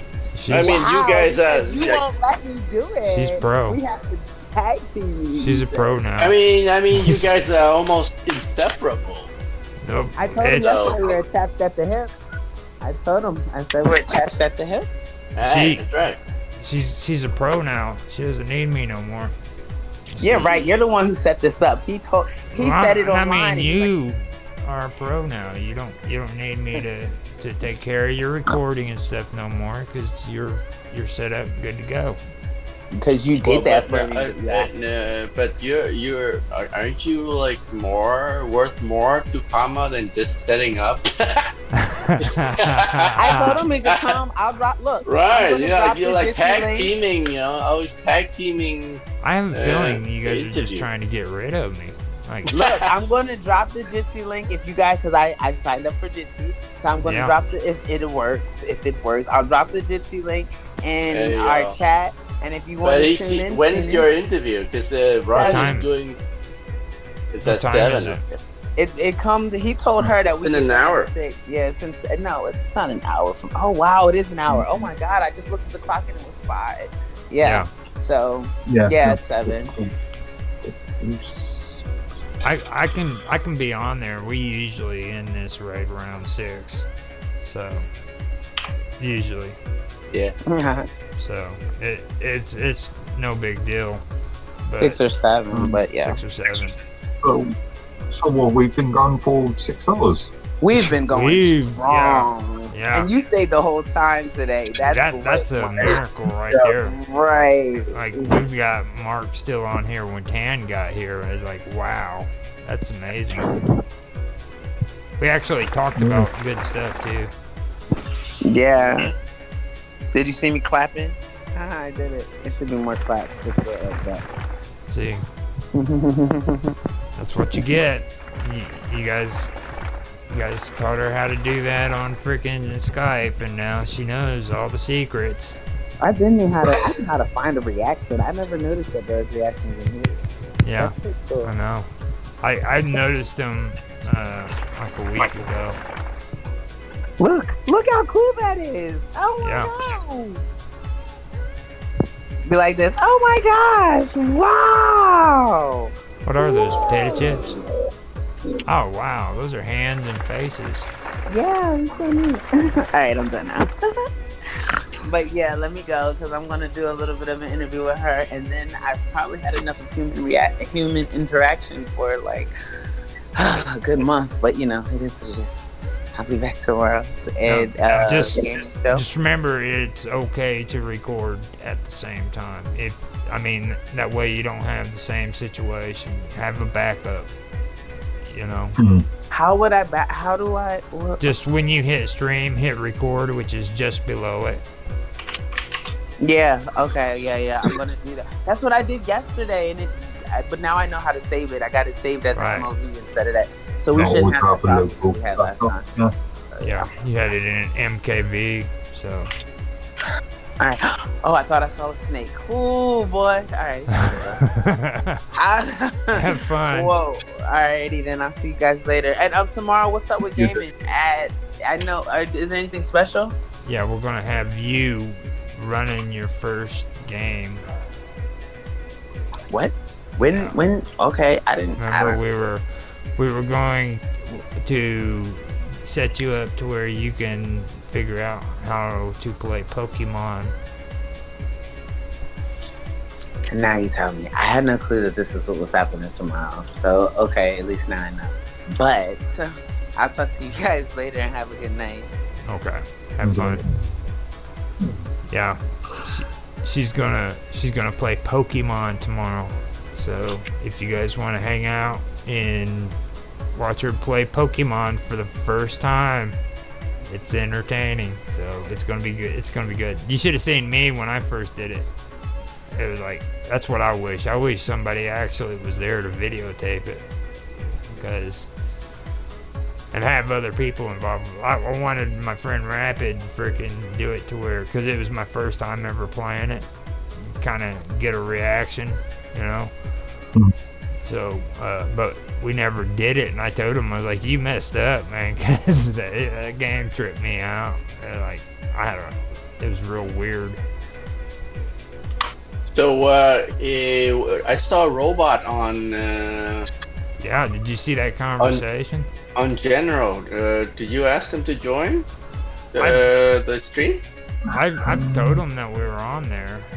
Okay, he's just not interested. Okay. I don't know what his deal is.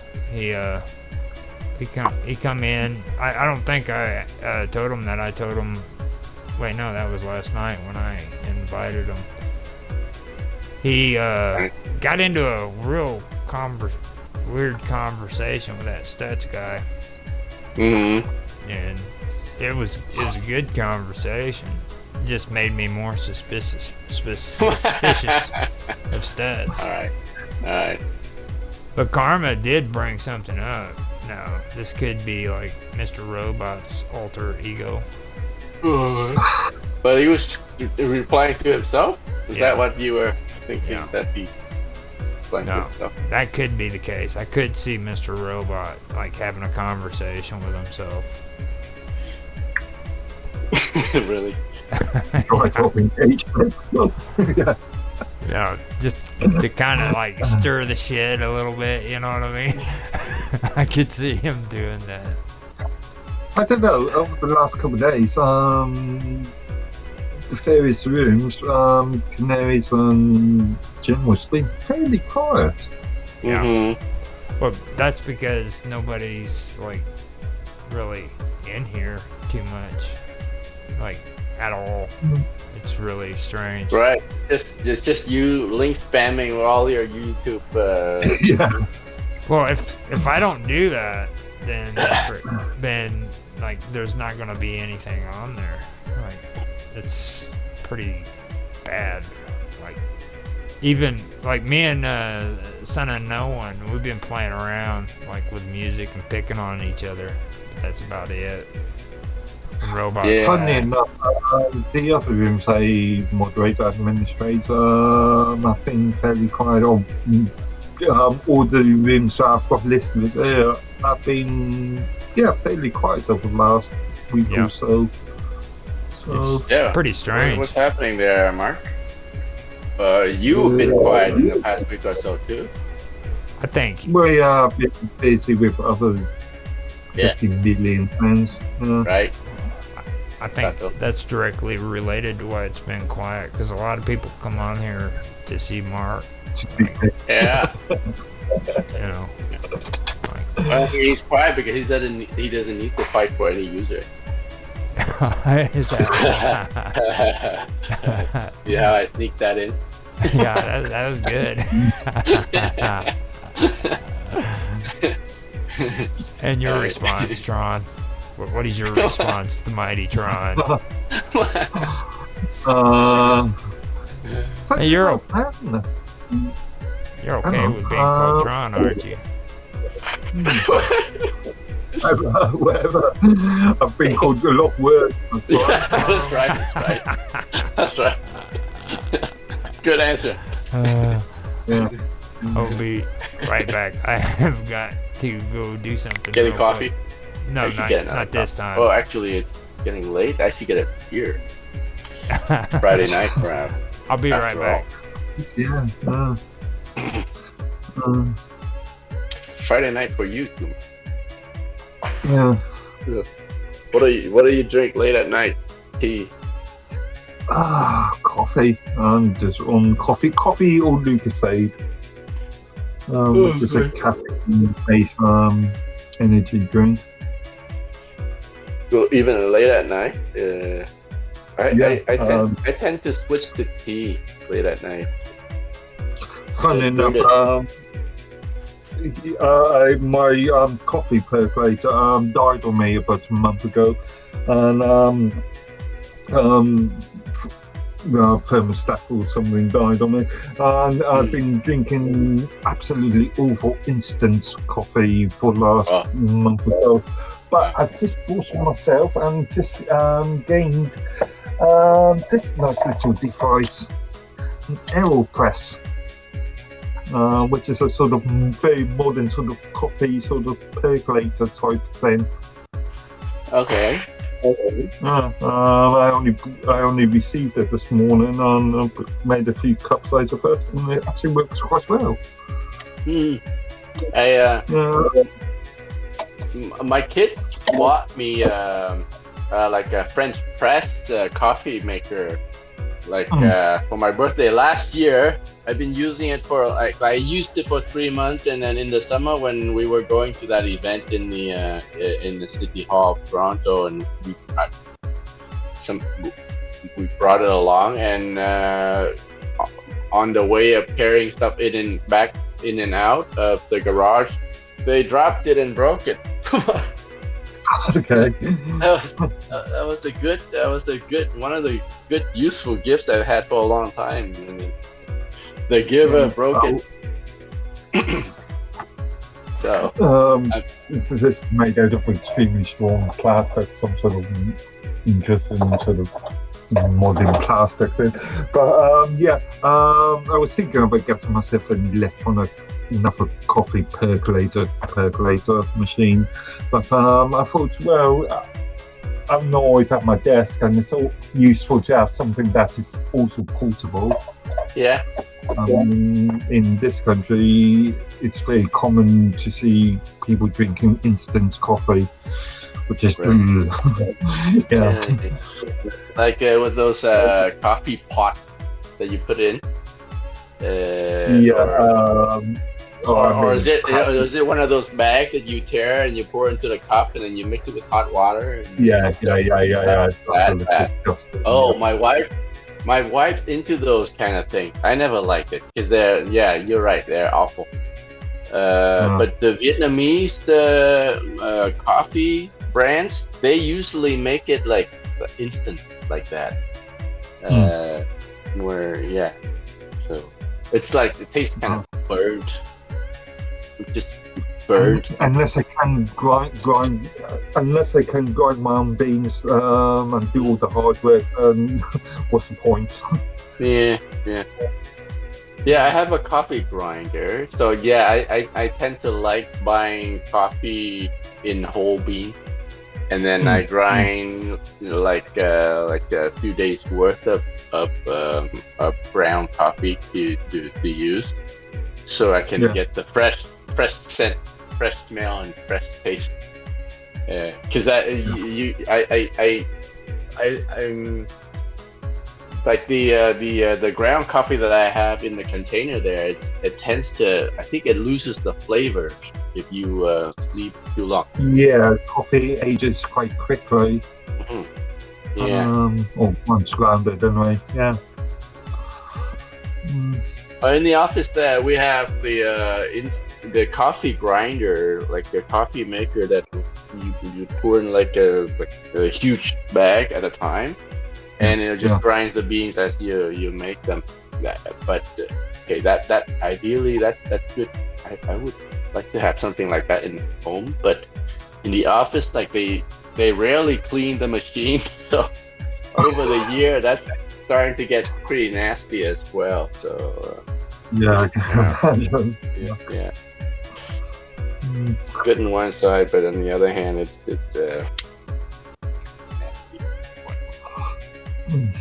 so when I'm in the office, I tend to like go out and buy. At home, is it's the better option.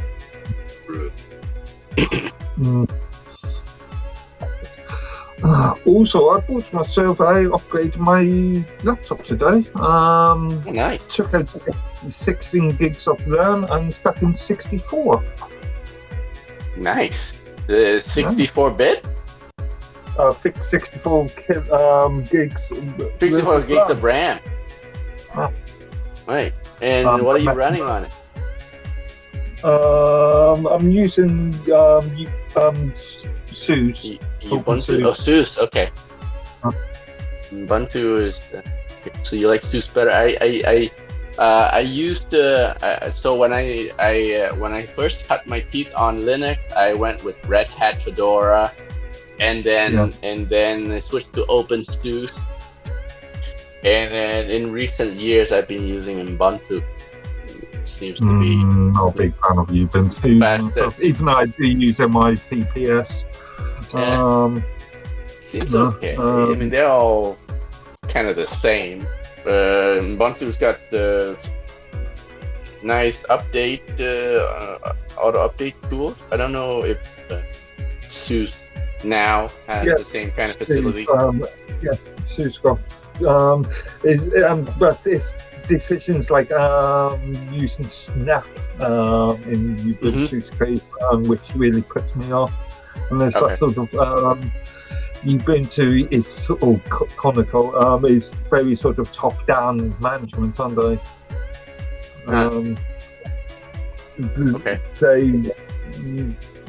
There isn't too much of a community sort of participation when it comes to analysing news packages and stuff. We've seen in the past where Ubuntu just decided from one distribute or one version to a next version to swap media players and vice versa. And there's the old Amazon Ubuntu sort of controversy. What was the controversy? Ubuntu directly advertising Amazon in, I think it was 2014, maybe 2015. Okay. And also, the recent decision of trying to move over to Snap based packages instead of APT. Okay. All right. No, I'm not a big fan. Okay. So have you been using OpenSUSE for long? I actually started using SUSE. Actually, that might be a lie, but I did get a copy of SLED, so SUSE Enterprise Linux desktop back in version 8. So we are talking about what, 2004? 2008, beforehand, I was at the time, SUSE was managed by Novell. And I've got a long history of using Novell. I see. Right. Yeah. I've sort of remained on SUSE ever since. All right, cool.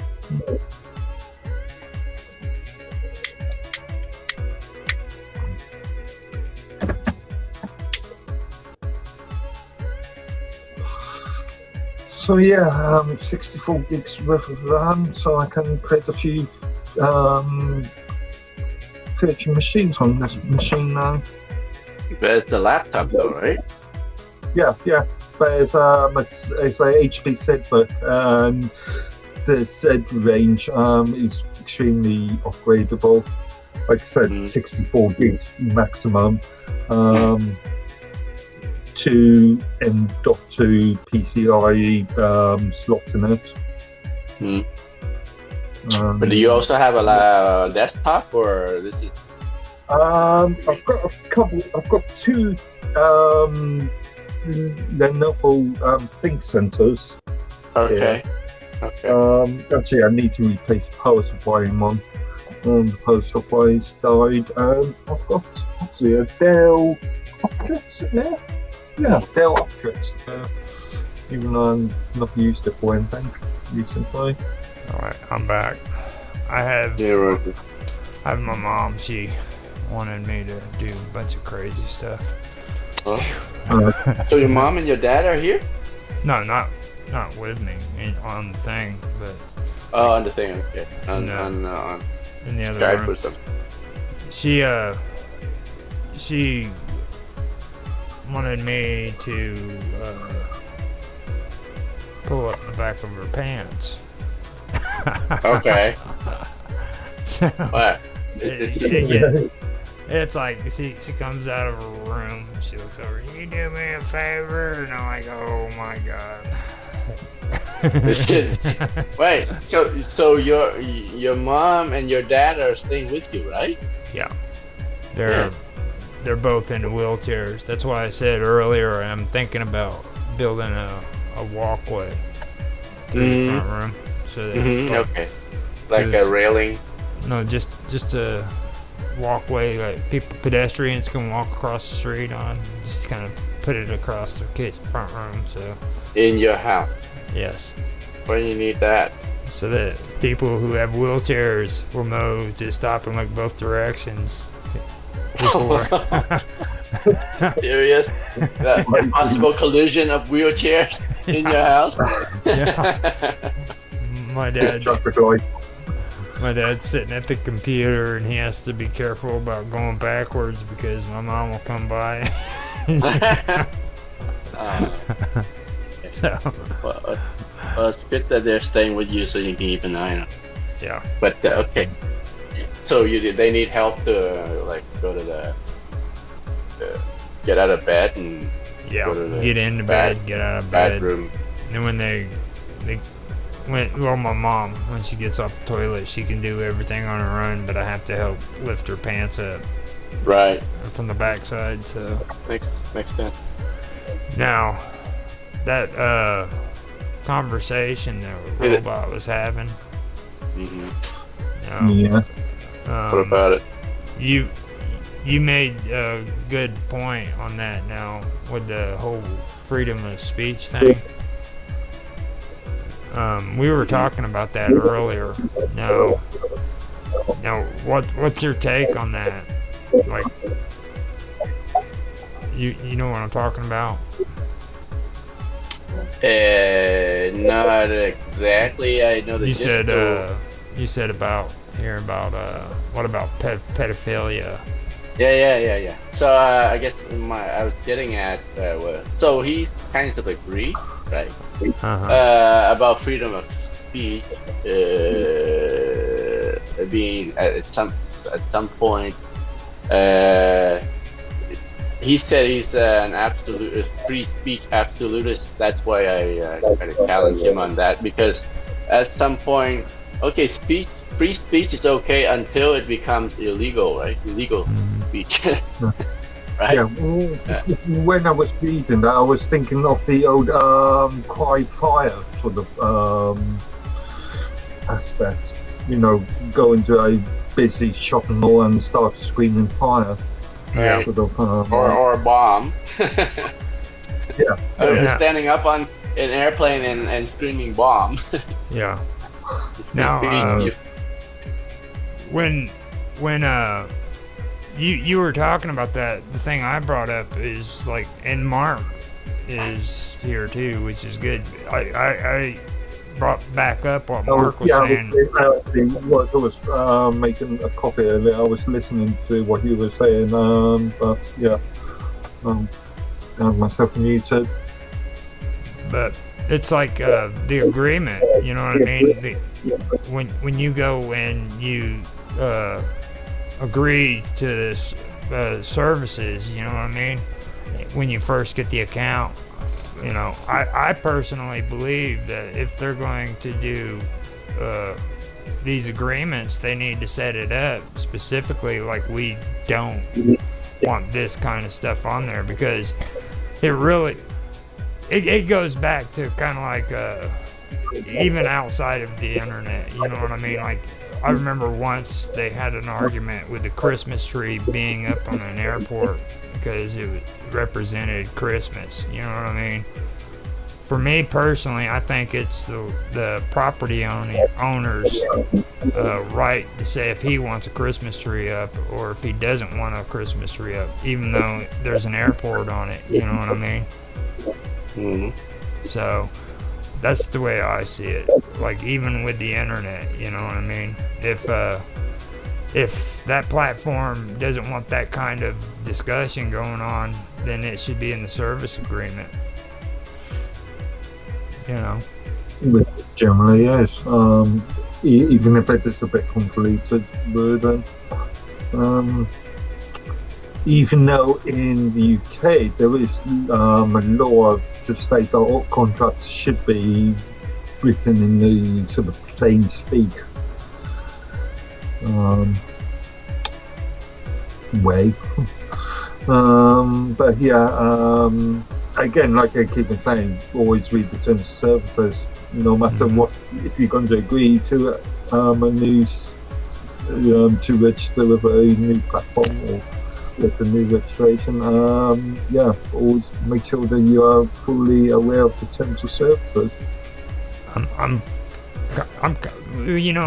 drawn on that. You know what I mean? I think Mark, you're one of the few people I know that goes and reads every word of the terms of service before you click agree. Yeah, he is the only one I know. I don't know anybody else. But yeah, people complain that they are getting banned from this platform or that platform, and they don't read what they've agreed to. Right. So, yeah. And I mean, seriously, I'm guilty of it at one point too. But like, I have this idea, like, freaking, I have the right to put something on this platform when in reality, this platform doesn't belong to me. You know. Right. You know what I mean? So freedom of speech is okay if I want to go outside and talk, or if I want to stand up for something I believe in person. But like, when I'm on this platform, I'm on somebody else's property. Yeah. You know? I mean, and so... remember that after a lot of these corporate social media platforms will state that your content is owned by them. Yeah. So once you create a post or something, you lose ownership of that post. Yeah. But not for mine, right? No, mine's especially. There is a clause in the terms of service saying that you own your own content. Right. But now you own your own content, which means you're liable, and mine is not responsible for your content, right? Yeah, it's the old publisher. There's the indemnity that basically the indemnity clause that mine put for themselves, right? So you get a kick out of that, don't you, Dan? Well, I mean, yeah. So I mean, so it's just like an escape clause that if the feds goes after you personally, then mine's not responsible. But I don't know if that it may not hold water. Yeah. It states here you are solely responsible for your interactions with other users of the service or with the services, whether online or offline. You agree that Minds is not responsible or liable for the conduct of any user. Minds reserve the right but has no obligation to get involved in disputes between you and other users. There you go. But what about content? content. There is another paragraph somewhere. I should know this off by heart. The number of times I've read this. I learned that on Fruit Web. They were big on trying to steal other people's shit. Like, the moment you put a video up, it automatically became theirs. And what pissed people off was you couldn't download it afterwards. So technically, it's not stealing because you've already agreed to the ownership Right. already. To waive your ownership. yeah. I know. I have a habit of doing that. I still say that the Greeks freaking stole shit from freaking other civilizations. I shouldn't say that. Appropriated. They appropriated. By that logic, you can say the Christians stole a lot of stuff from the Greeks. You said it. I didn't. No, I said it for you. It's not true though. Oh, it's not. Yeah. Thank you, Dan. But yeah, I would say the Zoroastrians actually more than the Greeks. Cause, actually, you know, it's partly true because I mean, truth is truth, right? So the Greek, Greeks got philosophers that came up with those truths before, and it's no shame that, you know, the Christians, like the Christian writers like Thomas Aquinas and Augustine, people like that who've been educated from Greek philosophers, Plato's and things like that, that they wouldn't see the recognize. Actually, you know, so there was truth that the early Greek philosopher discovered, but I mean, like the Christian philosophers, they see new light in those kind of truths, right? They see the light of Christ in those truths, and so they just make use of them. Well, like, have you ever heard of Ahura Mazda? I might have. Ahura Mazda was the main god in the Zoroastrian belief, and okay, then I don't know. I don't know anything about Zoroastrian. When the Jews were freed from Babylon, it was because of Sargon. Okay, he's also the freaking only person mentioned in the Old Testament, or mentioned in the Old Testament as being a Messiah. All right, and he was a Persian who invaded Babylon. You mean like somebody like King Nebuchadnezzar? Well, on the other side, like you had King Nebuchadnezzar. He was Assyrian. And on the other side of Baghdad, that would be Persia. They're the ones that liberated the Babylonians before they went on to take over Assyria. Right.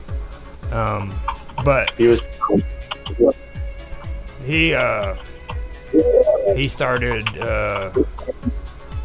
He's the one that liberated the Jews, and like in the Old Testament, you could see where there was a lot of influence. King Cyrus, wasn't King Cyrus the one who? Cyrus, King Cyrus the one who liberated the Jews.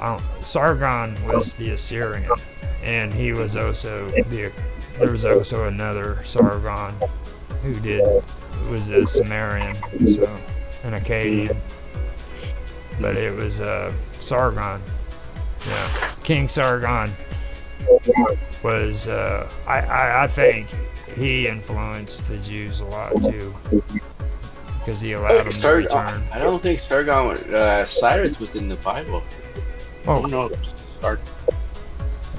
What was it? It was, you said Sargon? No, Cyrus. Cyrus. Yeah, Cyrus is in there. Yeah. Cyrus of Persia. Yeah. Sargon, I don't know. Oh, In the Sargon's Bible. in the Bible too? Yeah. What's that? Yep. Sarukin. King of, what is it? Legitimate. The name was absolutely chosen in reminiscence of two former kings. Sargon of Akkad. Alright. Now, Sargon of Akkad was, Bible he was, Gateway. Yeah. You got a whole big thing. Isaiah chapter 20 mentions Sargon, the second. Yeah. Let's see, you're, I'm automatically one hit. Alright. Now, Cyrus, the one that you were talking about, he was the one that was the Persian. He's the one who liberated the Jews from Babylon. He allowed them to go home and rebuild their temples, gave them the money. Isn't that amazing? Yeah, so in Christian philosophy, I think when they're talking about Christian philosophers, when they're discussing Aquinas and people like that, they're kind of linked to Plato, Socrates. Well, Plato is Plato's a fake. You know that, right? Oh. I gotta stop muting this. You didn't hear a word I said, did you? Didn't hear a word you were saying, and I was just babbling on just to fill in the silence. Oh, okay. I was like, well, you know Plato was a fraud, right? Oh, he was? Yeah, most of his work. Yeah. Most of you his mentioned work. Then carry on. Sorry. Most of his work was taken from the Egyptians. Like he had a lot of Egyptian influence in his work. So really? Yeah. Wow, you should talk about that in your next show. We're actually getting finished with the Phoenicians, getting ready to go into the Canaanites. And I was actually wrong about Thoth. I thought Thoth came from Egypt up into Greece. Come to find out, Thoth started with the Phoenicians and was incorporated into the Egyptian pantheon. His real name was Tuatus. Okay. It's pretty interesting. And Canaanite is what the Jews really were. They were Canaanites on the frickin', I keep forgetting the name of it. It's that little strip where Israel is now. The Levant. They ran all the way from Lebanon down into Gaza. That was the Levant. And the Jewish was part of that community. Okay. Have you ever heard of the Amorites? Yes, it's in the Bible. Tell me about the Amorites. Yeah. Well, they're the people that the Jews fought against. The Amorites, the Jebusites, the Hittites. Those are the enemies of the Jews. So they were against the Amorites? Yeah. See, that's interesting. That is interesting because the Phoenicians learned their beliefs off of the Amorites, and the Amorites, I don't know if they contributed to the Sumerians or the Sumerians contributed to their beliefs. You know what I mean? I don't know. That is pretty. The only thing I heard before we started doing this was that the Assyrians literally demolished the Amorites. They destroyed everything. So I knew that much, but I didn't know the other stuff that we're learning now. You remember I told you we were using what's his face from Cesario? We were using his book. Bishop. You were using his. Eusebius. He wrote the whole work of early Christian church history. Yeah. And Yeah. he did the argument on the pagans. So we went through and we started looking at these pagan beliefs. And believe it or not, freaking, he's got a dang. His book is really good. I've only made it through to the 6th page. And researching it and the stuff I found out just from this first 6 pages, it would blow your mind, dude. You don't learn this stuff in school. Yeah. I mean, it's amazing. How do you are you reading it online or did you buy the hard copy? I'm reading it online. Okay. We're just doing research on the names of all the pagan gods and the beliefs and where they came from. So far, those beliefs go all the way back to Samaria. From the time Eusebius was writing all this stuff down, back to Samaria. Like, they link with one another. And they mention mermaids. They also mention rainbows. Rainbow goddess, actually. And Ishtar could have been a mermaid to the Phoenicians. What do you think about that? I don't know. You know who Ishtar is, right? I've heard that some anti-Christians try to say that Christians borrowed the Jesus virgin birth tradition from Ishtar.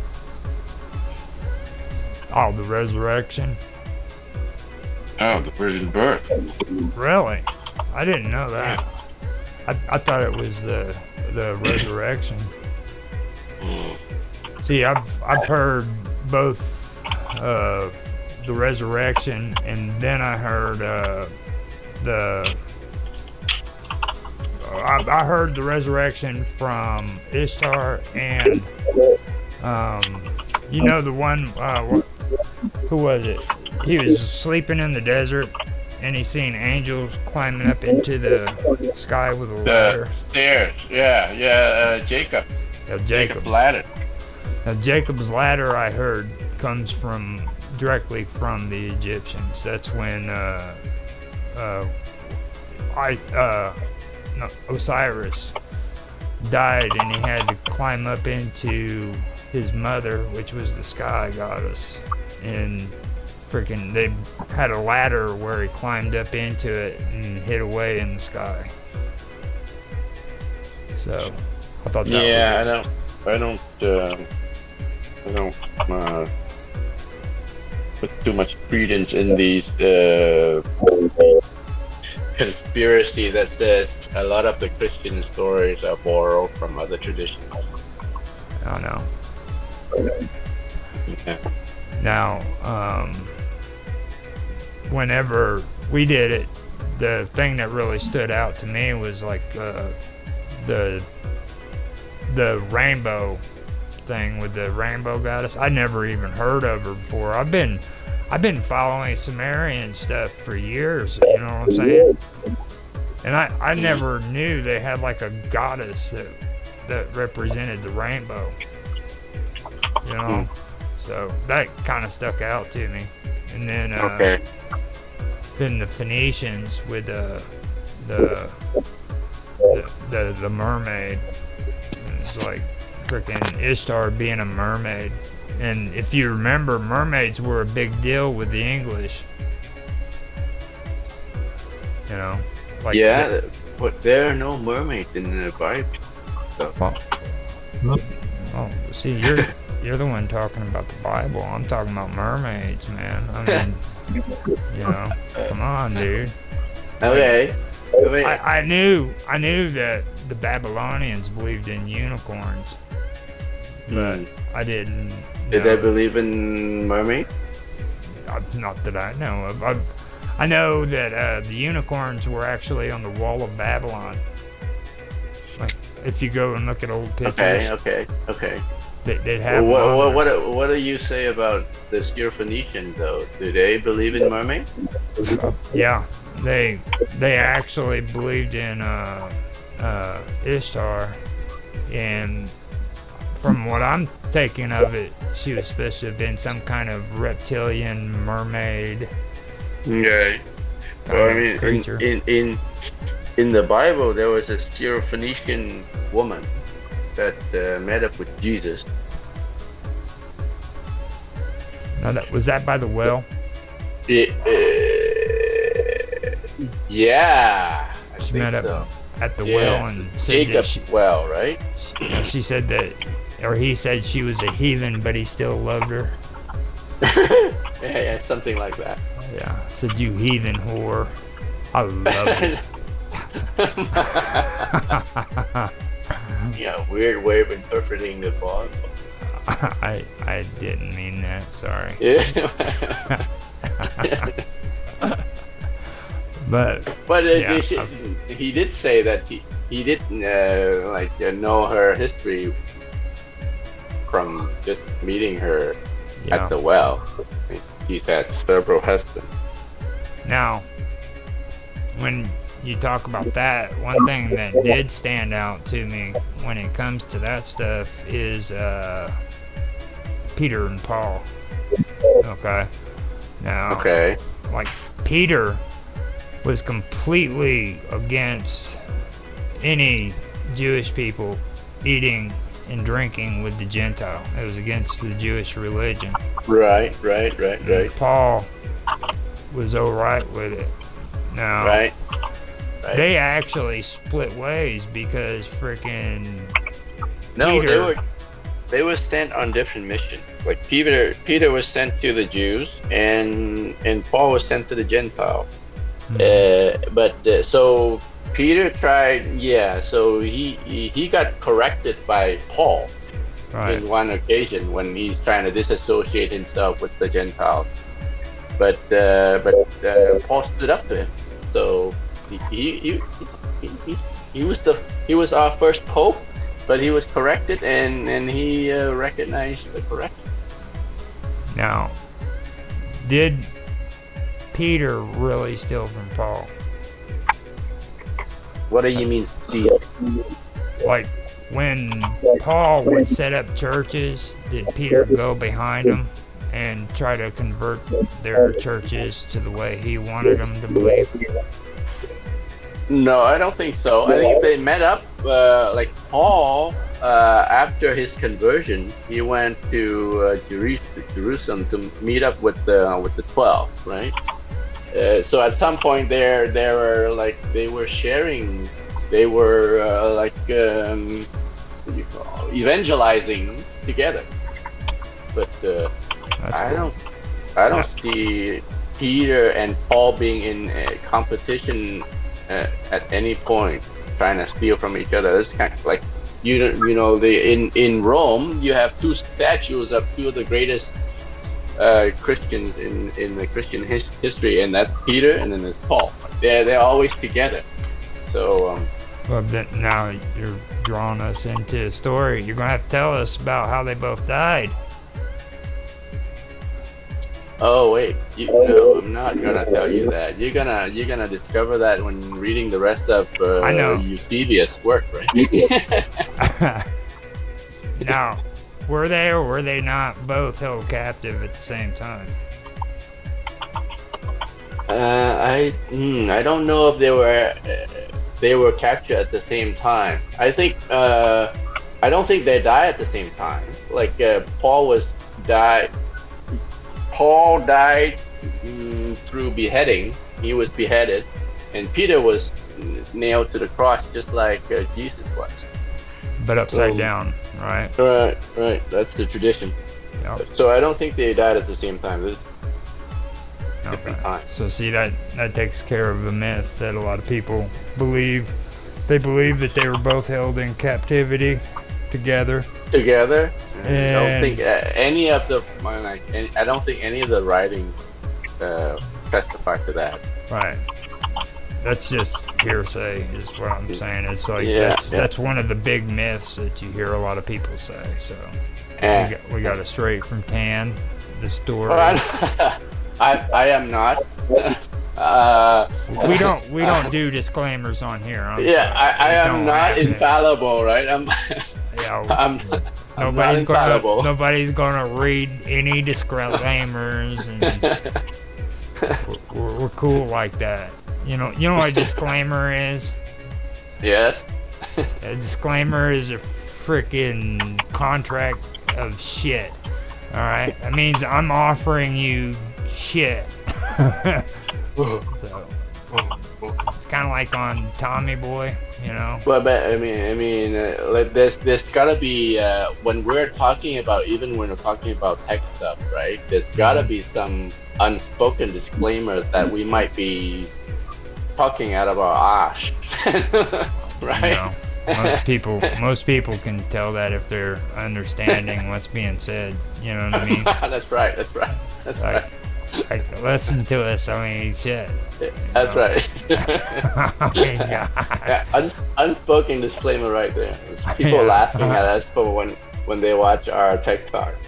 No, actually, you guys do good.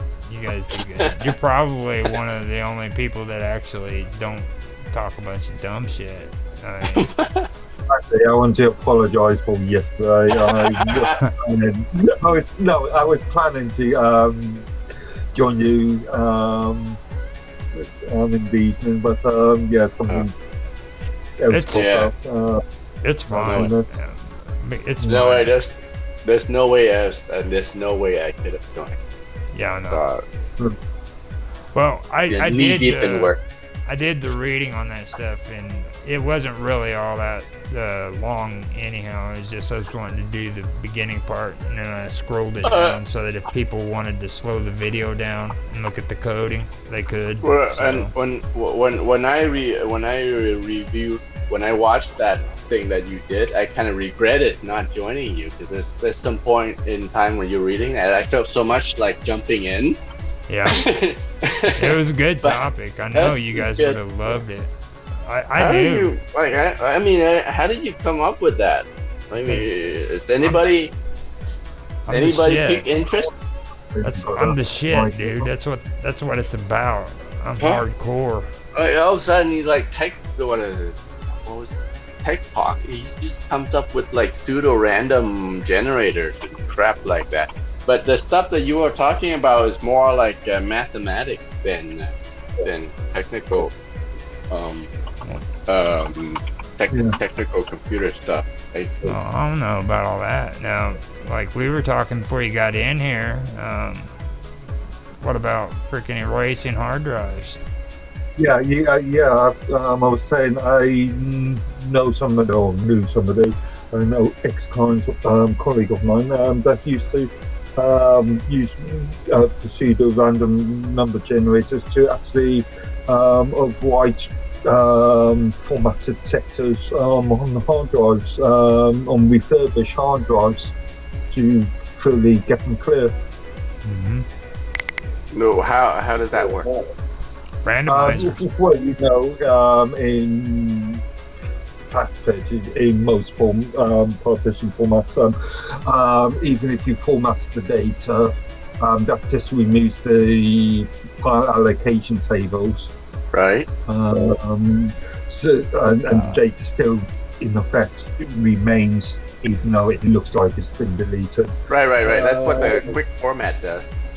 Yeah. But so as a security precaution, when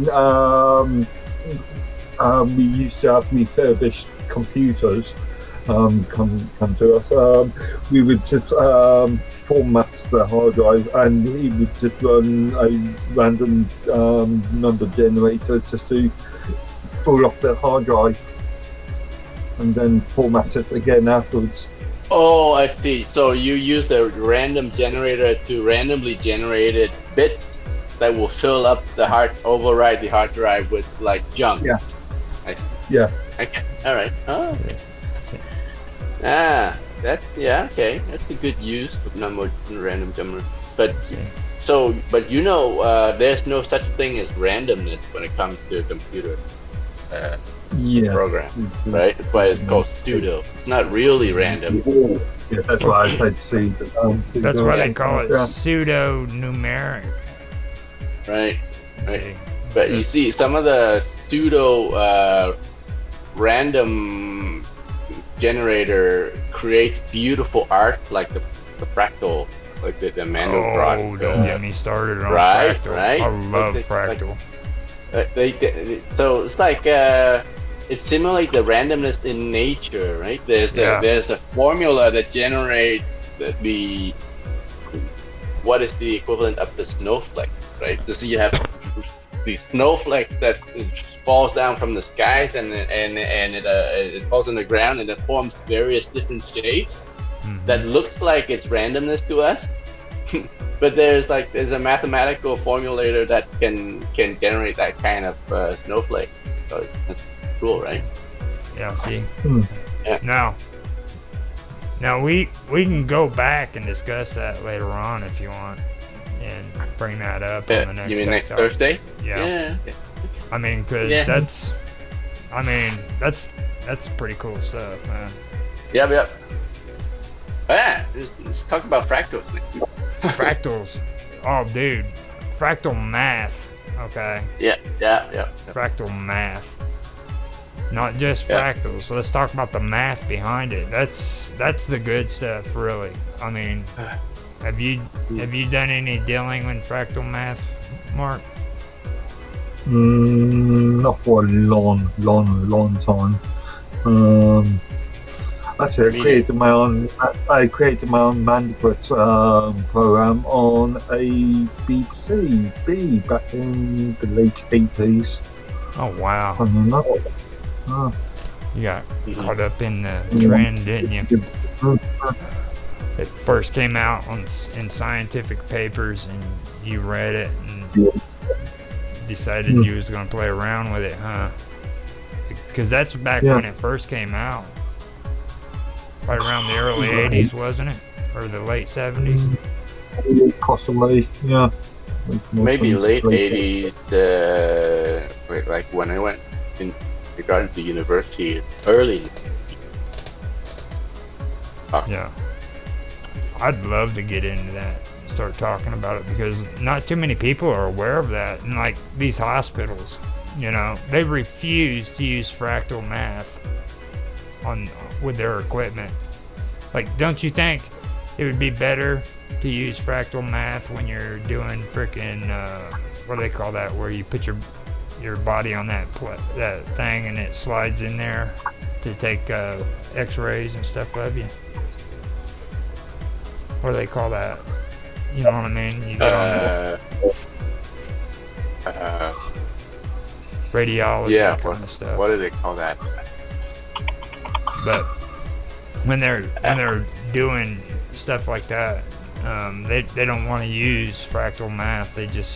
They're against it. Like those sonar or not sonar, but some sort of imaging, right? Why? Right. How does that? What does that have to do with using fractal? Well, you understand. Like, you can go into a middle of a forest, choose one tree that's in the center of the forest, cut it down, measure the trunk and every branch, put the math in freaking your computer with fractal math, and it can tell you how much carbon monoxide is being emitted from that freaking area just by measuring one tree. I don't know. I mean, I don't know about that application of fractal. They do that with fractal math. I mean, it's pretty intense. It gets really, really deep. we've got to talk science. We can 'cause- do research. Yeah, I'll pull that stuff up. It took me a while, or it's been a while since. But I've wouldn't gone you, over. for a tech talk? I mean, why are you digging deep into those like theoretical stuff like that? Wouldn't it be easier or more practical if you look into like technical stuff, like how do you set up your home network to prevent your children from watching porn? There you go. See, I there. was thinking more. Yeah, I was thinking more practical ideas. Stuff like that would be of interest to Karma. Stuff that you're delving into. Well, see, Like how would you set up a porn filter, do-it-yourself filtering in your home network so that your kids don't accidentally bump into like those kind of sites? let's see. Like, I think it was 2-3 days ago. I said we need to have you and Mark Right, Roger, where are you? run some ideas. See, so Again. You're muted, Roger. Are you talking muted again? oh yeah, I am. God. See, this goes back to what I said like 2 days ago, man. Like you and Mark, okay, are really. I said you guys need to like come up with some good ideas and stuff, and we should do it. Yeah.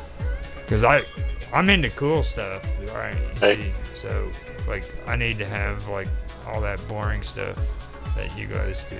So Yeah, right. Yeah. Like practical. you guys keep me centered.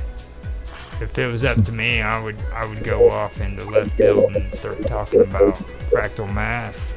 Yeah, you're up in the clouds there, where you're up in No, cloud nine. I've come up with some good shit. No, you can't tell me. You cannot tell me that you haven't thought of trying to set up a freaking network on your own. Just thinking about it is I've done it. intriguing. With satellites, Oh, that. Oh no. you never even thought about that. Setting up a mobile network on our own. Why would we do that? Just because it's cool, man. Because it's cool. It's like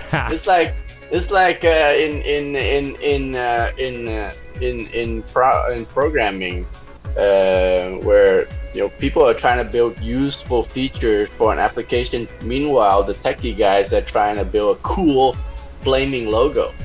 Hey. You're like the guy that tried to build the flaming logo. Okay, let me ask you this, all right? And this is seriously something to think about. Like, if a guy was to sit back and freaking learn how to create his own game engine, all right, on his own, and then he tried to get a job, and on his resume he freaking put down, I was able to create my own game engine. Do you think the person that was the employer would be impressed by that? No, because that's the kind of stuff you learn to do in university. Like I learned to build an OS while No, but I mean, if he's capable of building a game engine, do you think he'd be impressed that he was able to do it? I mean, just the fact that he was able to do it. No. On his own.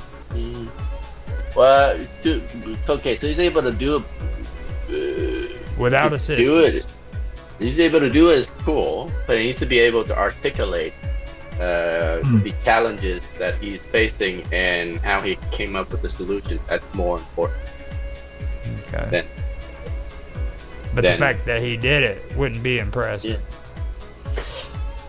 Yeah, I guess so. It depends on what kind of job you're applying to. If you are applying to a gaming developer, yeah. Well, I don't know. The game, especially the AAA industry at the moment is full of long hours, employee abuse. I would argue. Like they're not beating them, are they? I'm thinking of certain companies. I'm not gonna mention, but the AAA gaming industry at the moment is Yeah, it's pretty shady. not a pretty place to be in, just to say. It is pretty shady, though. You're right about that. I've heard some stuff too. Like, it's pretty bad. But that's kind of what I'm trying to say, you know. I mean, like, the thing of it is, it doesn't even necessarily have to be a game engine. Like, just any kind of, you know, technology that he could produce on his own without a team. As long as he can articulate that problem, I don't know, Fan, you must have noticed this. The problem with a lot of developers is that they are not the greatest communicators. Yeah. Yes, being able to communicate, not just being not. Yeah, I think that's the kind of stuff that would the interviewer would look for more than just being able to do things. Whether you are able to discuss the problem in a team, like and collaborate well in the team, there rather than like you being able to build something on your own. Right? It's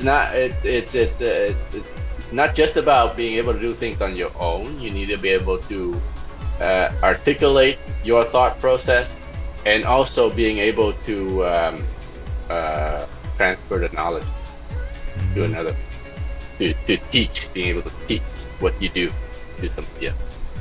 So tell me I'm not the magic man. See, like, look at that. I got brains sitting up in front of the screen telling everybody who's watching this, if you want to do good, this is what you need to do. See? That was me.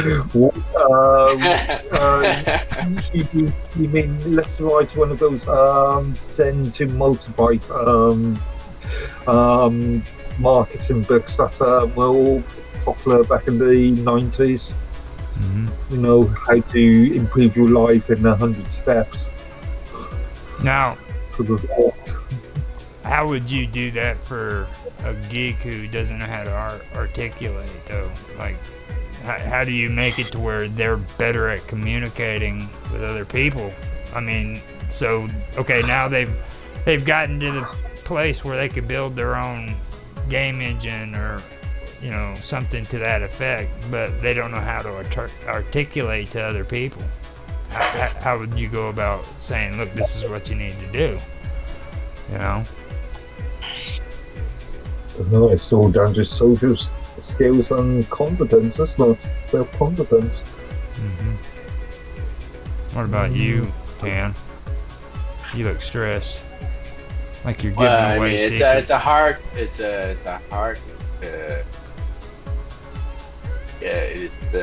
something that you can't easily teach. You can teach, but then they'll need to practice it on an everyday basis.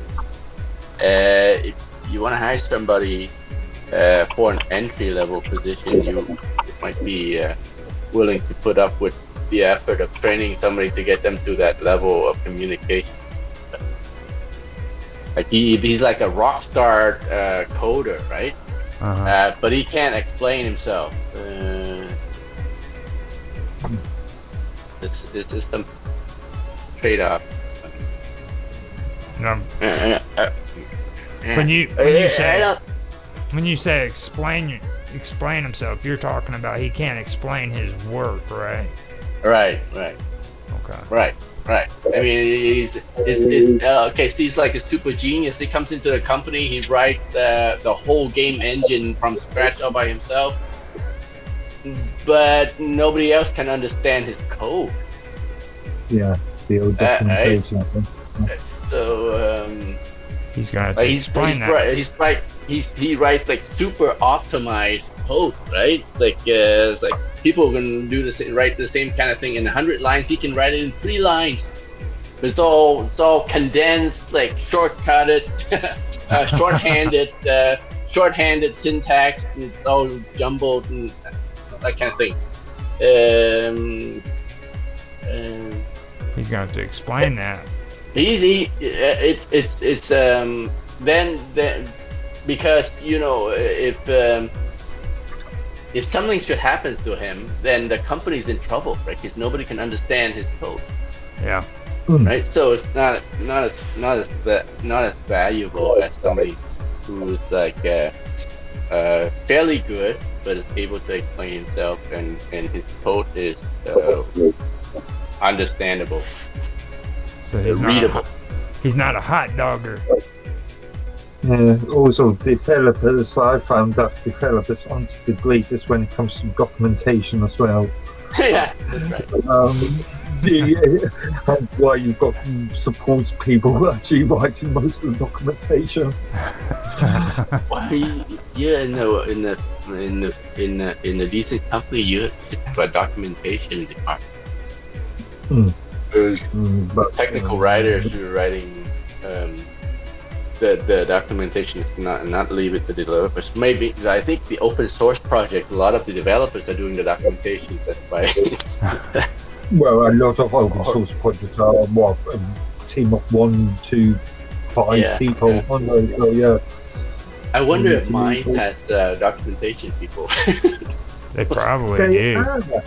Nick and Bashi are in the middle of working on Right. Bashi's not a writer, right? He's a. Not but she's she's doing the documentation, right? Yeah. I presume there would, people like Jack and Ryan will be overseeing it, because up till the influx of the staff within the last 2 years, Jack was doing most of the sort of blog articles. There you go. But yeah.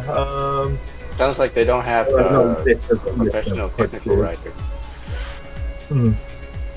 Well, it's really sort of putting documentation so it's easily understandable by the end user. It's not really technical writing per se. It's more click here and guess what happens. So, like user guides, manuals, help docs, those are the kind of stuff that. No, Are you sure they're not using like Unity to? Yeah, maybe they're just using ChatGPT. Before they didn't, but they probably should be using it now. Yes. Especially on a tight resource constraint. No, see, I'm supposed to be the griefer here, guys. Yeah, you're supposed to be the mind's basher, right, Roger? I'm the griefer. I'm the people just turned the Minecraft griefer. Yeah, right. So who's griefing on mines now? I think that's me. Okay. Well, I mean, like yesterday, I flipped out. I couldn't believe that. Like every single Minds Plus video on my thing was like black screen and frozen. None of it would play. And today, finally, I woke up and it started working. But on your app or on the web? On the web. Like I don't use the phone at all. You don't use the phone app, okay. Yeah, I don't agree with phones. Yeah, I've seen it sometimes, but I've never seen like all of the plus stuff. The blackout. It was weird. It's back to normal today, but it was doing it last night, and I was like, that's just weird.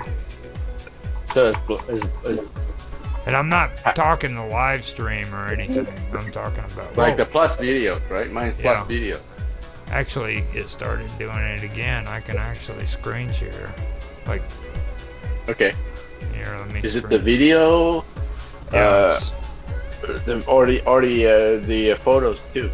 It's just the video itself. Like here, if I can see it. Go ahead and pull it up. I'll show you what it's talking about. All right. So Minds. All right, we have to look at your stream now to be able to see it. Give me a second. And like right here, I'll go in and I'll click on that, Nothing. See, come up here. Pokemon. Nothing. Get a block right in the dead center of it. Oh, I see. You click on the play button and nothing happens? Yeah, and I've got mine to automatic, so they should automatically be playing. Oh. Yeah, no.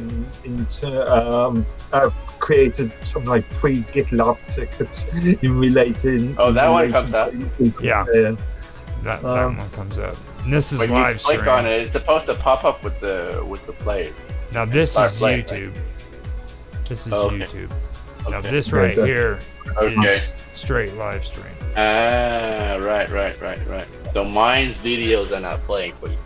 Yeah. Let me see. Let's see. Check. This is on your channel?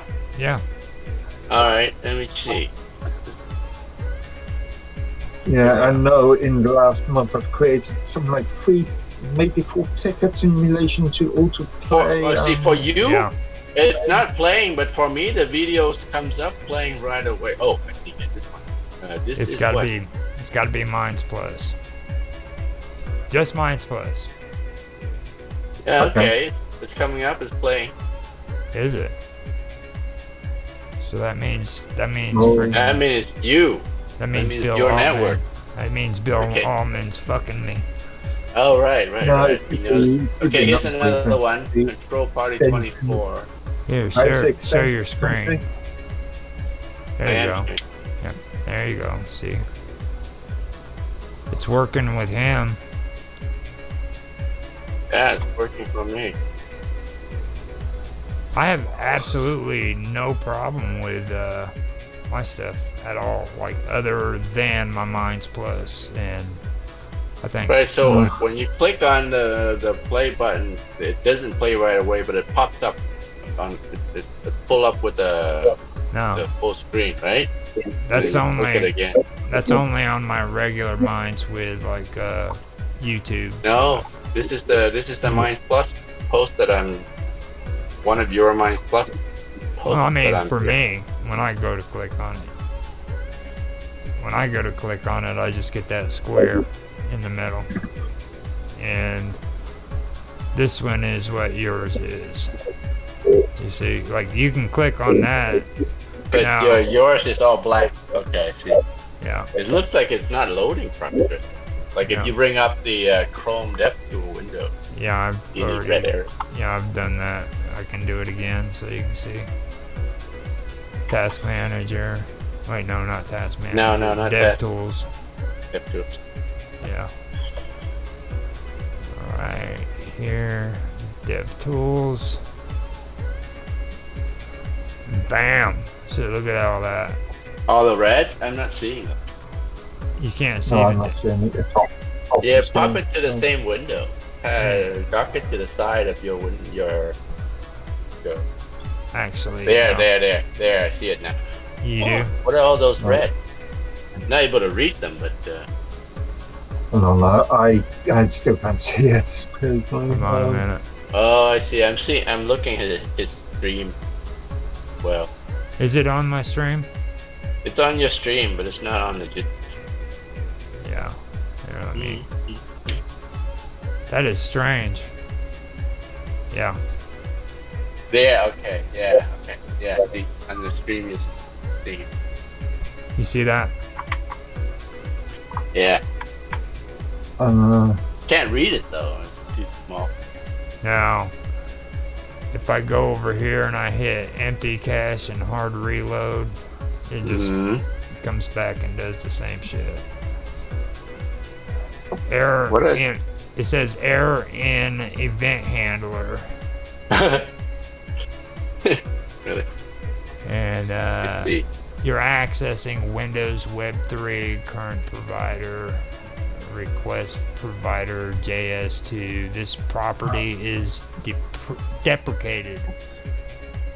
Oh, that's my wallet. So it's Yeah. Your wallet. But and, there's the API. Wait, what are those? Yeah, asset not found. yeah. It's a real issue. Yeah. Yeah, but maybe only happening on your. the Error. specifically.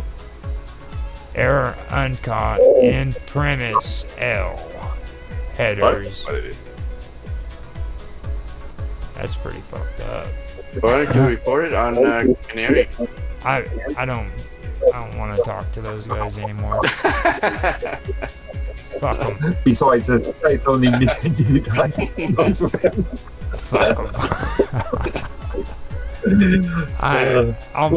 of them. Roger Hanson Fuck got an everybody has attitude. been very busy.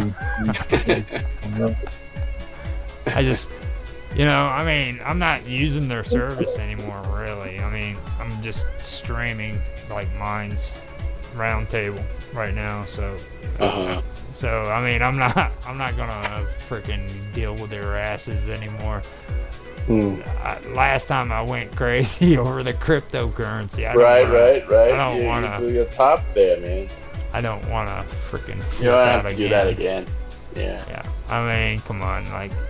It's like a bunch of overgrown children who freaking have this huge playground and freaking video, like, a platform, and like they want to go play golf and shit, and just let their shit go to freaking hell. And then when they freaking make all their crazy ass changes, everybody else gets pissed off, and they just like get some kind of kick out of it. Who plays golf? Bill? Yeah. Bill and Jack. like seriously. It's conspiracy. No, seriously, not conspiracy. I'd love to say this is a conspiracy, dude, but like, you wanna see what my freaking activity says in my settings? What? Look at this. Alright, I need to go to settings and then analytics. That's it. Oh, right. Ever since they cut over, this is the Euro engagement. Engagement is shit. One more day until earnings is over, by the way. And the only thing worth anything is trending now. Alright. This isn't worth shit. I don't need that no more. Don't need to know how many people are liking my videos or how many page views I've got. Don't need none of that, because that's all. It's useful for other people. Well, I mean, the facility is useful. Just so I can tell, how many people actually looked at my page and impressions. But like this is what it's reduced to, So I don't see no use in it anymore. They just really need to just get rid of analytics. It wasn't like it was good. Well, yeah, I can see your point, but I can also see it being useful for other members. Well, what for? I mean, that's the thing. What was it useful for? Like, there's supposed to be some kind of motivation to even look at analytics. I just... I don't look at analytics. Yeah, I know. It's like... I use I look at the wallets on a daily basis, because I've got spreadsheets that I sort of maintain and that's what I wanted to do too. I agree. I wanted to do that with Mines, but they keep changing their mind and shit. Like, all of a sudden, like, you're supposed to get like a certain amount of money within a day, and then you go back the next day and they take 15 coins off of it. I'm like, what the hell is that shit all about? Like, all of a sudden, it got so complicated, I decided not to use spreadsheets with Mines. I do it with YouTube, but I don't mess around with Mines. That shit gets complicated. My spreadsheet goes right back to the beginning of when tokens were introduced. Damn. 28. Wow. Yeah. That's some hardcore. That's some data. Like a few tables, yeah. So what's the difference? How much separate from your numbers is it from mine's actual numbers? Just being curious. You don't have to say. Generally speaking, there is a rounding issue on the third decimal point occasionally, once every couple of days, but although plus or minus 0.001. But that's because how the tokens are calculated. Technically, the tokens have got 8 decimal places, but mine only displays 3 decimal places. So yeah, occasionally go around an issue. But apart from all that sort of those days, what was it, last year that and earlier this year that we saw tokens not reward in your engagement rewards not being it was November. Provided days. I wrote hundreds of reports about. I've written about, I don't know, 6-7 reports. Cataloging individual days. I know Astro Rod. He told me that he hasn't even gotten his payout, and he actually reached the $100. So right. I remember seeing that. I'm wondering what that's all about. Thankfully, we haven't seen that engagement reward arrow for a couple of months now. Well, they were doing it all the way up until tomorrow for me. So what happens tomorrow? That's the end of it. There is no more engagement for me. Like my analytics says that it's earnings. I should say earning. It's done tomorrow. 30 days without any kind of earnings whatsoever. So, well, I think I got a penny or two. Oh, you've got a few there. Yeah, 2 pennies, two tokens. So engagement, it's dropped down. Nobody's interacting anymore. The party's over. It's time for you, like I said in the past, it's time for you to start promoting your material a bit stronger. Yeah, I create groups, create a separate channel for these talks, and then I'm promoting them. I've got 4 groups on mine, but I mean, they really don't.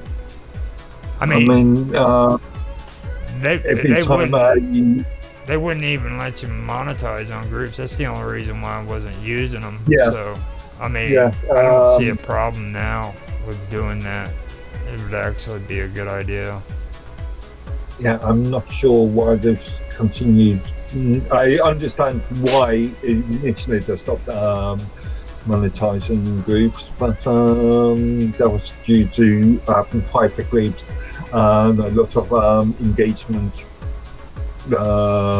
fraud, if you want, manipulation was being done in those private groups.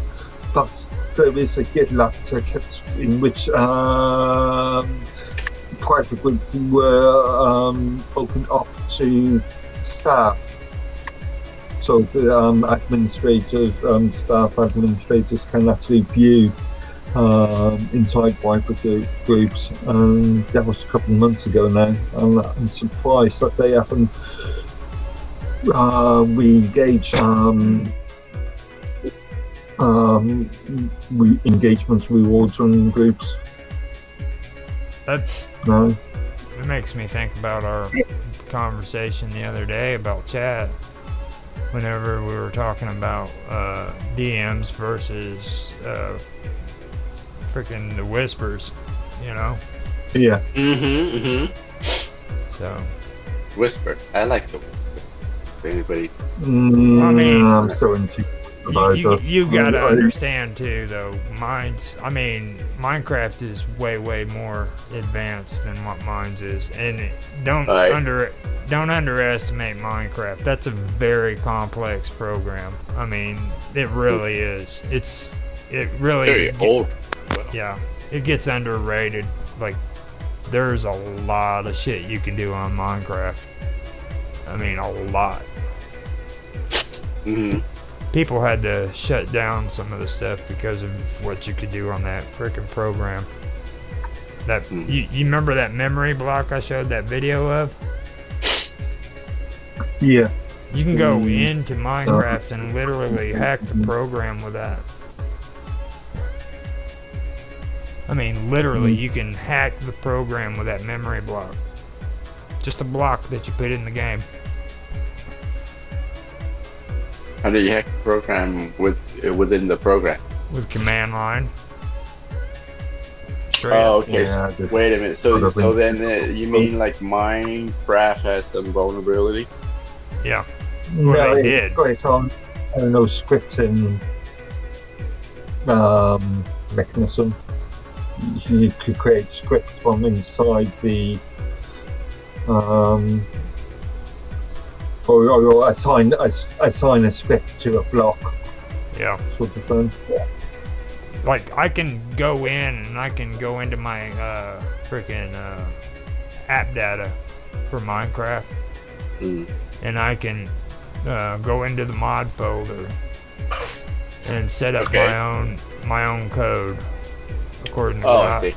You see what I mean? And then turn around and use that in the block like Mark's talking about. Right. So like basically you can write a bot for Minecraft. Yeah. Yeah, that's crazy. Write a bot. The block is basically another character that interact with the rest of the game. Yeah. So it's an NPC. Nah, not in the general sense. First of all, you can't be in a survival mode. You have to have it peaceful and edit. You know what I mean? So you can't use it when you're actually playing the game. Oh. You see, but like their peaceful mode and their it's kind of like edit. You know what I mean? Edit mode. So that's when you can use it to make the changes. So you have to go into that and then make your changes, and then go back into regular gameplay, and that's where the changes will appear. I guess that's the best way to explain it. Right. So you're in edit mode. What do they actually call it? Oh, I'm just now starting to play design mode. Yeah. Well, once I was watching a video, it reminded me of something called the 3D construction kits that was created by Delmark Games back for the Amiga back in '91, which had a very sort of similar concept. You create blocks, you assign scripts to those blocks. I don't know if anybody, well, you two probably don't, but like Unity, they're getting. Yeah, I'm aware of Unity. You know how they have the system set up to where they can show you how to make games? Yeah. They've gotten hooked into this whole Lego setup, like the Legos do. And they're kind of doing the same thing. Like, they have a Lego that you put in a certain spot that activates a certain program, you know. Right. And they're kind of doing the same thing in Unity like that too. So I thought that was interesting.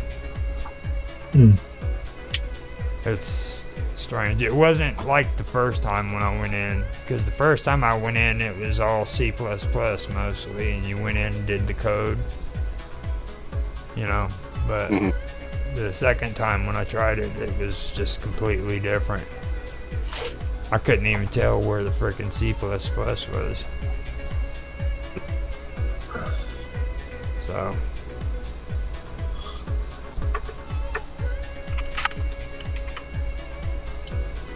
Now, what are you guys doing?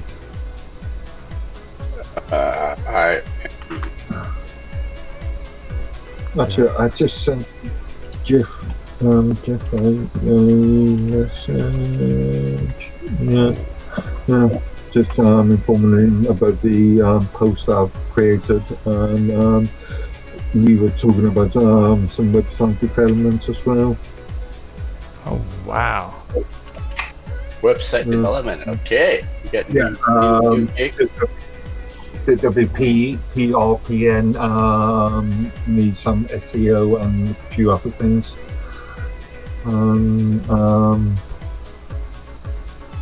Just needs tidying up, actually. I was sending Nowana. She's ambushing me with her. Yeah, yep. She's ambushing you with more music. She just gets so upset with me. Like, you know what I mean? I love it. She's something else. So you're the only one that she can talk to. That's good. I mean, at least she's learning. At least she's learning about good music. You know what I mean? I don't think she's. Like, Roger, can we do your interview again? I think Bob Dub's standing me up. So. Yeah, we can do it. But not now. I mean, whenever you're ready. Yeah, we can do it. Now. I think you're supposed to come over now, aren't you? Yeah, it's right there at the time. Well, you're fine. We can just redo it a different time. I have Jitsi set up. I sent you the link and stuff. So whenever you get ready, just let me know. I'm gonna go do some other stuff. Yesterday, she told me she was still doing it. Talk about Elon today. Now she's disappeared. So, I mean, it is what it is. I just felt like I'm asking you at least if we can finish yours, since I know how to path it to the right folder or whatever. Yeah, I can. What's going on there? You're interviewing Roger, Connor? Yeah. Well, I interviewed him yesterday, but I did it to that MKV thing that we were talking about earlier. And so we set it up for me to make sure that I could do it correctly with Bob Dub. And like I said, I checked with her to make sure that we were still doing it. And she said, yeah. I texted her after I got off of the show with you guys, and she didn't respond. I still set it up, but I kind of already had that feeling that she wasn't going to pull up. That's just because, like, of the connection. I don't know. I guess I see stuff more than I'm supposed to or whatever. But I kind of already had that feeling. And but I was just making sure I did my part to be present and show up, since that, because I'm a woman of my word type of thing, you know. That's all. But whenever you get a chance, keep doing of your thing. Yes, you didn't know I was a woman. I had children. This is news to you. Yes. Yeah. It is news to you. No. That's. I know. No. That was rude. That was rude as fuck. Like, it's not new. It's like it's an affirmation. No, I said I'm a woman of my word, though. I had to stop and think, because I was like, hold up, did I just say no? Yes, I think I said the wrong thing. No, you said yes. No, you said yes. And he said, because he was like, you're a woman. I'm and just like, as yeah. I'm just like, as amazed. Like, you sounded like me answering it, like, yeah, like what you said. You didn't know that. No, I mean, type of thing. I look at this Nazi myself. symbol. Look at this. That's not a Nazi symbol. That's my picture. How did you get that? That's not a Nazi symbol, is it? I don't know. Jimmy did it itself. It looks to me like you on your handstand. Yeah, it's your avatar. How the hell did that happen? I never did that before. I don't know. That's not even that's not a Nazi symbol. It looks I can't remember what they call that. They assigned just a random pattern to. Is this Jitsy's doing? Okay. Yeah. And matter of fact, I don't think I want to do it. Roger, we can wait, and then we can do your interview at a different time. I'm probably just going to chill out with the kids for a bit, because I'm going to do Joffrey's show tonight, and that way I can make sure I'm ready for that, because we know he's actually going to do his show. So yeah, we can do it. Chill out. Why don't you chill out and check with us? I'll talk to you. No, I'm not going to stay online, because I want to chill with the boys. I've been on here for a long time. All right. And I can practice some Minecraft and stuff like that. Send that video that we can convert for you. I can't have access to it. I'll see if I can find, like, if I can get it to send. I told you it's grayed Just- out. It just says this No, document. just what you do, go to Google. You got Google Drive? No.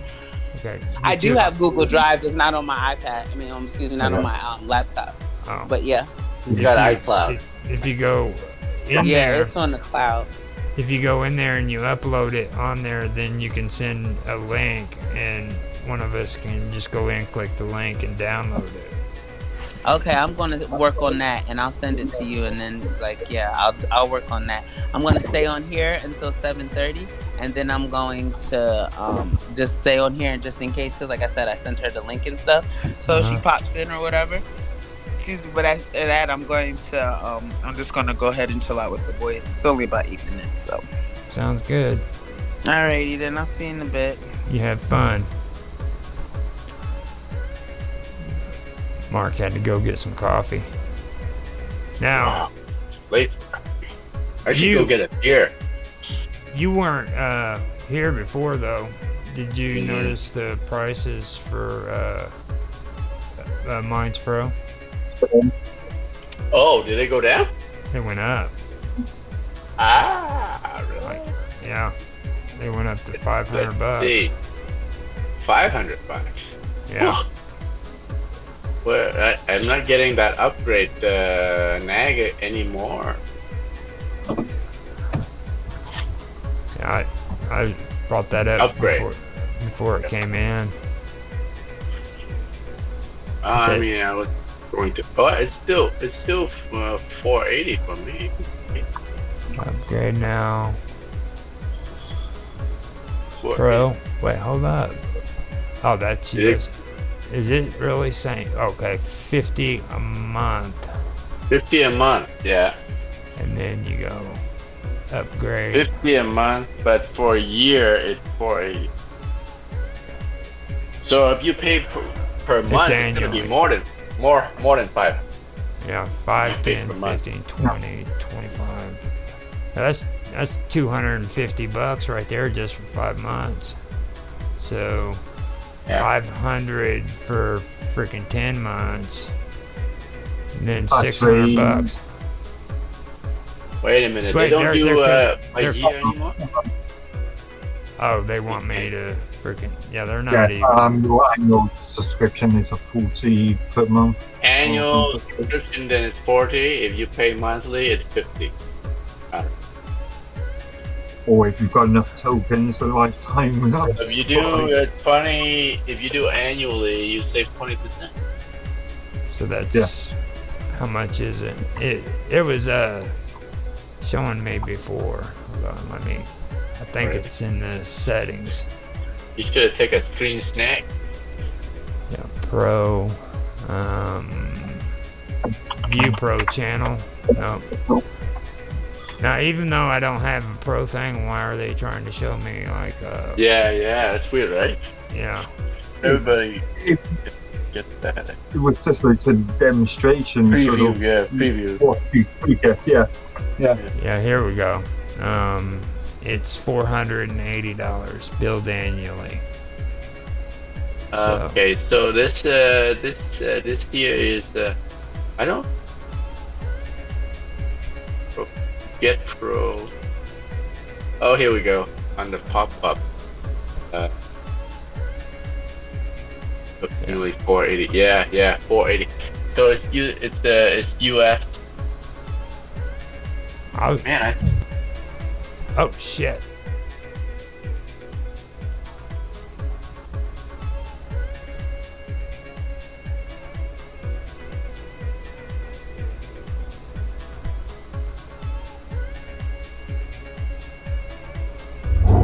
Dollars. Yeah, I'm back.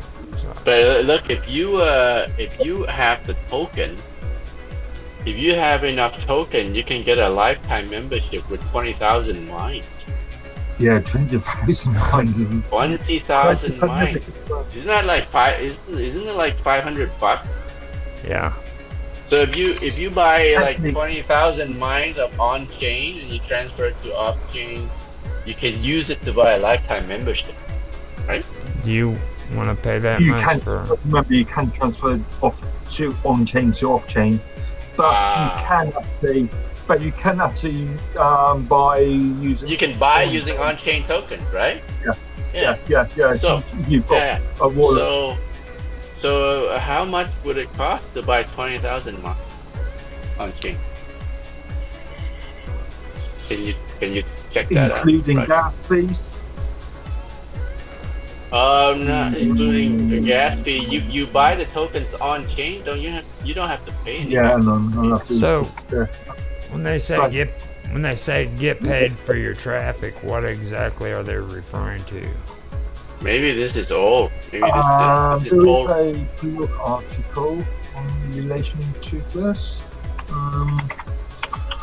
I'm saying this is the text they had before they shut off the program. They still have the old. Technically, it's not shut down. It's still there, but I've got a question. How many users are using Pro compared to Plus? So obviously, Plus is going to be the major sort of income. Well, see, like Pro though, they've got to have some kind of gimmick. There ain't no way they're going to do all that bullshit with Mines Plus and not have something going to where they're pulling in some kind of currency. You know, and that's just common sense if you stop and think about it. You know. Remember, according to Section 7 of the Terms of Services, the tokens are not a currency and cannot be used as a currency. Yeah, but you know that like the revenue thing is going to take its toll. Like what they're doing is not a popular thing. I mean, you're going to get a lot of people exodusing like Mines Plus. I don't know. I would like to see actual figures of about that. At the moment, you're saying it's not popular. That's very. We haven't got the data to say if it's popular or not. I mean, have you been on Mines Plus? Like, there's mostly nature memes and shit. On Mines Plus. But I mean, I haven't been since 2021, I think. 2020. You know, I mean, most of that stuff is nothing more than like nature memes and shit now. I mean, people aren't putting real content on there anymore. It's really kind of gloomy. I didn't even notice. Why would they put stuff on there anyway? You know, why would they bother? They put like. Yeah. In my opinion, I can see the use of Mines Plus posts, but in my own viewpoint is I want as many eyes as possible to view my content. So Mines Plus is sort of missing the idea. If you're going to continue behind a paywall, right? I mean, if I was, let's say, creating a book or something, an ebook or something, I would release chapter by Mines Plus, and then. Well, I mean, there are still some content creators on that are still making profit, right? I don't know if they're making profit or not. I mean, being honest, like again, this is where we need more data. You know, I mean, that's kind of the key to it. Like, I if I post again, I'm gonna post just on regular Mines. If it's about the off-chain tokens, I mean, why would I restrict myself to Mines Plus when I can open it up to everybody and just let everybody see it, you know? I mean, I can only see the only use of Mines Plus post right now would be for you to post to your subscription. right? Post to your subscription tier. It basically can be replaced, to be honest with you. I can, like you said, the subscription tiers, like make it private, set it up to where you can only be a member, and then maybe charge them 2 cents to watch every video. You know. But that's what the subscription tier is already. You don't need to make anything special. I don't know by mine because I can see a use case for it. Going back to my books example, if you create, let's say, multiple chapters using Minds Plus posts, and then I don't know, release some extracts as standard posts. And then use those like a little taste of the plus post. Yeah, it's like so I think we were talking about this before, Roger. You have a full-blown video and posted on Plus, the subscription tier, and then you would have like a preview or on YouTube they're calling them premieres and stuff and shorts and things like that. You create a short. That's kind of what I would do too. Just kind of like put those little shorts on there. And, then put everything else in your membership. Instead of us having to do that, I think mine should offer that feature in the subscription tier where non-subscriber can view the first 15 seconds. It'd be nice. I can see a lot of users not wanting that. I think this sort of more user controlled sort of idea, so it's more exciting. But then make it an opt-out option. But it's similar to the idea of the regular Minds user being able to see the first 100 character of your Plus post. Yeah, kind of give them a little teaser of Minds Plus, and then maybe it might even encourage them to go on to Minds Plus. Also, there is a new service being rolled out at some point, and I keep on seeing GitLab tickets about this, but something about network operators, which I presume Minds is going to create separate instances, or staff are going to create separate instances of Minds for paid users. Are you talking about the multi-tenancy thing? Yeah. That's the way it really should have been all along. Whenever Mark was telling me that, it wasn't. There's a lot of work being done on that at the moment. I keep on bumping into tickets left, right, and centre. Like they're actually doing Minds and Minds Plus on the same instance. That's insane. Like, I don't know. I can. What? A unified sort of approach. Yeah, I can see. Wasn't that similar to like the Pro, where they were promising that the Pro account? No, this is more sort of considered. It goes back to the old idea of John's. John introduced this sort of added on instances of Minds for his own other businesses that he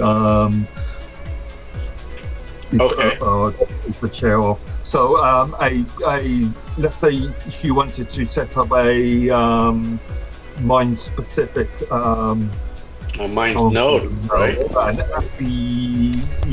Technically not no, but an instance of Minds for, let's say, Apple.com, Apple Inc. He could. So a sort of more corporate sort of approach to to like a black white label version of mine that somebody else would have. Yeah. Right. Okay. It does go back to a old idea of white labels that was introduced 2019, 2018. But I don't think there was enough force about it at the time. Hence why there's further development on it now. Okay, so you're saying there's the prospect customer that are asking for this that they're going to pay for. Yeah, it looks like that. But for my sort of just scanning of those various GitLab tickets. It's interesting, like whenever I Might be a nick. It's interesting when I look at that though, because like that's I don't know. I think that might actually be an improvement if they did more than one instance. I think that actually would be a good idea. Yeah, I can see a market for that. Definitely. Well, plus, like I've been saying, they need to wipe regular mines. It just needs to be wiped and let people come in. If they come in on a regular basis, then they'll come in, they'll sign in, and then freaking go on with it. You know what I'm saying? But if they don't come in, then that means that's a dead account that isn't going to be added back onto the platform. Yeah, funny enough, several years ago there was an idea of deleting accounts after a year's worth of non-activity. Inactivity. Okay. Yeah, but I think that's I know of at least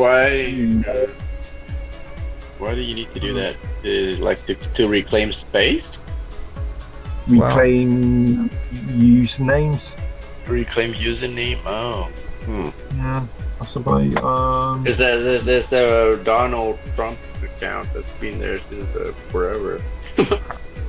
Yeah, I can do several cover stuff. Reserved for if you're the real Donald Trump, contact us to claim this profile. Yeah, I doubt. Yeah, that was. There was a load of spam a couple of years ago related to that. Multiple accounts were set up just for I wonder if anybody is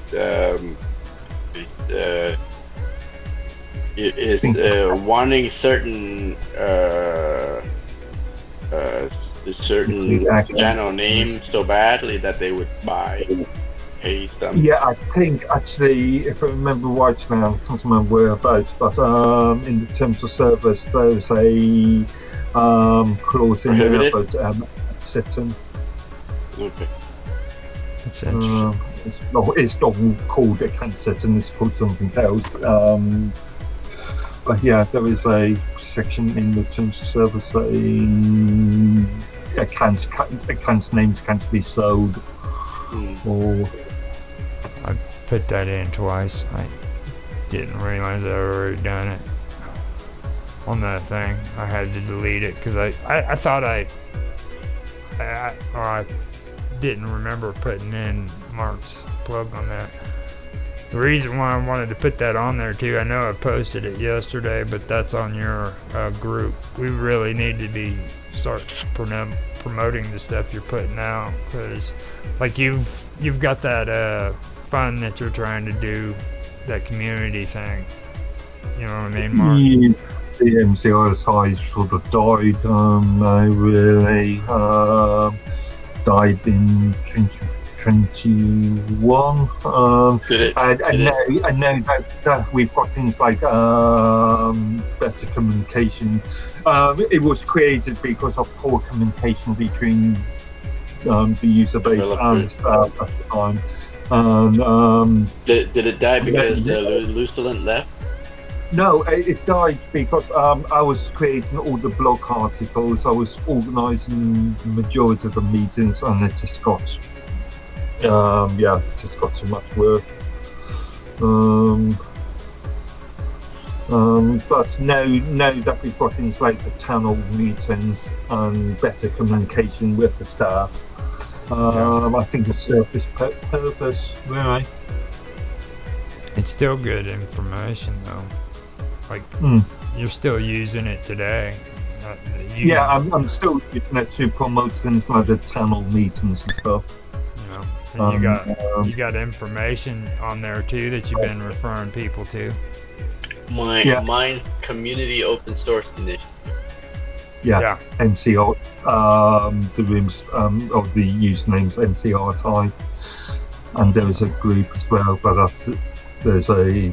But so you're the only ones left from the original group of that initiative that's still around. Minds Gaming is an original member. Myself, obviously. Phoebe is also Phoebe is there, but where's she gone? She's even disappeared from general. Yeah, she's been fairly quiet recently. Yeah. I've been calling her Phobe. I think Phobe is just a better name. Why do you call it Phobe? Instead of Phoebe. I don't know. I have no idea. Is that how you American spell it? Phobe. Like Phoebe it reminds me of Charmed. You know what I mean? Like Phoebe. Well, Phoebe reminds me of Friends. Well, yeah, Phoebe too. Charmed is better though, because the girls on Charmed is sexy. Except for what's her name, the Canadian chick. You just gotta jab that one. But yeah. Which one is Canadian chick? Shannon Dorothy? That was I think so. I think no, she played on 90210 when she was a teenager. Well, yeah. Shannon Dorothy. She's Canadian? I didn't know that. Wasn't she the oldest sister? Shannon Doherty? I don't know. It's been so long that I remember. She was the now you're gonna have me freaking Googling just so I can find out. Googling. The one good thing Google is good for is Googling. Yeah, instance and all that. Charmed. Since when have search engine names been a verb? Was there a search engine named Phobe? No, since when has search engine names become a verb? Yeah. Like Google something. Google is responsible for that. Okay. Holly Marie Combs, Elisa Milano, and Brian Cross. I'm sure there's more than that. That's IMBD is so messed up. Like IMDb, they end up like just showing IMDb. 3 of them. Yeah. This is directors. You're looking for a charmed Canadian actress? Yeah, Elisa Milano, she was Phoebe. Piper Hollowell was Holly Marie Combs. And Rose McGowan was Paige. Then Shannon Doherty. Yep, it was Prue. And she's Canadian? I don't know if she's Canadian. I can click on her and find out. She probably is. I don't think she is. Shannon Doherty was born Memphis, Tennessee. She's a Memphis girl. Mm-hmm. Tennessee. I don't think there's any Canadian in that Charms. No. You might be interested in the reference I posted to Jitsi chat in relation to this network business model. Yeah, okay. There's an epic there. Network service node. Oh, but this is different from the multi-tenant that I saw. Oh, this is the. It's Okay, she said she's coming. yeah, this is related to the idea, the idea of the well, they call it nodes, but technically not a node because a node shares between. Instance, yeah. But I mean, if I take mine and I run my own instance, that's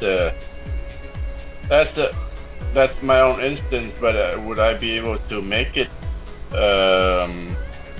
participate in the Minds Federation to become a node?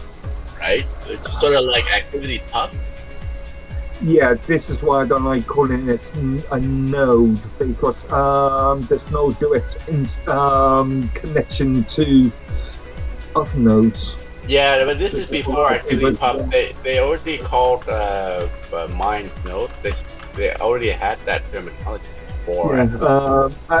If you scroll down to the "Want to Have This Time" section, the epic. The first thing that comes in is option to disable federation, so presumably they will have some sort of hello. Later. Hey. I know she's supposed to be here. She said she wanted to know if I wanted to come in. So okay, we can wrap this up and you can join. Yeah. I'm so sorry I messed the time up. I feel like such an idiot. Oh, it's fine. I've got Tan and Mark on the other one, so I just wanted to let you know she's trying to work things out right now. She just sent me a message and stuff. So who is trying to work what out? Bob Deb is in the interview thing. I just got a message from Karma. Okay. So I can go ahead and just leave it on and stuff if you want me to, and let it go. And then if you guys want, what are you talking about? With the stream? No, we can finish and wrap up. If you want to join? Oh, that's fine. Let me get him. Can you give me a second? I'll try to get it straightened out with Karma real quick, okay? Bob does. Yeah. Okay. No problem. I'm not in a hurry. I'm just chilling here. Okay.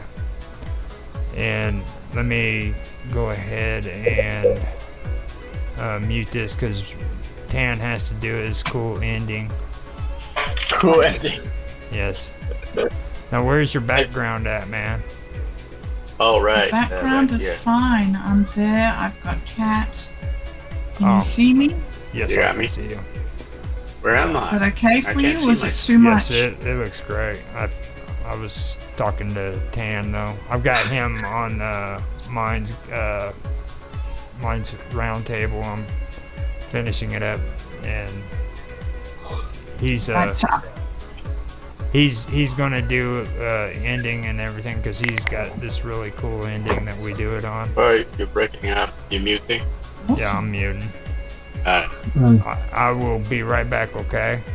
Mm-hmm. I'm just here to listen with you and Karma, Bob Dub. Okay. Okay. Cool. All right. Cool. It's really awesome. All right. I'm gonna mute and let you do your ending on here. No, don't mute. Let's just stay on for a few more seconds. Okay. Wrap up. Go for it. All right. So, Mark, ready? Hey, turn your camera back on. Okay. Can you put everybody's face on the screen? Yeah. Is it on already? There you go. Good. Okay. So, thank you everybody thank you everyone who's joined us to watch the live stream, or anybody who's viewing it later on. This has been Roger Hanson's weekly Minds Roundtable, episode 12 on November 3rd, 2003, and including the live stream and signing off. So thank you everybody for joining, and see Roger and Mark next week. Thank you. You guys have a good one. Bye. Have a good weekend, everyone.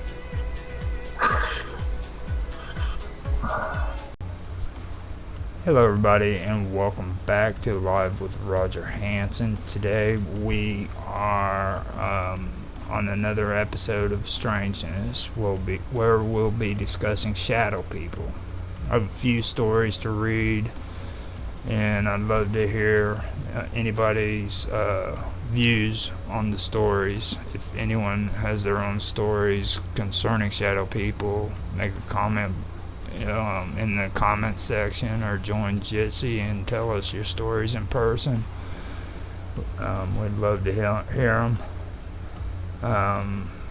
Like I said, if you want to come on Jitsi, you're more than welcome. It's free for anybody who wants to. I posted the Jitsi on mine's in my profile. I've posted it in my chat room, and I believe I've posted it in Skype as well as on Rumble in the description and the chat. So there's plenty of ways to get on here if you guys want to get on here. So with that being said, I'd like to welcome old John. You want to say hi, John?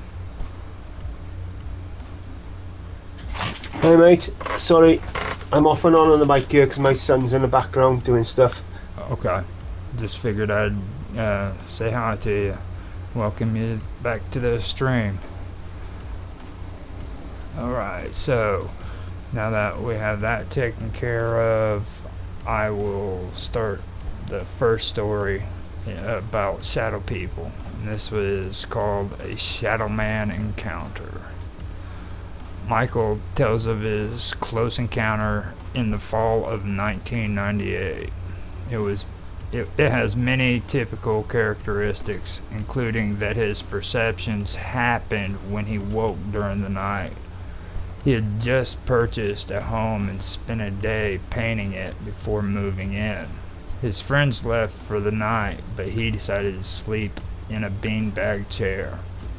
He woke in the middle of the night feeling thirsty and went into the dark kitchen for a glass of water. That's when I got a distinct feeling that someone was watching me, there at the top of the basement stairs and in front of the light switch. I could distinctly make out the figure of what I automatically assumed as my good friend Larry. He called out to the figure which didn't respond. I was still absolutely convinced that I was looking at a living person. My guard went up with the dangerous possibilities of who it could be. He took out a pocket knife in case he needed to defend himself. Then in an instant, the shadow moved forward in my direction. I lunged forward with the knife extending outward. I saw the shadow move into my arms as if deliberately trying to impale himself in my weapon, and it kept on coming.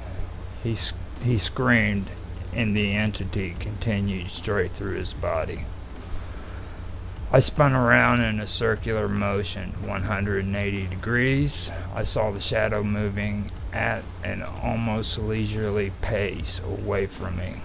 It proceeded through the large kitchen into the adjoining dining room and finally through the wall that would have led outside if it were a door.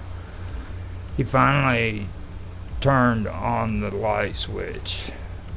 Wide awake now, he searched the house, found nothing, and evacuated to his old apartment for the rest of the night. He never had a repeat encounter while living in the house.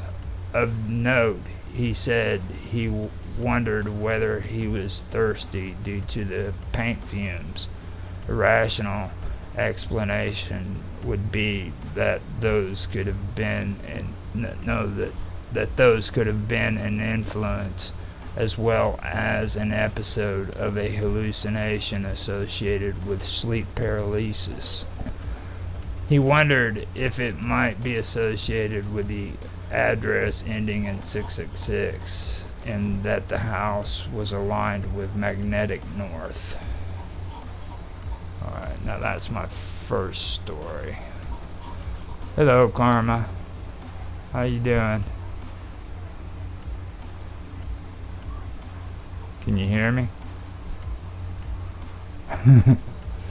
Okay, so in this one, he was just moving into his house, and he spent the day painting and decided to sleep in a beanbag instead of going home to his old apartment. He was staying in the old house and everybody had left. He woke in the middle of the night feeling thirsty and went into the dark kitchen for a glass of water. Now, he had a distinct feeling that someone was watching him, and at the top of the basement stairs and in front of the light switch, he could make out a figure. To me, I mean, when I hear stories like that, like, they're usually quick, you know what I mean, when they're at least I find them quick. At least he wasn't trying to be too distinctive, too descriptive about it. That's the one thing. Like, usually you can tell when people are telling stories like this, they try to describe the complete look of how the spirit was supposed to look, and they only seen him for like 15 seconds. So that's one thing that did stick out to me. So he didn't do that, so I kind of see where there could be some valid, just in his writings, you know what I mean, it sounds like it could be a valid thing that he did see. Now he said in here too that it could have been due to maybe sleep paralysis, yeah, or paint fumes from earlier, where he woke up and he was probably thirsty from paint fumes. I know I've heard people saying that you can have the same kind of effect from like carbon monoxide levels being too high and stuff like that, but I don't know about paint fumes. He could have had a little bit too much on him, you know, but looking for a rational explanation, just kind of like the first thing that pops off your mind, you know. So basically I can post this in the Minds chat, and if you guys want to read it, you can. I'll also post it in the chat here.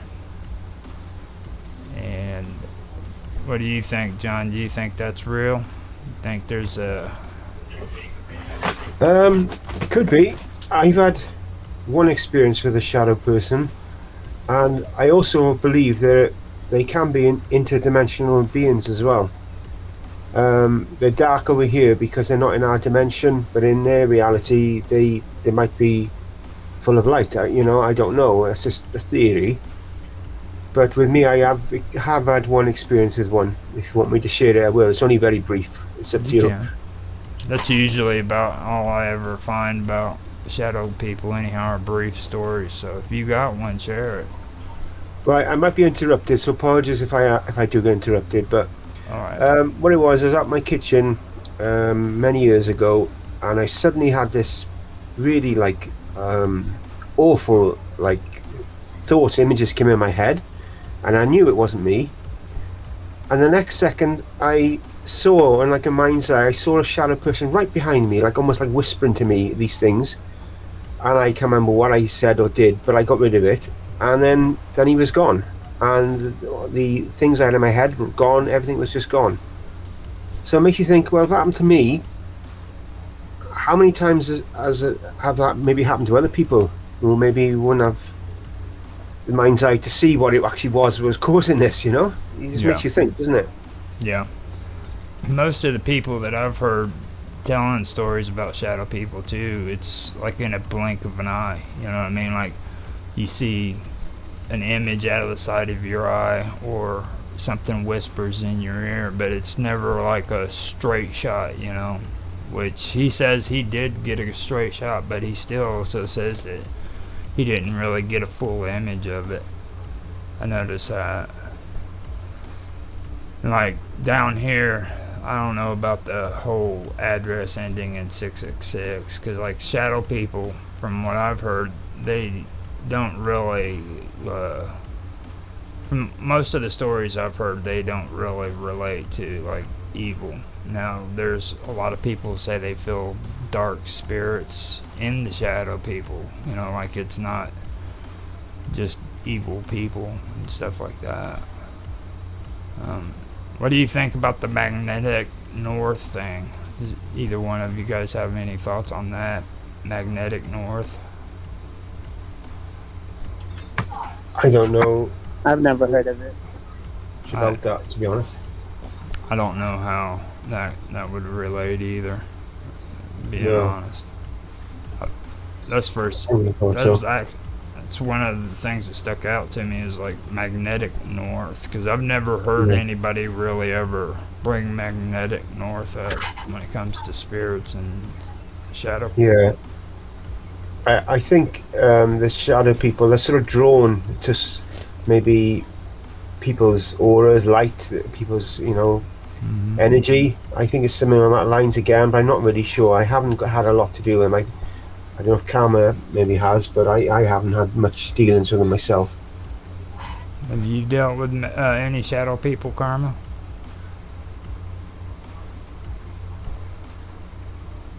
I think she's taking. When you no, because I'm out and so I'm doing other stuff, but I'm listening, and I didn't bring my headphones and I had you in my bra. When you talk about shadow people, you guys talk about like spirits or other energies surrounding. Like, you know, I don't see, just my awareness of us being multidimensional being makes it difficult for me to equate them or associate them with shadow people. Like my ex-husband probably was one, but in the flesh, because they take human form as well. We see them or think, like a lot of people associate like it being with like evil. Like, 'cause I think I even watched the video where like you made it, John, and then the person that got touched in the video, they ended up dying or whatever later on, stuff like that. Like, so just from my knowledge and what I'm aware of, you can, you know, some people have like that they're masters to where they can do like martial arts with like different type of weapons, like knives and stuff like that. A layman, a person who's never touched it before, might use a knife and it might end up cutting themselves, killing themselves. It's one of those things to where it's all, everything's mindset. I know we like to kind of say it's not, or yeah, but everything literally is created from our mindset. And what I've learned is that, and this is through experience, not anyone's book, not anyone's, I don't want to feel like I'm some academic or anything. No, this is just my life and how I've lived. Like I told you guys about the skull incident, and I told you guys about different occurrences within my life. So everything I speak from comes from experience. That's why I'm able to elaborate or stand on what I do. And shadow people are more like deliverers of faith. It's not to where this is a shadow person in this picture, they're going to cause that stuff to happen. Literally, it's they're deliverers of faith. So if you've been warned, hey, if you do certain things like a kid, you tell a kid, don't touch that iron, it's hot. And they want to keep touching it, then they get burned one day because the iron's on. They touch it a few times, it's not hot, so they think it's okay, and then they touch it when it's on. Usually, it's their fate delivered. Like, I already warned you once not to do that. Same with these things. They bring what was already going to occur, or they kind of confirm what would already occur. In some cases, they bring riches and knew different types of lives. Like if you've seen Princess and the Frog and Princess Tiana, she dealt with the Shadow Man, and yeah, supposedly he was, he gave her good things in exchange for what certain things. I don't remember what she exchanged for it. I know she ended up turning into a frog as a result. But regardless of the fact, it's not because they came encounter with this shadow man. Like I said, it's agreements, it's terms and conditions. Saying with like it's like signing up for a secret society that says, hey, if you do these things, you got to deliver us. If we do these things, then you got to deliver us your firstborn. Those can technically be considered shadow men. And since people are able to transfer and transform their position and their appearance, it's not always the evil people. It's not. It's like it's literally people just that are capable of turning into these different things. Like I said, my ex-husband used to. I mean, like I've seen him take multiple different forms. My grandmother's seen him take multiple different forms, and yeah, it's kind of one of those things to where people have acquired a certain level of energy, a certain level of intelligence that they didn't. I mean, like minus anything helping them, just because they actually put in the work to do it, and it makes it to where they are capable. If you believe that you're going to die, you're going to die. No, nothing I can say can convince you. You kind of know that too, John, because you were talking about when you kill people, they have to believe it first. That's the same thing. People believe in stuff that weakens them because they've been told that that's going to weaken them. Me personally, I just had 2 shadow people at the house. I want to say what day we did roundtable. Yeah, the day we did roundtable, I did Bob Dubs interview, and they were white. They weren't black shadow people like dark shadow people. They were white shadow people. Like the light was white anyway, and it wasn't. Hey, come here, get on this side of me, and then do this right here. Go. And they were, yeah, like I said, they were white energy, and I spoke to them, and they kind of told me stuff. And that's kind of where, like that, they give me messages. So I guess I'll say I've dealt with shadow people, but to the extent to where not to where I mean, I embrace them, I welcome them. They tell me. That's how I'm able to know when people are doing greasy stuff, or when people have downloaded new bodies and are following me, or they're stopping because I'm here. Like I literally embrace the quote unquote shadow world. Like yeah. So the long story short, yeah, I guess I believe in shadow people, but not in the way that they're being described. I don't see them as evil entities at all. Like they have been some of the most helpful beings in my existence. I mean, way more helpful than any human has ever been. So.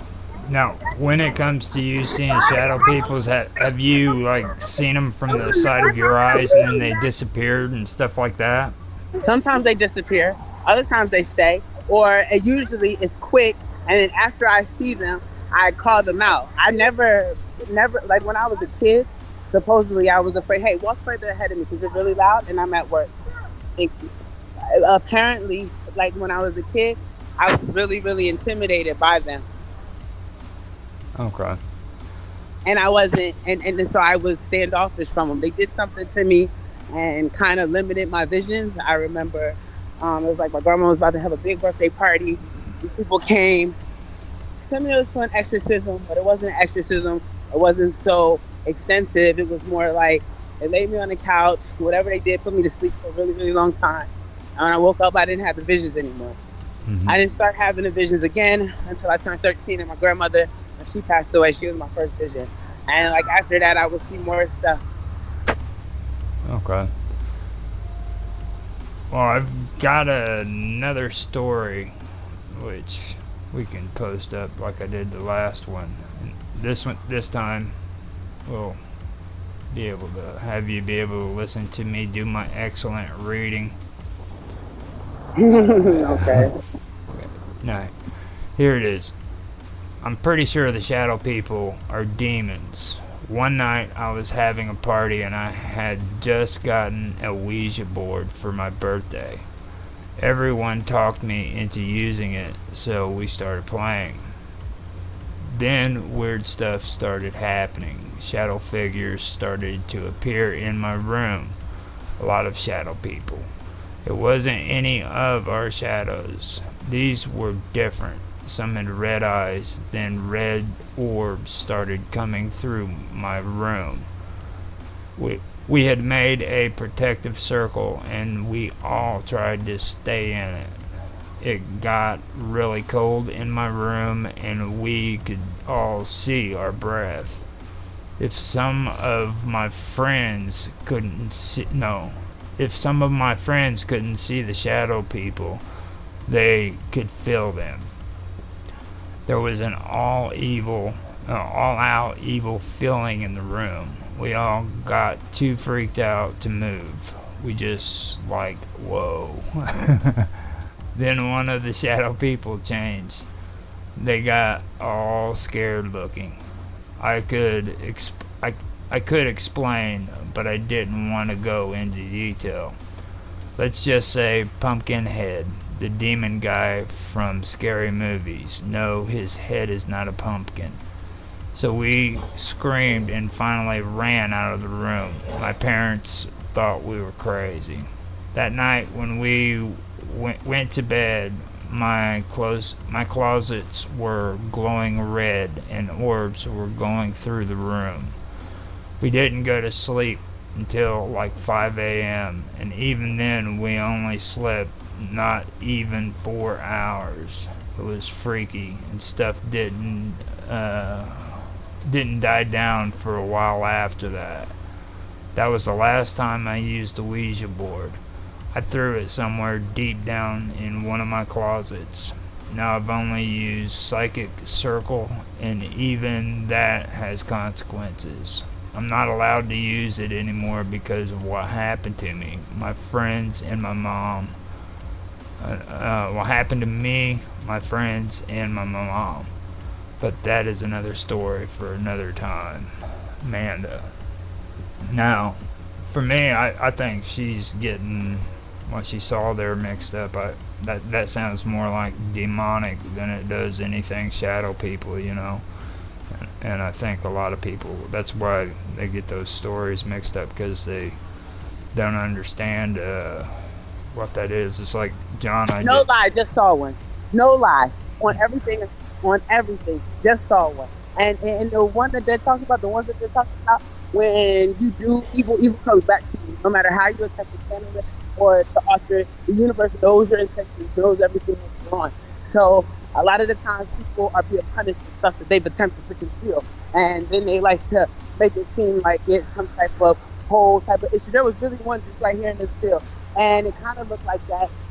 Oh, not a warm, what is that thing? What is it called? One, I don't know, but it was quick. It was quick and it was gone. And it was like a not white, kind of more like an off-white coloring, and then it just disappeared. And it's literally as you were talking, just how and it was a huge one right there in the middle. I think that's so cool. And I don't feel any fear.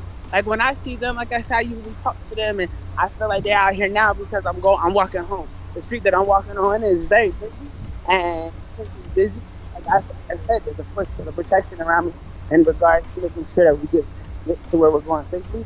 And I don't know. Anyway, go ahead. Now, what I read there though, she's like talking about a Ouija board, and then she's also talking about her closet glowing red with red eyes and orbs and stuff. They were channeling spirits.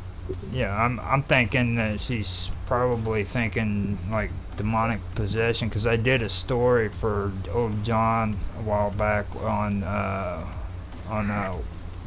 one of the Warrens stories for what was it? I forgot the name of the place. Do you remember that story, John? If he's there. Sorry, mate, I didn't catch you on which story by the Warrens was that? It was the one that I did the story for you for Wonderful World of Weirdness. It was The Conjuring, wasn't it? No, I haven't done.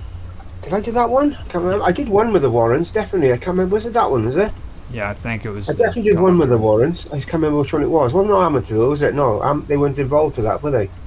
The one where the farmhouse. The farmhouse is. Farmhouse, yes.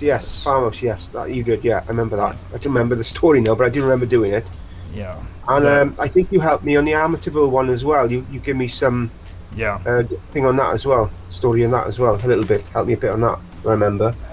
No, with the farmhouse, what happened there was the little sister was up in the bedroom with her friends doing the Ouija board, and I mean it was almost the same breakdown except for the shadows were up on the walls and they were circling, and when they tried to open the door, her mom and her sister, they couldn't open the door because it was sealed shut. And I think they said they smelled the smell of like cat urine, which is common when it comes to demonic possession, or not possession, but demonic. What do they call that? It's you know how they're supposed to come in cycles, so it's where basically. I'm gonna be right back. I got to take care of some stuff, so I'm gonna hang up and then I'll come back. Okay. Yeah. But yeah, I mean. When I read that's what kind of stuck out to me, because then she was talking about using, you know, the circle, the psychic circle. That's all stuff that she really shouldn't be playing with anyhow, if you're into that stuff, you know, because if you mess around and do it the wrong way, you're going to get bad consequences. So, I don't know. What do you think, John?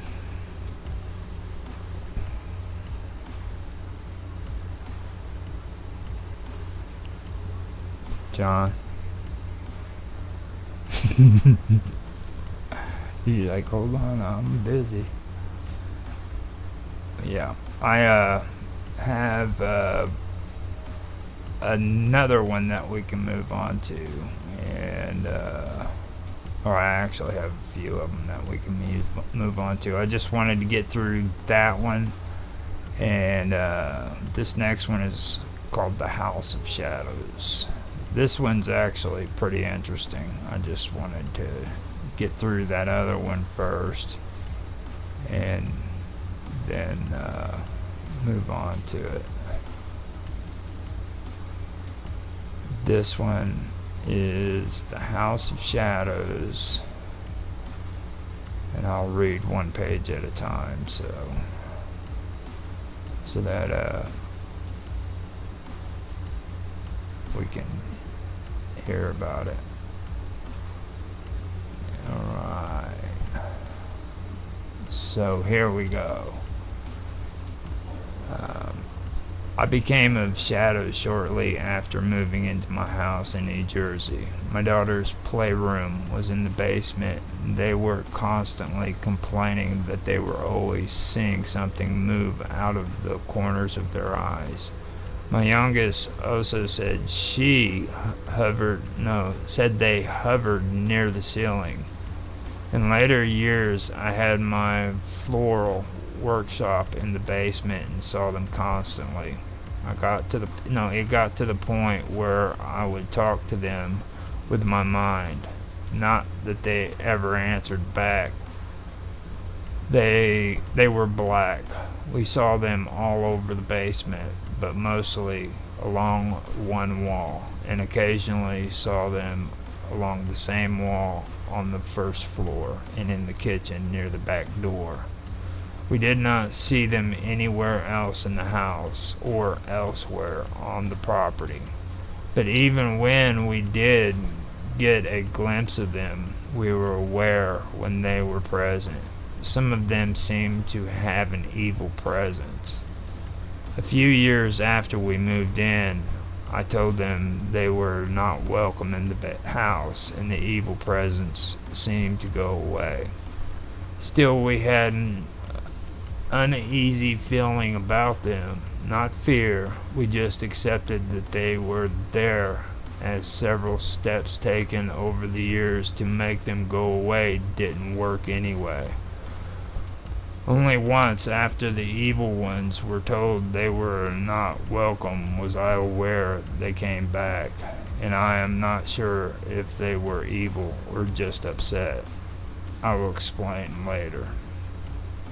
Yeah, so that kind of goes into a little bit of what Karma was kind of saying there too, you know, like it's a misunderstanding of what you're seeing there. They could be upset spirits, you know, bad things that they've done in their lives. They could be paying for it, stuff like that. So knowing if they're evil or if they're just, you know, pissed off spirits is completely two different things, you know. So that is a good point. I don't know. Like I said, the first or most of the stories I've heard about them, none of this evil spirit stuff has really ever came into play with them. They've always been kind of like just, you know, something that you've seen out of the corner of your eye, and they're there for a quick second and then they vanish. Some people have gotten really good looks at them, stuff like that.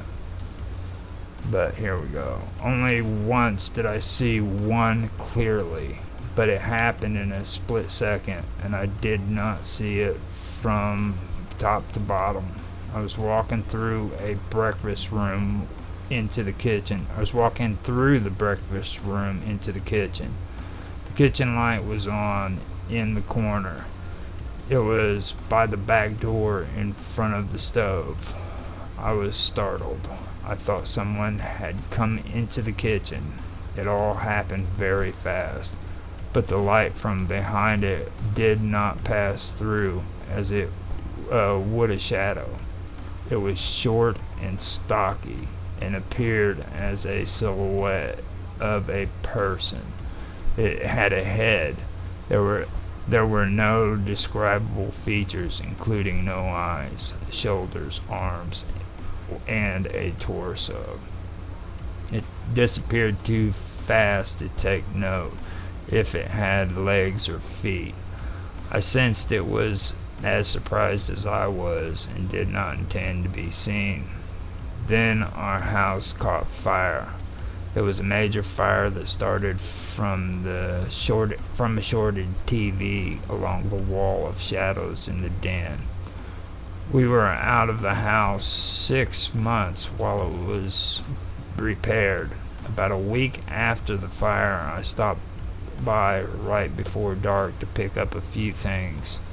As I came into the back porch and looked through the 6-foot hole where the picture window once was, I looked across the breakfast room at the basement doorway, and I sensed 3 shadows near the doorway. It was almost dark outside, so I did not actually see them. I also got a very bad feeling about them and told them by thought that the evil ones were still not welcome in the house, whether I was there or not. Then I turned and left without entering the house. I was quite rattled. Whether I had this feeling because I was also emotionally upset about the fire, I cannot say. The next day, I went back and it seemed the house was full of shadows, although I only caught a glimpse of them, as usual, fleeing into the basement. And I am not sure I really saw them, as there were no lights on down there, and the only light was from the windows. It was the only time I ever sensed that they tried to communicate. It seemed they were upset that they were not there because the house was all black.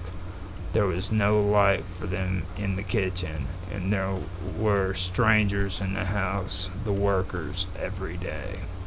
A few weeks later, burglars tried to steal a new appliance from the house. Everything was left in the kitchen by the back door. My daughters and I joked that they met up with the shadows and were scared off. Right there, I mean, she kind of gets into I think it's a female, but it kind of gets into the whole description, but like she catches on to the fact that you know, you really shouldn't be able to see shadow creatures and be that descriptive about it. So that one I'm kind of on the wall about, you know. So what do you guys think about it? Did you able to listen to it? Yeah, that was quite interesting. I think that's, maybe they're all genuine, but I think that's the most genuine of the lot of the stories so far, myself. Do you? The way it was written and stuff, I think it was. Anyway, they were all genuine. It's not for me to judge, you know, but it's just the way that she was talking about them and stuff. I just got a feeling that I don't know, just seemed.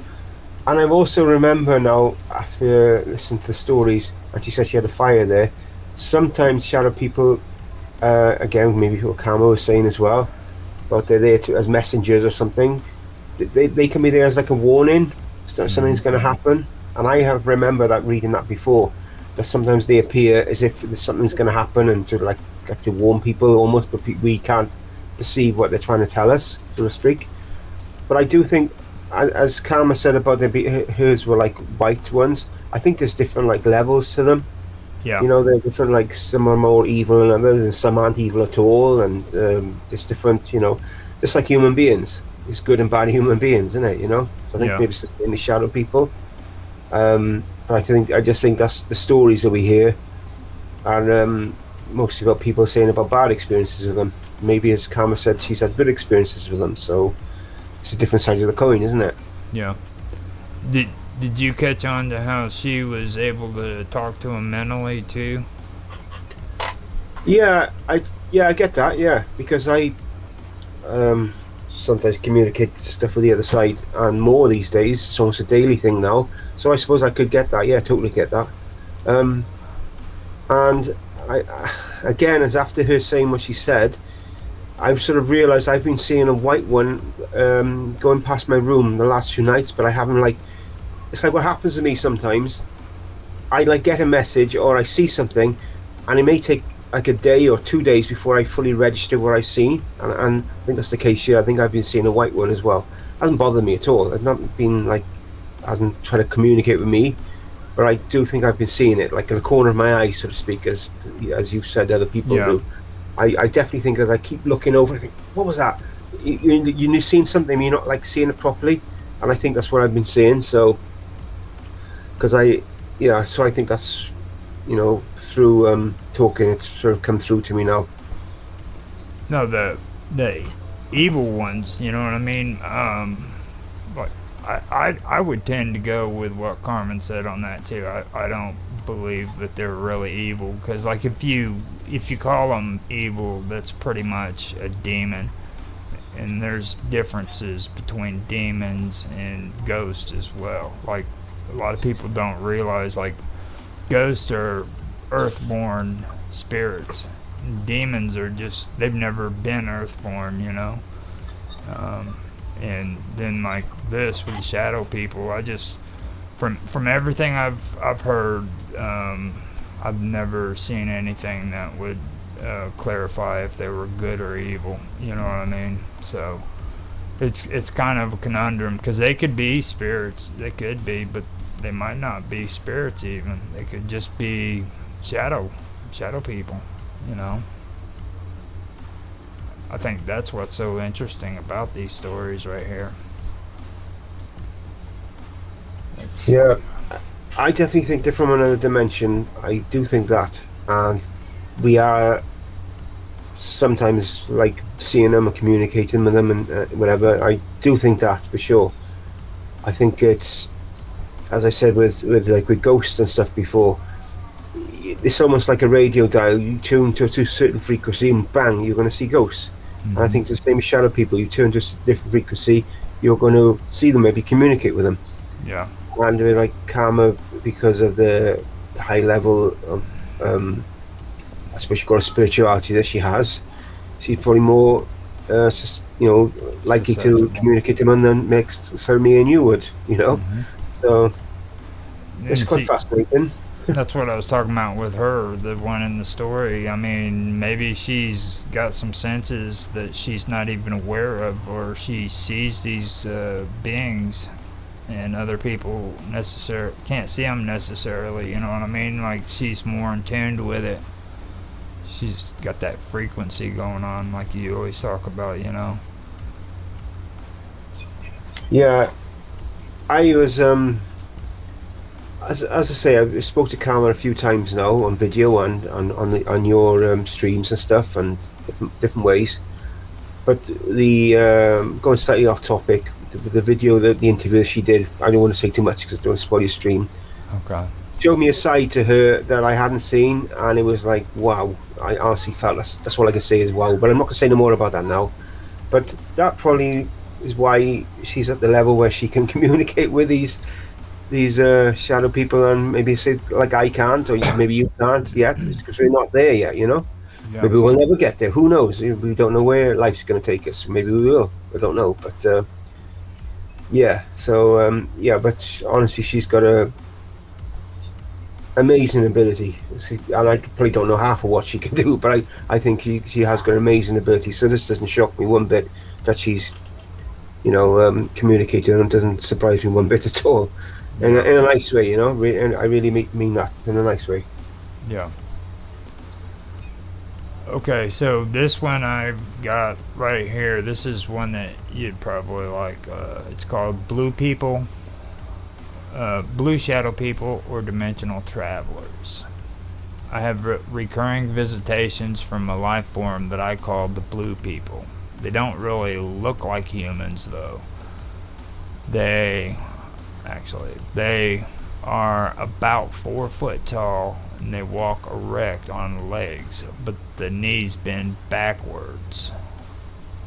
Let me go ahead and copy that. But their knees bend backwards. They have 4 fingers and 2 thumbs, and roughly the same configuration on their feet. The toes and fingers are webbed. They have no shoulders and no neck. They just go up from the shoulders into the bulbous head. The face consists of 3 crescents that are arched down like a grimace. The shortest on top and the longest at the bottom. They are blue. They have visited me for about 5 years now, to my knowledge. They come late at night when everything is quiet. The first thing and the thing that wakes me is a high-pitched whine. That is followed by a white light that appears through the wall, door, or wherever they choose to enter from. They come in through the light when it opens enough for them to pass. I was quite scared at first and thought that I was having a lucid nightmare. Later, though, when they returned several times, I realized that they were benevolent and only curious about this world. They would walk about my room looking at things and try to touch things. For a long time, when I tried to speak to them, they would rush back into the light and disappear. I tried everything to set up some kind of communication. Only recently did I have a breakthrough of sorts. When I opened my mouth to speak, one of them rushed over and put his hand on my mouth. I got quiet, and it touched my eyes and then touched my ears. Then it touched the 3 crescents on its face, touching my eyes and ears again. One thing I must interject is that they have no physical form here. I mean, they are kind of like ghosts. So when I say they touched me, it wasn't like really being touched. It took me a while to put it all together, but I have done so, and the message is that they see with sound. My voice blinded them and scared them. It may even have injured them. I think that they are dimensional explorers, and I think that they would like to communicate. I'm working on different approaches to doing that. Yeah, when I first read that, that's what I was thinking. It would be more of one of those dimensional, dimensional things, subdimensional, I don't see it as being a shadow kind of incident, especially blue people. That's kind of different. So, plus, he's getting a really good description of them, and you don't get good descriptions from shadow people. They're very quick. They move in and out. And they usually don't have a very good form when you do see them for more than a couple of seconds anyhow. So that's why they call them shadow people, So, are you still there, John? Yeah, I was quite fascinated by that. Yeah, well, as you said yourself, they're in a different dimension, and there's no physical. They can't physically connect. It's just, to me, there's probably thousands of different species of dimensional creatures out there, like dimensional insects. They could be like, I don't know what you call it. We call these beings if you were on their own dimension. I don't know, but you know what I mean. I just think it's, as I said, they're on different frequencies. I think sometimes you tap into it, and this person was tapping into it. Like, seems another quite a pretty genuine story as well. It seems to me. It's very believable. I think, yeah, for sure. Quite interesting as well. Thought provoking, Yeah. I can see it as being trans-dimensional, but I just that doesn't really reflect on the shadow people. Like the beginning of it was, shadow people or dimensional travelers. I'd go with dimensional travelers if anything. So, because yeah, I wouldn't. These are totally different to shadow people. Yeah. I would say from what you said, they seem totally different. They seem. I don't know what it's hard to put into words really.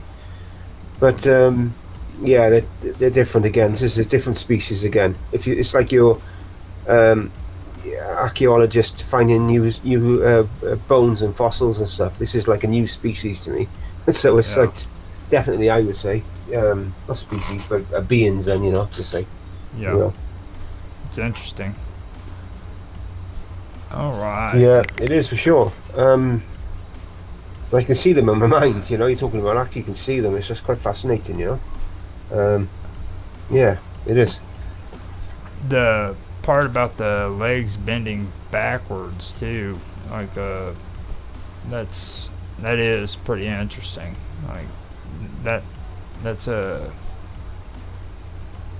well, physically they would be more advanced physical being than us too, because like if our legs could bend backwards, we'd be able to climb and run faster and stuff like that. So that's what really interested me there. But they're only 4 feet tall. Wow. And 4 fingers. That's interesting. Yeah. Okay, so I've saved the last one, or the big one, for last. This is the last one, but it's 4 parts, and it's called Haunted by a Black Cloak Entity.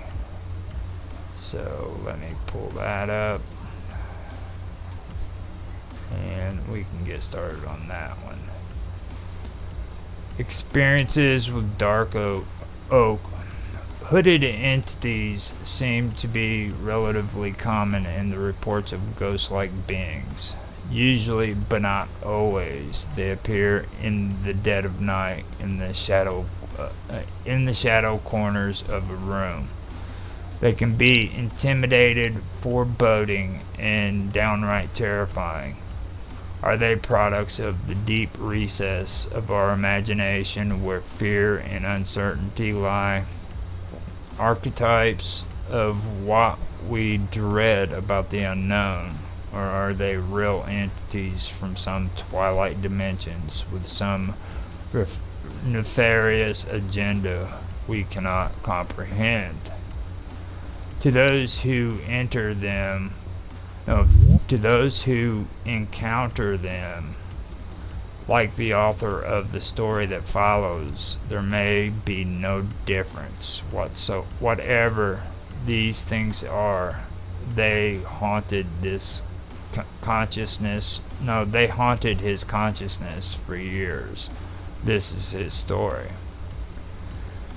This black cloak hooded entity has visited me at least 4 times in my life. I believe it all began after I bought a kid's puzzle game that showed a black cloaked hooded entity, skeleton in a black cloak, with an A symbol on its skull, forehead, and the title is Alchemist. In September 1997, when I was a kid, I was watching an episode of Zorro on TV with my mother when Zorro became a black-cloaked hero to scare his enemies. He made this sound, whoa, or some stuff like that. That night at 4 a.m., I was awake on my bed when the bedroom door opened, and I heard this exact same sound, but I knew the TV was turned off and everyone was asleep. I knew this sounded crazy, but it was real. Alright, yeah, I knew this sounded crazy, but it was real. I stood up on my bed to see outside the door, and I knew that it was a real ghost this time. But it was too dark. No, but it was too dark that I did not see anything. But I know that something was there. I tried to ignore it and lay back down on my bed and close my eyes to sleep. Suddenly I became paralyzed and could not move, while I could hear a strange sound that sounded like a high-pitched airplane engine, and I could see a pathway image in my head as if I was moving at a very high speed. It was terrifying, or perhaps this entity had the power to control my emotions. I was frightened to the point that I was able to get control of my hands, so I rubbed my eyes very fast to get the image away, but then I became paralyzed again. However, the image and sound were gone, and the new image appeared that showed a tree and a grass line with 2 people who were talking about something. I was not frightened anymore, so I smiled to show the ghost that I was not afraid. So the image disappeared, and I was able to open my eyes and move again. It seemed that the ghost had a power over me, and I was afraid. But when I was not afraid of it, then the ghost could not do much. Now see, like right there, that's what I was saying. I mean, to me, I'll keep reading on, but to me in that part right there, I think they're mixing up what a shadow person is. Well, he's actually saying a black cloaked entity. He's not specific. The angel of death, and the angel of death and the angel of life, the angel of rebirth. That's right. What they're saying. There's a guy that calls himself Cameron. Well, he takes different forms. When I first met him, and I apologize for being gone. Somebody stole my cat last night. Wow. Yeah, like such a joy. Oh, but they brought her back when we left. Isn't that amazing? Like, I guess when I pop off at the mouth crazily and start posting wild stuff, all of a sudden stuff aligns. Yeah, so anyway, I was handling that. She's back now, and she's scared for her life. But no, I met this guy, and when he was in the dark, when he was in the dark, he had a black cloak, and it was right when Corona started, and he had a hood on his head, and I was really sick at the time, and I felt like I was just like, yo, I was like, I was like, oh, you've come to take my life. I said, you're the angel of death. I could look. He was my Lyft or Uber. I think it was Lyft driver first, and it went from him being my Lyft driver to like, well, he wanted to chill. We chilled, and when he came to chill with me, when he came to the door, like he had on shorts and a t-shirt in real life, but what I saw of him was, like I said, the cloak and the hood, and even like all but the shaft. And I looked at him and I asked him, I said, are you here to take my life? And he was like, no, more or less. And after that, it kind of like shocked him. Like I said, I was sick at the time. I was coughing and stuff like that. And after that encounter, everything kind of went away. And it's one of those things, I guess, because I kind of confronted the situation, and as a result of the confrontation, it was more or less like it decided, or it kind of controlled what the results were. Like it I don't want to say it designated the destiny, but not so much. But it was one of those things to where, like, he looked like the angel of death, the exact thing that they're talking about, the black cloak figure. But that's what I mean by these shadow people, quote unquote, take on different forms. And they'll say it's a demon, but how I've been like harping about for forever, and it's just research that's out there as well for all those people who are like, I have to see it and writing from someone else's experience, not from my own. They're Omega and Alpha and Omega, those are within yourself. So demons that project outside have been created within. Like, we have lower level frequencies, higher level frequencies. There are no such thing as demons. They are just lower level energies operating on a lower level of existence. It's like the planes of heaven, quote unquote. Whereas we all go to heaven. Everyone believes that there's this place called hell. Hell, by definition, is just chaos and confusion.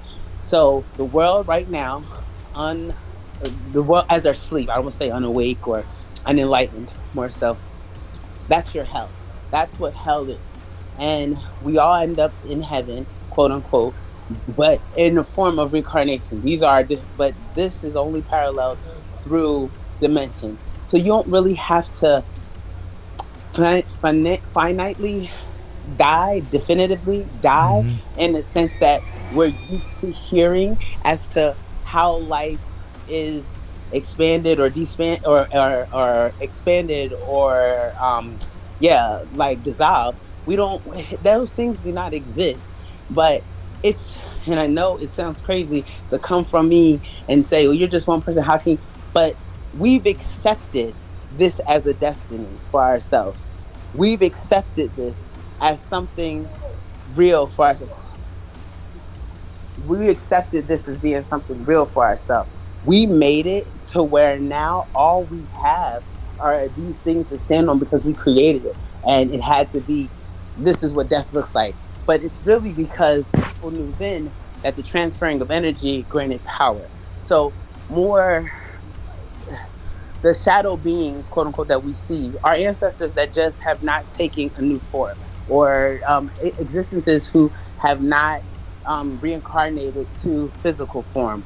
But they are, to the extent, because isn't physical allegedly something you can see? At that case, if it's in the physical 3 dimension, it technically has, but has only maintained partial of its full identity. So it's still here, it's still present, but it's not, you're just not at a level to be able to associate with it or touch it or actually see it, because it has to be, it's like the Indians with the ship when the pilgrims came. They had no idea what they were looking at or what they were looking for until it was in their face right here. These shadow people do not want to be seen by you. You're not going to know what you're dealing with. It's always going to be I think I saw something type of thing. When you're talking about the angel of death, like what they're speaking of, like you always hear about the reaper and stuff like that, but it's literally your mind accepting something that you could either say, hey, no, this is not how this works. And I only, like I said, I've told you guys, I've died before a few different times, but the most specific one was with the skull incident. And I was literally hovering over my body and I looking at myself hover over my body and being able to travel. But for me, it was just unfathomable. Even when I got shot, there was no way. I got shot in the back of my head. For a long time, I could feel where the bullet went in, where the bullet came out. You could see in my car where the bullet went out. And it was crazy because it's just one of those things to where the only thing that's going to be able to happen is stuff that you accept. That's why control of the mind is so important to people, because they know that they can have you to think anything that they would like you to think if you don't believe your thoughts are significant enough. So make it to where there's an angel of death, or make it to where there's this shadow man. Instead of facing it head on, what are you? Why are you here? Asking it questions, backing it down. You're feeling backed into a corner because we use fear as a tactic of control. So you see something like that and you automatically disassociate it. But it's you on the other side. It's your parallel. Your angel of death is literally your alpha. Your in alpha being the lowest state, and then omega being your highest. You can fall anywhere within the middle. But when you see things like this, it's messengers. They're messengers. They're coming to help you. But most people associate them with being demonic, being something to cause harm, something to cause fear. The things that these things cause have really been caused by thought processes and people's responses to those thought processes. And they are the ones who are responsible for the damages that they like to inflict. How many ghosts can pick up stuff and throw things? They're not ghosts. They're people that have been able to teleport. If we're quantum beings and we can penetrate through walls, we have this ability, but we've been restricted with our mind. We ourselves in this form, by right, should be able to walk through a wall, just based off of quantum physics and all of its data and findings. We should be able to literally go straight through a wall. But because we have blockers in place, we're unable to do that. But now we'll have, you can do this if you have this technology now. But they won't tell you that you can do that without technology. You don't need any freaking chip or no robot telling you what you can do. This is what you're capable of by your right. This is what the ancestors did long before we had this physical life. When we first began, that's why they always equate us with being like the monkeys, and they'll say, oh, like you come from the gorillas, but you don't come from a gorilla. Like, I know we know the RH fact. Well, we don't all come from gorillas. We'll just say it like that. And that's just real. The blood marker that they say that the Rhesus or Rhesus, whatever it is, whatever it is, that's only found in certain type of only found in certain type of blood, certain type of DNA. The truth be told, you are highly intellectual, intelligent being, completely developed. Like, the aliens that you fear are yourself in a higher form, in your highest state. You're not an alien. You're just literally a celestial being existing in this worldly plane. And I don't know, like, when he seen Zorro, now would you say that his mind saw what he could comprehend? Yes. You know what I'm saying? What he could associate. Yes, right. What made sense to him. And if he made it make sense on a higher plane, it would be just that. But right. Because he associated it with, you know what I mean? Like I don't want to say lower. It's just, we've been really messed up. On purpose, it's like, we were just talking about like the last story, you know, the guy kept seeing shadow people running along the walls. Now, or it could have been a woman, by the way. But the whole thing is like, it sounds like maybe he's seeing things that other people aren't capable of seeing. You know what I mean? Like, I believe. And in living in fear, associating it with something fearful, as opposed to communicating with these entities. See, for me, every single time I come across anything like that of the such, I always speak to it. I always welcome it. And that's probably why they see me as no threat. The only threats I've ever had imposed come in human 3D physical form. I've never been threatened or hurt by any type of spiritual or quote unquote shadow being. Seeing them on the walls, I feel like those would be one of those things to where we're allowing our mind to formulate certain thought processes based off of expectations, and it's less than because they don't. We can make shadow people on the wall, yes, but is that they present themselves regularly, like people, like humans. They walk, they float, they do those type of things, and we don't even really walk. It just looks more like we're touching the ground, but we don't touch absolutely anything that we come in contact with. We're like right above it. We can't. The energy between is what creates the sensation of feeling, but we're not really feeling anything. We are like literally hovering right above it.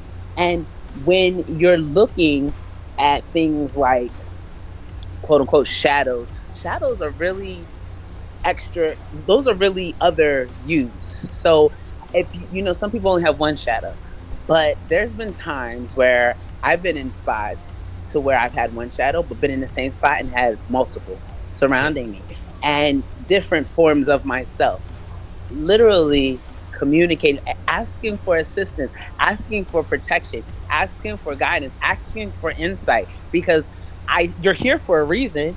You see, like you're presenting yourself for me to comprehend for a reason. I know that this world is botched. I've already learned that. So I'm not going to associate you with something that's coming to harm me because you wouldn't show yourself. Nobody goes to the place that they're going to rob barefaced and say, hey, man, I'm probably going to rob you tomorrow. These shadow people aren't going to come. Hey, man, I'm going to kill you later on. I'm be scared of me. No, they're not going to show their self before hurting or threatening. They'll hide in the shadows. They'll have alias accounts. They'll do stuff like that if something's going to cause you harm. If something's not going to cause you harm, it presents itself outwardly, openly, without any type of conditions. With what was read there, though, in your opinion, would you think that maybe this person and the one before had abilities that they themselves weren't aware they had? And that's, yes. Been chosen less than abilities, because your abilities have to be developed through your actions, through experiences. So they had a calling upon them that they disassociated with, because again, if you disassociate with the calling and it's been presented to you, it automatically goes to someone else. Just like if I present you $1 million and you say, no, I don't want that $1 million. Well, the $1 million is going to go somewhere else. Would they have it and not even be aware that they have it? They would have a feeling, they would know, but they'd be choosing to disassociate. So it's not like not knowing, it's more so out of fear, suppressing, or feeling like they'll be outcasted, worried about how people will see them. It's one of those things, like, okay, certain instances, and I'm just going to resort back to like how Bob was talking about how when she was going through those different type of occurrences, she didn't really want people to know because she thought something was wrong with her. That's how most people do. They suppress those. Well, just like with any skill, if you used to be a great baseball player and you stop playing for forever, you no longer nourish those skills, they start to become suppressed. They're still there, but they're idle now.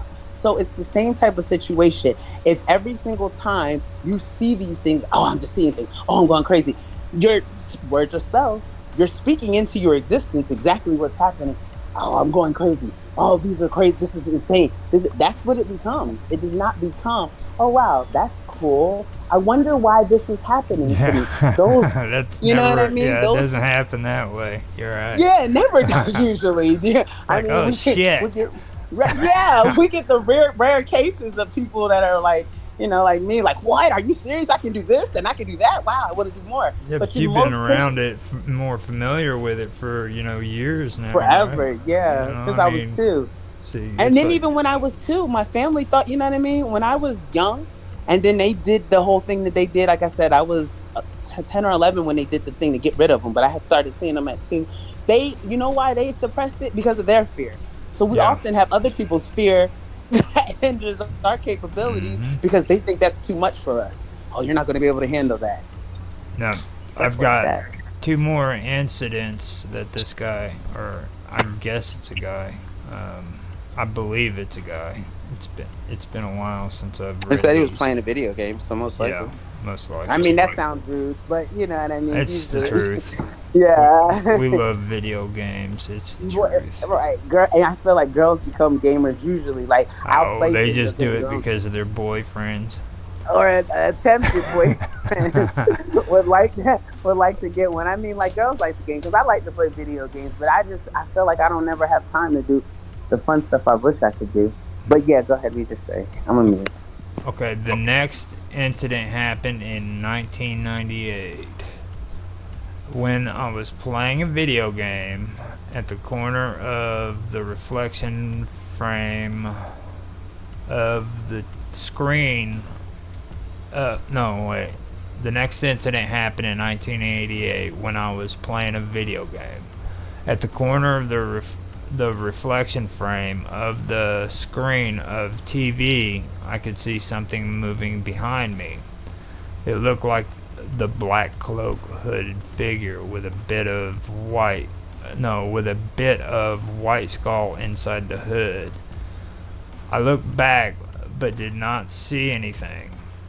I was then overcome with a rancid smell as if something was dead and rotting for days in my bedroom. I investigated to see if there was a dead rat in my bedroom, but I already knew that it was impossible since I lived in the 4th floor of the apartment buildings and I had never seen a rat in my apartment. The third incident happened late at night. I could not sleep because I was hungry, so I went to the kitchen to find something to eat. While I was slicing some sausage, I caught something out of the corner of my eye outside the door of the kitchen. It looked as if there was a transparent black-cloaked hooded figure with no legs, no arms, and no face moving above the floor at a fast speed while its hood was staring down, as if it was looking down while walking. I wasn't very scared, but I knew something was there as it moved from left to right outside the kitchen doorway. Now, like, in the beginning, I could be pretty good at believing this guy or lady, this guy, but like that third incident right there, he starts getting all descriptive and everything, and from my experience when I've checked these out, most of the people who aren't really telling the truth are the ones that try to get descriptive about these and want to elaborate on it and add a whole bunch of details to it to where it just sounds like you're making up a story to make it seem more credible. No, exactly. I completely understand what you're saying. Yeah, no. Don't get me wrong. That first part sounds pretty good there. Yeah. Legit. But then, like this, right when it gets to this third one, it just kind of goes downhill right there. So maybe he did see that when he was younger. Don't get me wrong. But the third incident kind of sounds kind of hairy to me. Maybe he's attempting to validate it more or less, and just how it seems. And I could be wrong. We could be wrong, but it just seems like he wants you to believe him so bad, so he has to make it colorful. But the thing about it is, that's not necessarily creating the truth. You know what I mean? Like, just because you add a few, and it had a hat on it and it did a jug, and it's just like, like you don't have to, do all that extra stuff. All that stuff, especially like with shadow people. Generally, there isn't a good description because that's why they call them shadow people. You know what I mean? There you go. Like I just told you, I was like, and there was a white blob, and it was just sitting in the. It was big. Like, you know what it looked like. That thing I showed you a picture of, the what is it? What's the W word that I'm looking for? Winnebago? No, it's not a Winnebago. That is a truck. That's the RV. The what? Oh, what is it in Canada? The W, the wind. The Wendigo. Wendigo. Okay, so it looked like it could have been that. But it's like it's walking on up. It's upright. But see, the thing about it is, it wasn't that, because it was bigger than that. It was I could imagine people thinking that that's what Bigfoot looked like, but it wasn't huge. But then again, I'm almost 6 feet tall. I'm 5'8.5", so I could imagine it not being big to me because I'm not tiny. But at the same time, a 5'1" person, 5'8", you're like 5'8.5". You're like 4 inches away from being a dwarf. You're crazy. You're crazy. You're right. I'm an Amazon. You never in your life insult Wonder Woman ever again. I'm kidding you. Yeah, right. I am Wonder Woman, and how dare you? I feel so excited. Like, I'm not in the I wish I was a short girl club. I'm in the that's right, and just head up, chest out, towering over everyone. I did tell him a secret identity. I apologize. You heard my son. He said, you released your secret identity. Now you let him know. All right, I won't. He won't tell anyone. He won't tell anyone. I won't say nothing. It's a top secret. He won't tell anyone. He won't. You see, he said he won't tell anyone. Top secret. But at least you can say, see that's well believed theory or actuality on this side of the world. They tell me I'm not Wonder Woman or anyone associated. But no, like I said, the thing it could have had fur, but it doesn't have fur. That's why I feel like that's why they call the white ones angels and they call the black ones demons. But it's not. Bob Dub asked, did this all happen to you, Roger? You're gonna have to tell her that the stories or share it. But I'm putting the spelling words on right now. And it's just crazy to me because, and truth be told, like, there's no way to really describe them. There's really no way for you to actually see them unless you actually see them. And to see them, you're going to have to, like, sit down, talk to them. And then once they do that, they take on their actual form of who they are, who they were, what they represent. And so they no longer become, like, a blob or just a blur or anything like that. Yeah. So, I don't know. Why isn't no one taking the trash out? No. The last incident occurred in August of 2013, more than 15 years after the first incident. I'm not. You said 2013? 2013. Okay. And it says, I'm not a kid anymore, and it's been a long time since this black cloak hooded entity visited me, but I think it still remembers me, and this is why it came back to see me. I could hear the ghost making the same sound, ooh, hoo, hoo, woo, just like the first incident back in 1997 when I was a kid. This time, however, I could also feel what I believe to be two hands shaking on my blanket very fast, and I could hear the sound of chain rattling as if both the entity's arms were wrapped in chain. It's as if this entity was once a prisoner or something and had been executed, which would explain the chain. And I could also smell the same rancid smell of a dead body, like the second incident in 1998. Again, I was able to open my eyes and I wasn't very scared, but I saw something that looked like the transparent black cloaked hood entity floating in mid-air with no legs, no arms, and no face. To my surprise, it was much smaller than what I expected. I was expecting to see it standing next to me. I was expecting to see it standing next to my bed and looking larger than normal human size, but it looked smaller and moved freely in midair. I think this was the first time I was able to see this entity much clearer than before. It seemed to me that this black cloak ghost or entity was not as threatening or evil as I expected it to be. I don't know if it is evil or not, but it was not threatening, yet at the same time could be frightening too. So, right there, I don't know, that sounds more like a ghost than it does like a shadow person, you know, because he's actually seeing it and describing it. So, what do you think is the major difference between like what a ghost would be or anything of that sort? It was like mostly they're classified as a demonic presence is usually an entity that isn't earthborn. That means it's never born on the earth. And a ghost is an earthborn spirit. Okay, and the difference between a spirit and a demon is that demons don't have a spirit, they don't have a soul. They're just an evil presence, according to demonologists. So then you have the shadow people, which even to paranormal, they're phenomena. You know what I'm saying? They're hard to explain by them too. They've been reported, and they've been spotted even in a few instances, but nobody's been able to really get much information off of them. So they could So be. people are possessed.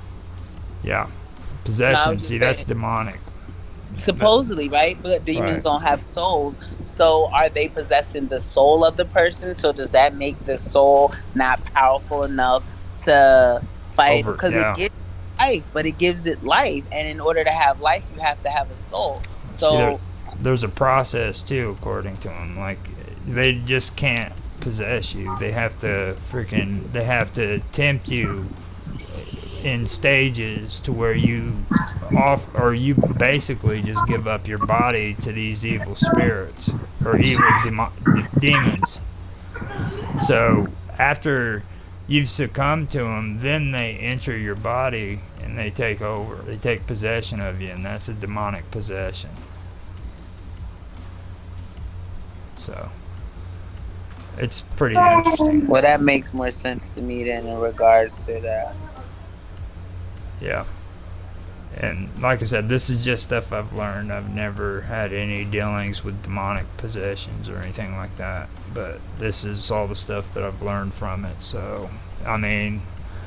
Well, I never knew there was such thing as demonologists. Like, I can imagine I want to see what year that this started happening, to where it was something that people felt like they had to study. Because from what my understanding is, it's just basically a powerful versus a powerless being.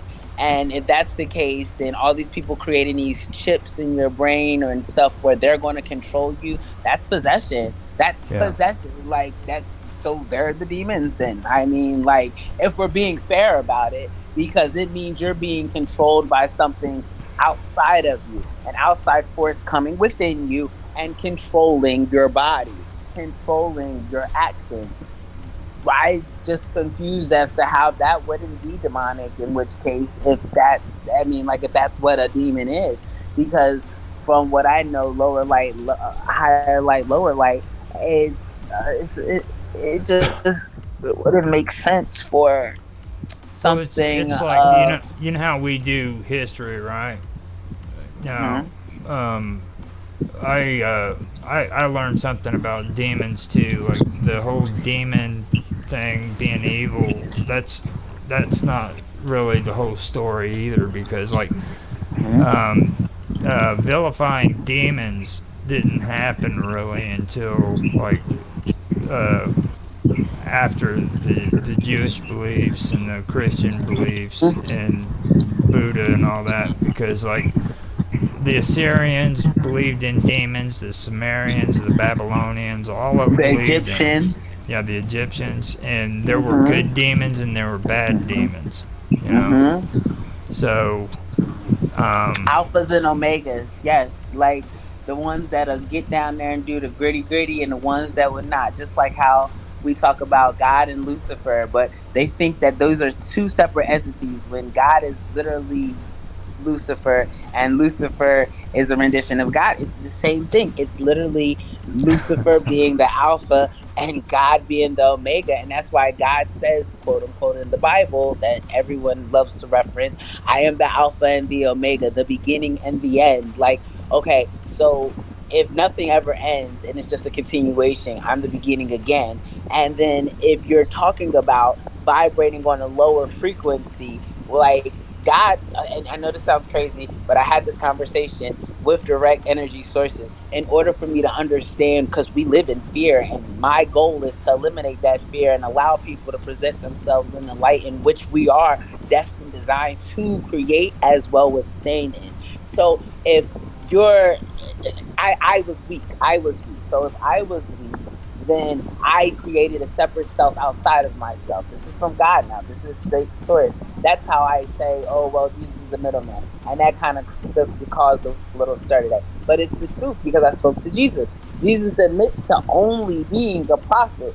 Nothing magical, nothing mystical. Us having the same capabilities, healing powers. We do have these healing powers. We disassociate with them because if we tell everyone they have these healing powers, how can I make money because you come to my church and I offer you these healing powers?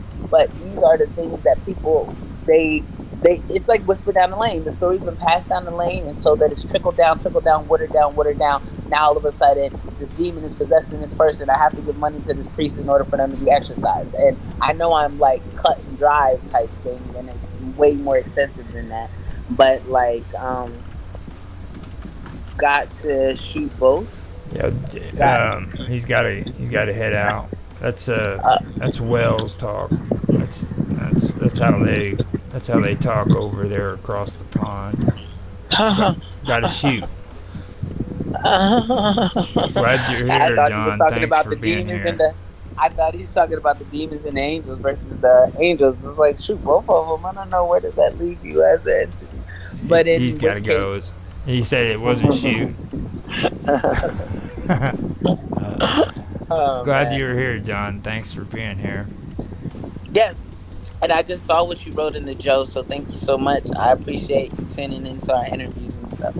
And but if it's just a matter of you having, like I said, devil and God is the same exact entity. There was no such thing as angels. It was just energy. We created these in order for them to be able to be more real to us. We had to, you know what I mean, be able to see it and understand it. Like, we didn't understand it, so we created it based off of what was passed down to us per our own comprehension.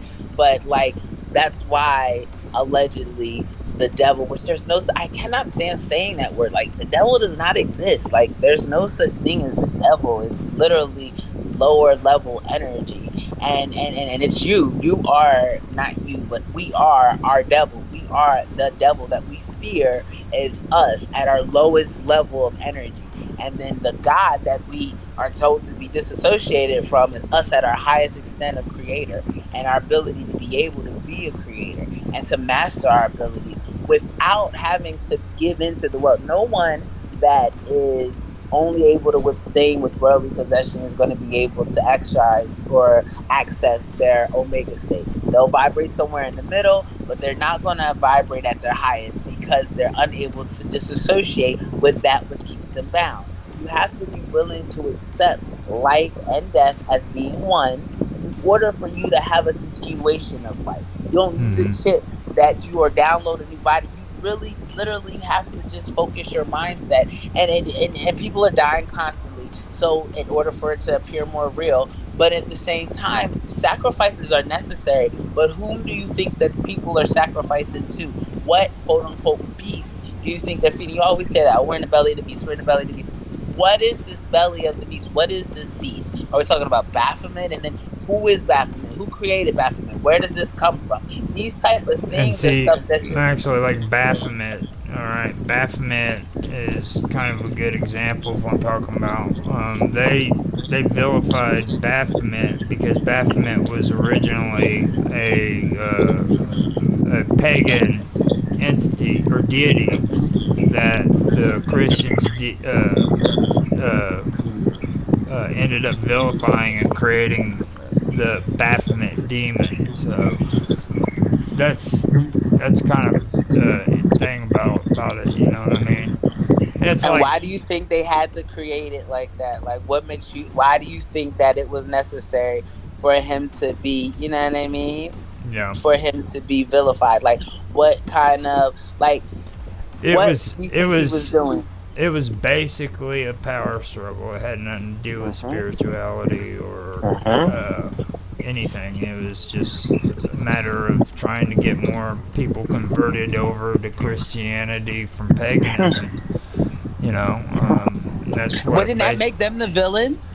Wouldn't that make me a villain? And if I was manipulating you into believing that I was trustworthy enough by vilifying something else, doesn't that technically make me the villain?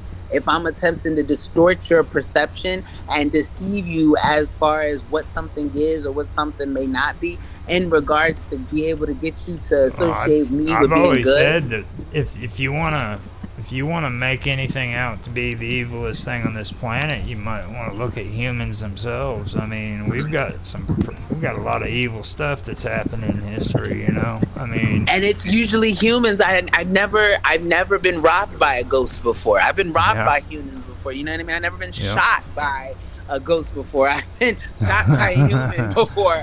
And so I think it's interesting that we attempt to, like you said, villainize these entities or these deities. And like, I know this is going to probably make me sound bad, but from what I know of Baphomet and who I know Baphomet to be, or what Baphomet is, it's not something that we should fear. You understand? Like, the fear that we experience is unreal, but people literally live in this fear, and as a result, what do? They look for a savior. Who's their savior? Jesus Christ. We pay for him to be our savior because we think that this evil is attacking us. But how many? So if you're a Christian, you don't get attacked by evil. Oh no, that's just like we make excuses for why Christians get attacked by the same evil that someone who has never attended a Christian church gets attacked. And we'll say, well, that's just God's plan. So if it's God's plan, regardless, how come we have to have this quote unquote salvation through Jesus Christ then? How come that's our only route to salvation as well? You've got to separate, you know what I mean? You got to realize that there is a difference between religion and their spirituality, you know what I mean? There you go. If you have a direct connection with a higher power, no matter what it is, I believe that freaking you're a lot closer than a person who's a fundamental religious person. You know, you can go to church. You can go to church every single Sunday and never do anything. Oh my God, oh my God. And we fight because of that. Like, I love my grandmother, and her and my pop-up are like my two favorite humans outside of, you know, of course, the family that I'm building. But when I say outside of this connect right here directly, I rock with them. But when I say I fight, my grandmother and I fight like cats and dogs when we get on the religious topic. Every devout Christian is an understatement. Devout Christian is a understatement. Every Wednesday, every Sunday, if it's a function on Saturday, she's there. And back when I lived up there with her, if she couldn't make it, I better had made it for her, because I need you to do this for me. Can you go here? The church is having this and having this. One thing I liked, the pastor that they had back then, she goes to AME Zion Church. So when they switch out pastors, but when I was there, this guy was there often, and me and him, we'd always talk about metaphysical things. And we started teaching that to the church, which of course they don't usually allow you to teach metaphysics in church. They're like, no, that kind of goes against what we say. But we literally, and that's why I would keep going, because every Wednesday at our 1 o'clock Bible study, we would be teaching metaphysics. And people, we were kind of intercepting their thought process to where they're thinking outside of the box now. And then he would kind of extend the preaching on that on Sunday. And it was good, because he was well developed in the thought process, as opposed to attempting to keep people in a mental bondage of this is what you do. He very, very seldom, like when he preached, you would hear Lord, you would hear God. You might hear Jesus every now and then, hardly ever though. It was always God, it was always Lord. And that's something I can respect, knowing that Alpha and Omega is within ourselves, at least attempting to tell people and bring people closer to who that they should be and what they should be doing. So I appreciate that aspect of that, because there's a lot of churches that don't give that opportunity. Religion is, and it sounds so bad, but religion is such a form of propaganda, and people have made so much money about it. It's worked for so long. It's difficult for people to disassociate with it. It's difficult for people to stop doing it. It's difficult for people to say, you know what, this doesn't work. Like I said, you can have a Christian walk outside and get shot by a gun, just like you could have someone that's, you know what I mean? Yeah. I thought you were supposed, I can't believe it. They paid their tithes every Sunday. They was at everything. There's people that think like that too, you know. And that's what I don't understand, because it's like, how are they dying of the same causes? Shouldn't there be some type of exemption? It's just a function, you know what I mean? Thank you. Yeah. That's all it is. It's a function. Look, mentality. And when a mentality, if your mind is in bondage, you're going to be wrapped in this bondage. You're going to advocate for this bondage. People will not even take time to experience their life themselves to see exactly what it is. Instead, they'll tell you what life is based off of someone else's experience and someone else's expectation of who they should be. But why are you a bad person if you don't pay a pastor every single Sunday? Why are you evil because you use your money to feed your family instead of this man's family? You explain that to me. Why and then that's the mindset. Well, we understand, come as you are. How come church people are some of the most judgmental people? Come as you are. You go there in sweats and a t-shirt. Oh, trust me. Oh, baby, you didn't have nothing else to wear. I remember distinctly being in Daytona Beach, and I wore exactly what I had because we were at the lowest I've ever been in my entire life. We were at the lowest I had ever been. And the first thing the pastor said to me after church was, so you didn't have nothing else to wear? You can't wear this type of stuff to church. All right, I'm just not going to come.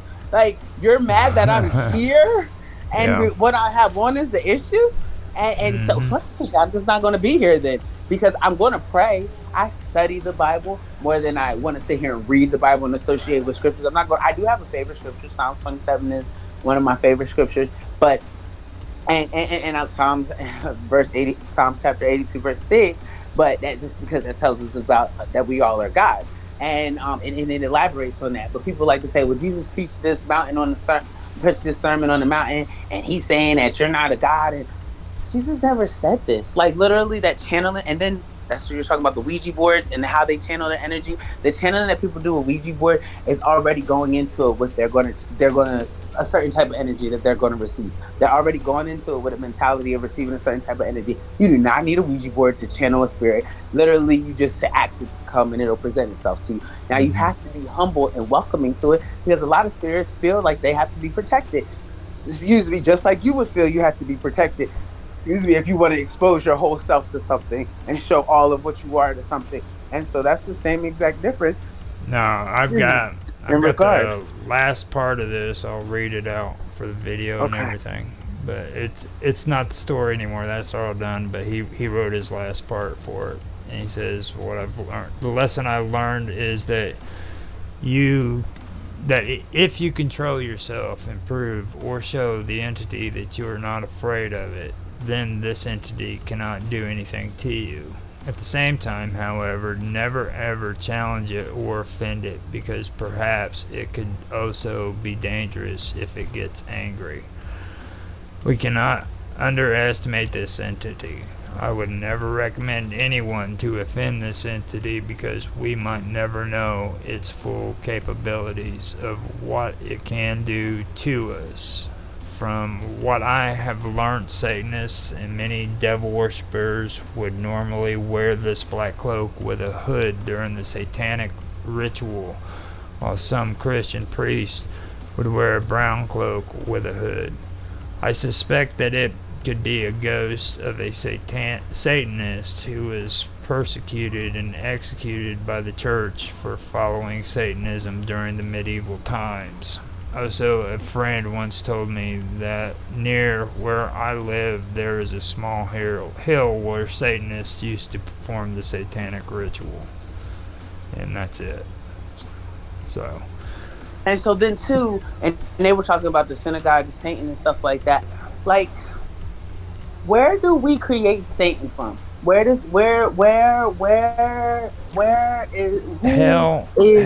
and Satan, believe it or not, that comes from the Viking.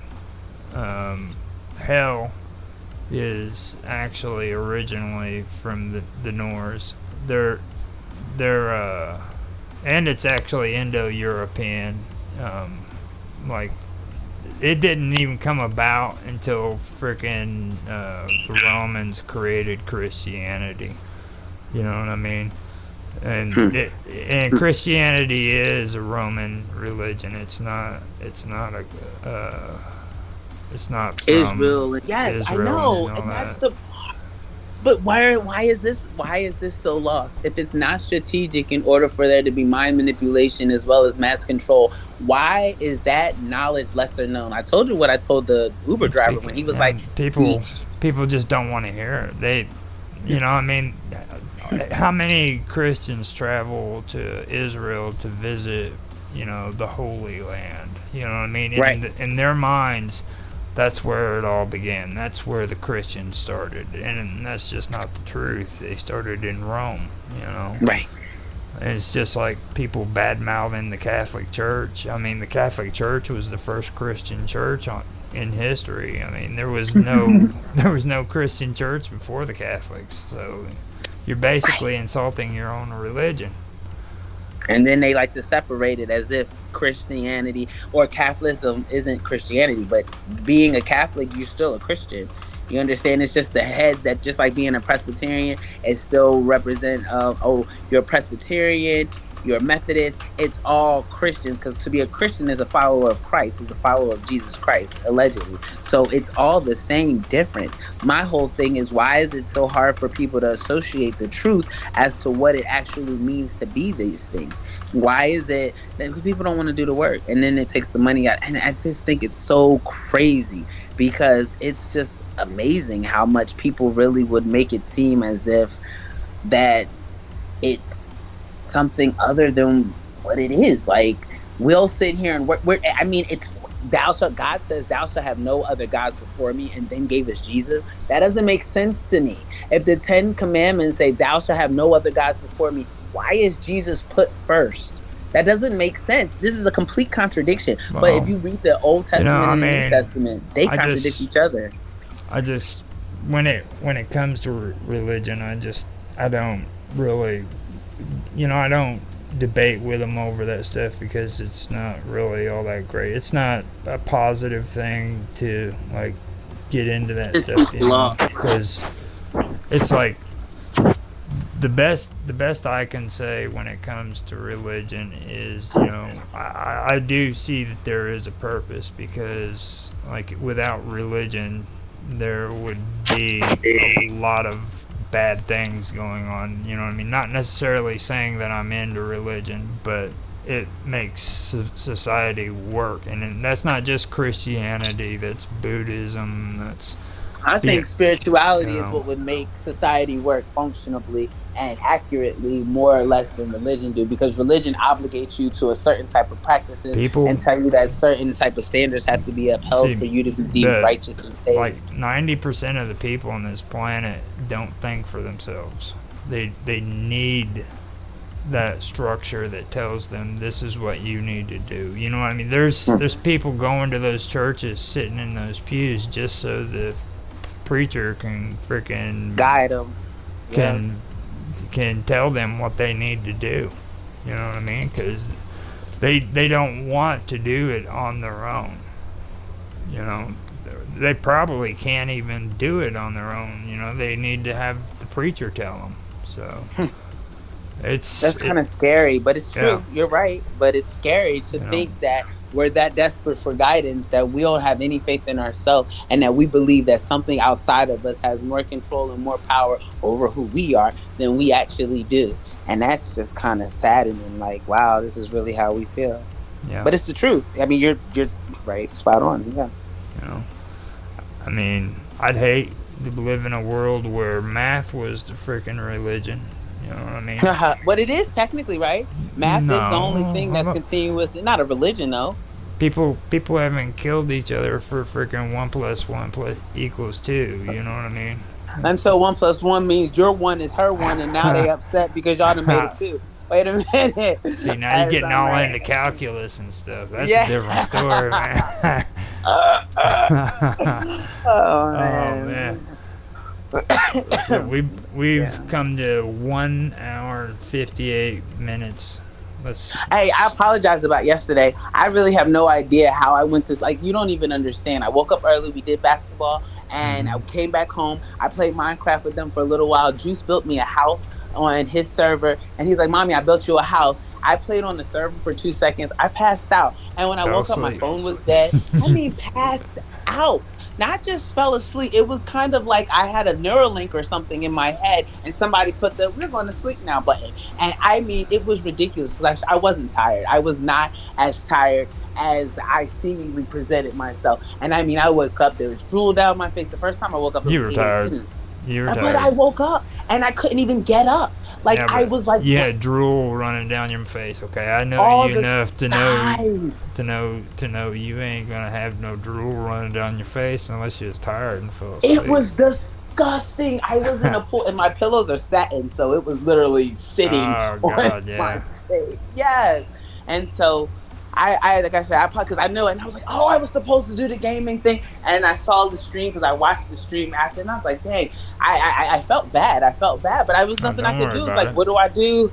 What do I don't even know what to do. Don't I worry did about do it. what I said I was going to do though, and stream the Everything Is a Rich Man's Trick yesterday, and then I did a music You got that interview out. I put a plug on it for this stream too, to where everybody knows that you got your interview out. And I want to start marketing as like I want to be able to talk to people that not that you remember that Tyler guy, he was like a medium, but I don't want to go to where that's all I do. I just would like to be able to have regular conversations with people, and where it leads us type thing. I don't want them to come asking me about dead people, but at the same time, if there's a question in regards to spirituality and a connection to an alternate universe or different dimensions, I'd like to be able to elaborate and then be able to just emphasize on those occurrences as well. But I don't really know how to market that just yet. So I don't know. We'll see. You're doing good so far. You're getting your interviews in and stuff. So just do the deal and network. And I still don't know how to send you the file, so I don't know if we're gonna have to screenshot. I actually got notified on YouTube, I think, that it got posted or somewhere. It might have been on here, but I can check it out. Ours? You're oh, you're talking about the interview? Me and yours. That's why I was like, hold on, wait a minute. You don't need to worry about that. Just take care of what you got to take care of. Get what's her name? Summer. And we can come back to that. So she said tomorrow. I emailed her back, but I haven't received a response back in regards to the time. So I don't know. I don't know what's going on, but I think focus on that. Get those in. I'm like in your corner pocket. You've got freaking one that you know you can get. You know what I'm saying? Regardless of when, right? Yeah, so, I got you. And then Tuesday at 6 a.m. we're on still, right? Right. All right, I want to look decent for that, because for those shows I'm going to be, even if you guys are not on camera, I want to be on camera, and I want to make sure that I present that as the standard, as me being present, because I feel like it's just more personable when the host is like, that's why I don't like doing my interviews not on camera, because I don't know, I feel like there's a better connection for whenever you can see who you're talking to, see my facial expressions, and I'm not making guests do it, but at the same time, I just would like them to, be able to better connect with me in regards. So I'll do that. All right. Alrighty. Well, I appreciate you. Thank you for understanding, and I'll talk to you tomorrow. Tomorrow is Monday, so we're doing storytelling. Do you have something to post, or are we live tomorrow? We are live tomorrow. Nobody's done any stories or anything, so we're doing the live. So it's gonna. What about Jaffe? His already came out. His was actually the first show that we did for Roger's real-time event. Oh, okay. So it's different. It's separate. All right, I got you. So that one wasn't the story. The story's where they tell their life story. So. Okay. Alrighty then. Well, I'll talk to you soon. These kids are asking me to stop doing the schoolwork they had to start doing. No, you're not done. You're not stopping. I'll talk to you. I'll see you tomorrow. All right. Have a good night. night. Have a good day. Be safe. You as well. Bye-bye.